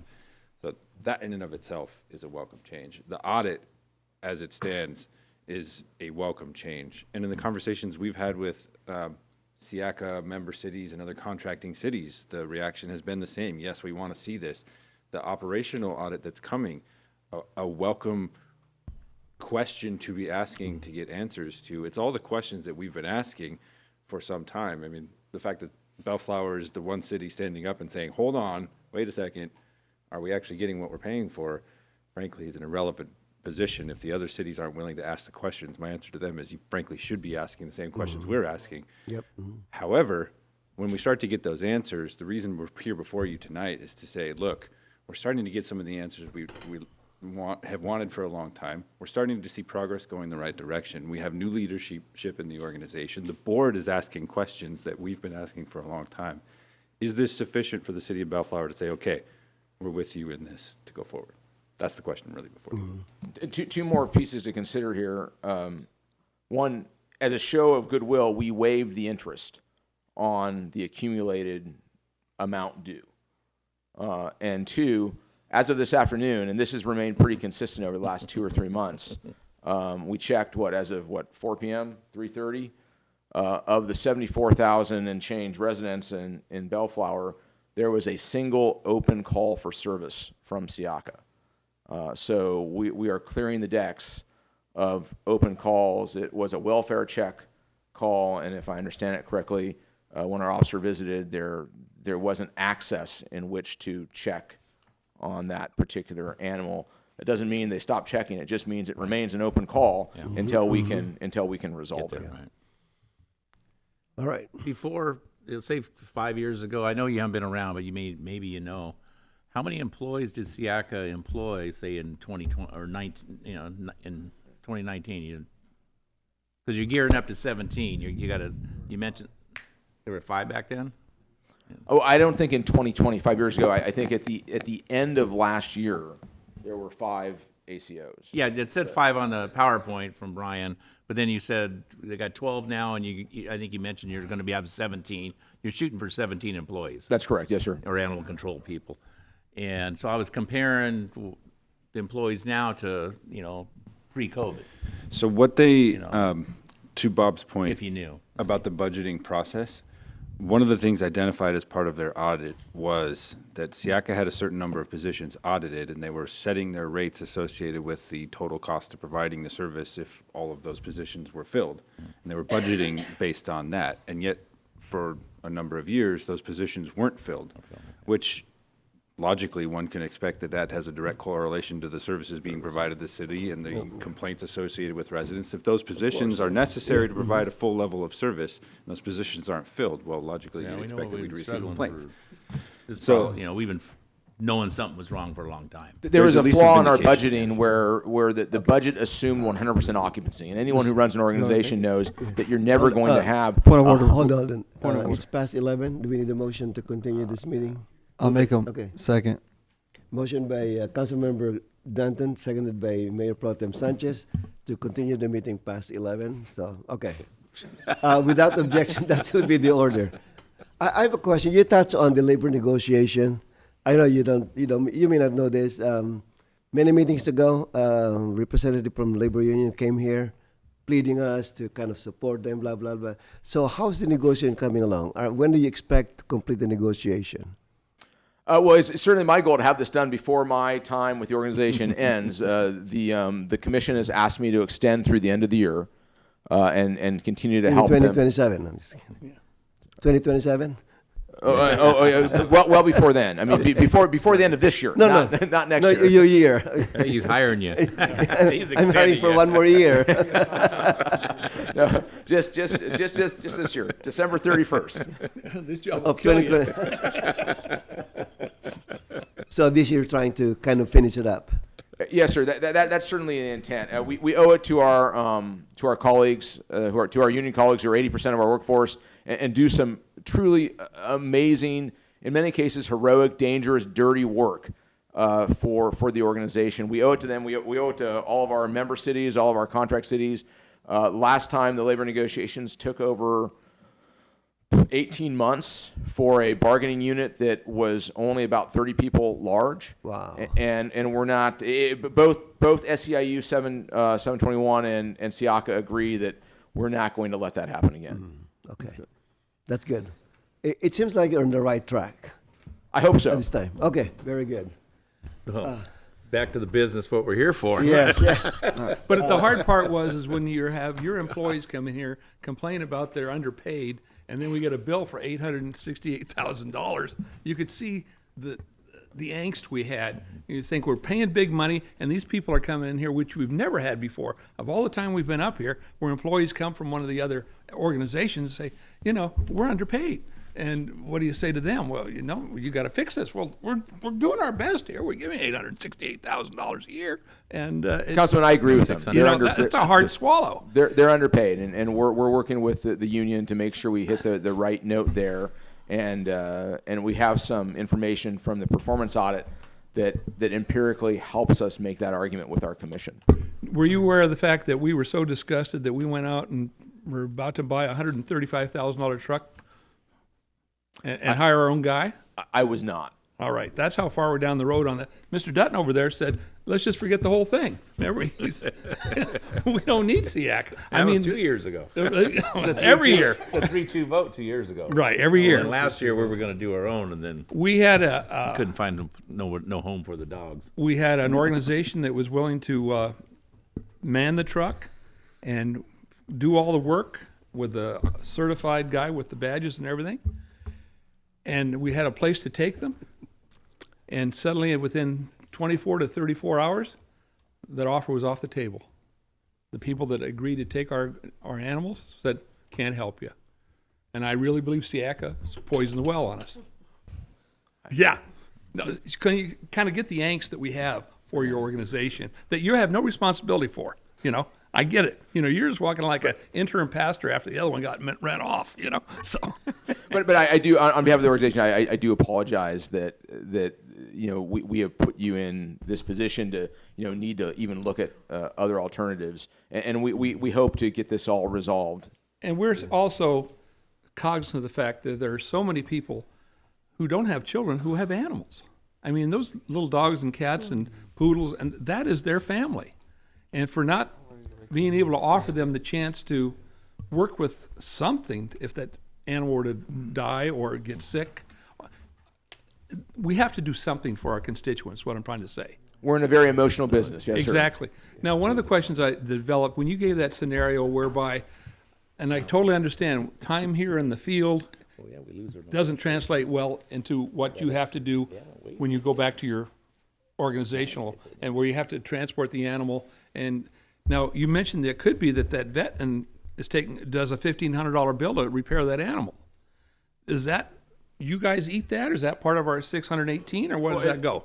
It's all calculated in there, but okay. There's not an extra bill every time we take a Bellflower animal to the vet. Okay, I wanted, because I never heard that. I figured you had your own vets at that place, but you mentioned that'd be in the middle of the night, so you got to go somewhere else.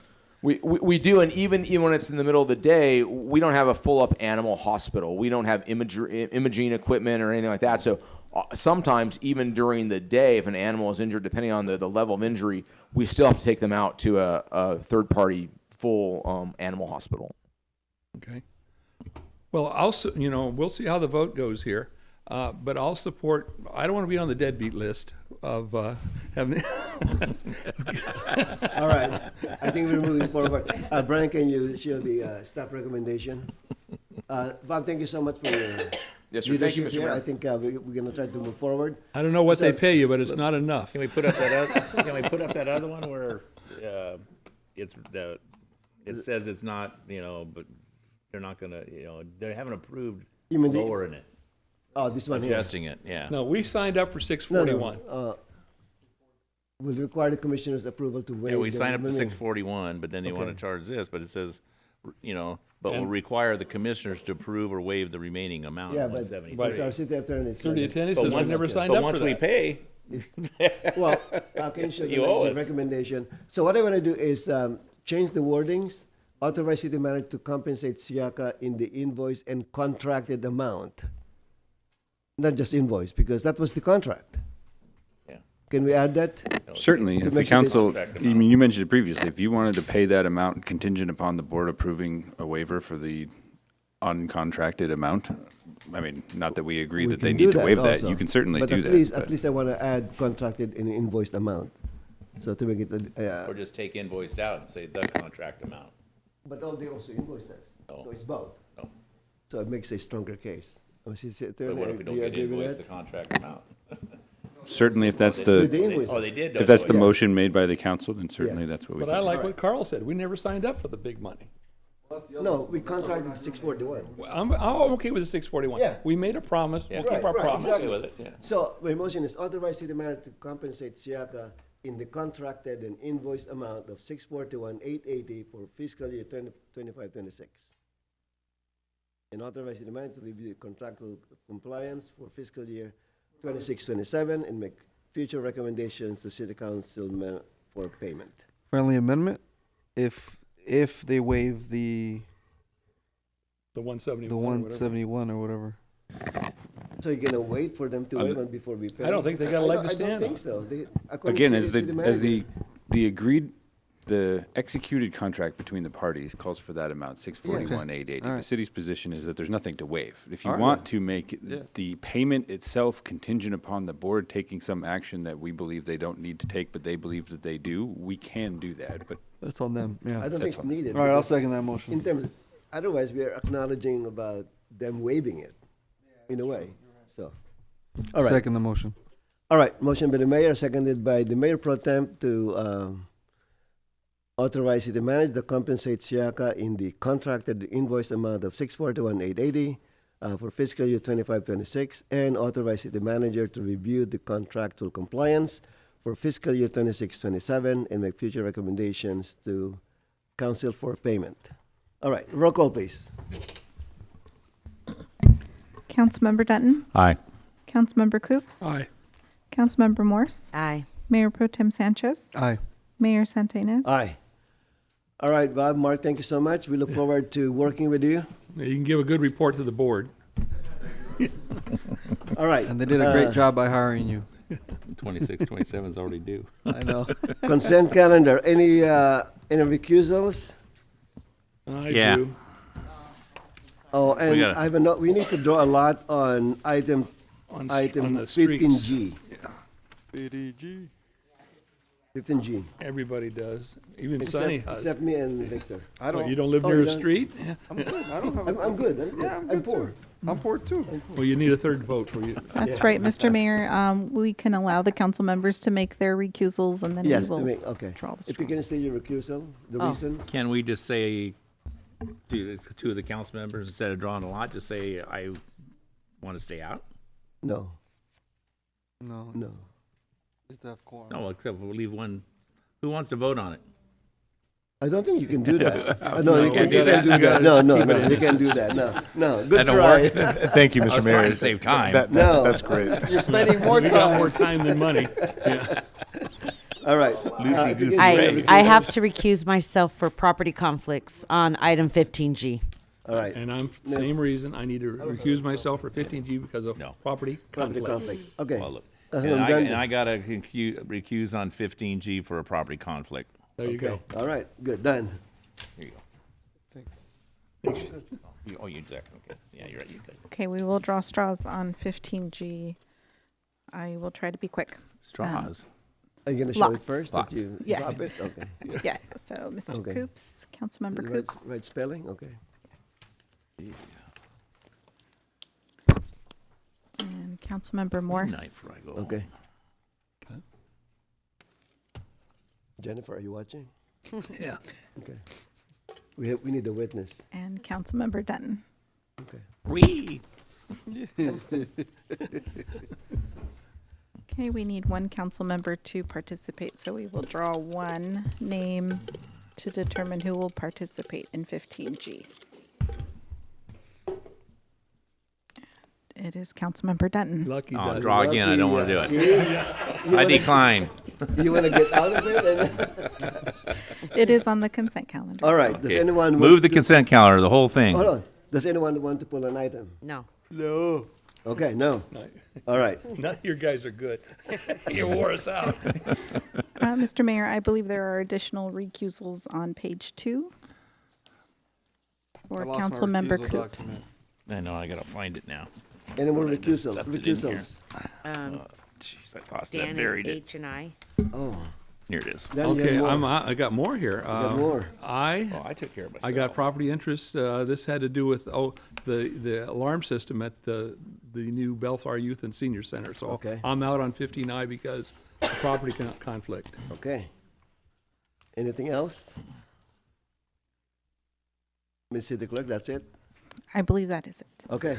And there's a motion by Yep. Councilmember Danton, seconded by Mayor Pro Tem Sanchez to approve the consent calendar. Roll call, please. Councilmember Dutton, Aye. Councilmember Coops, Aye. Councilmember Morse, Aye.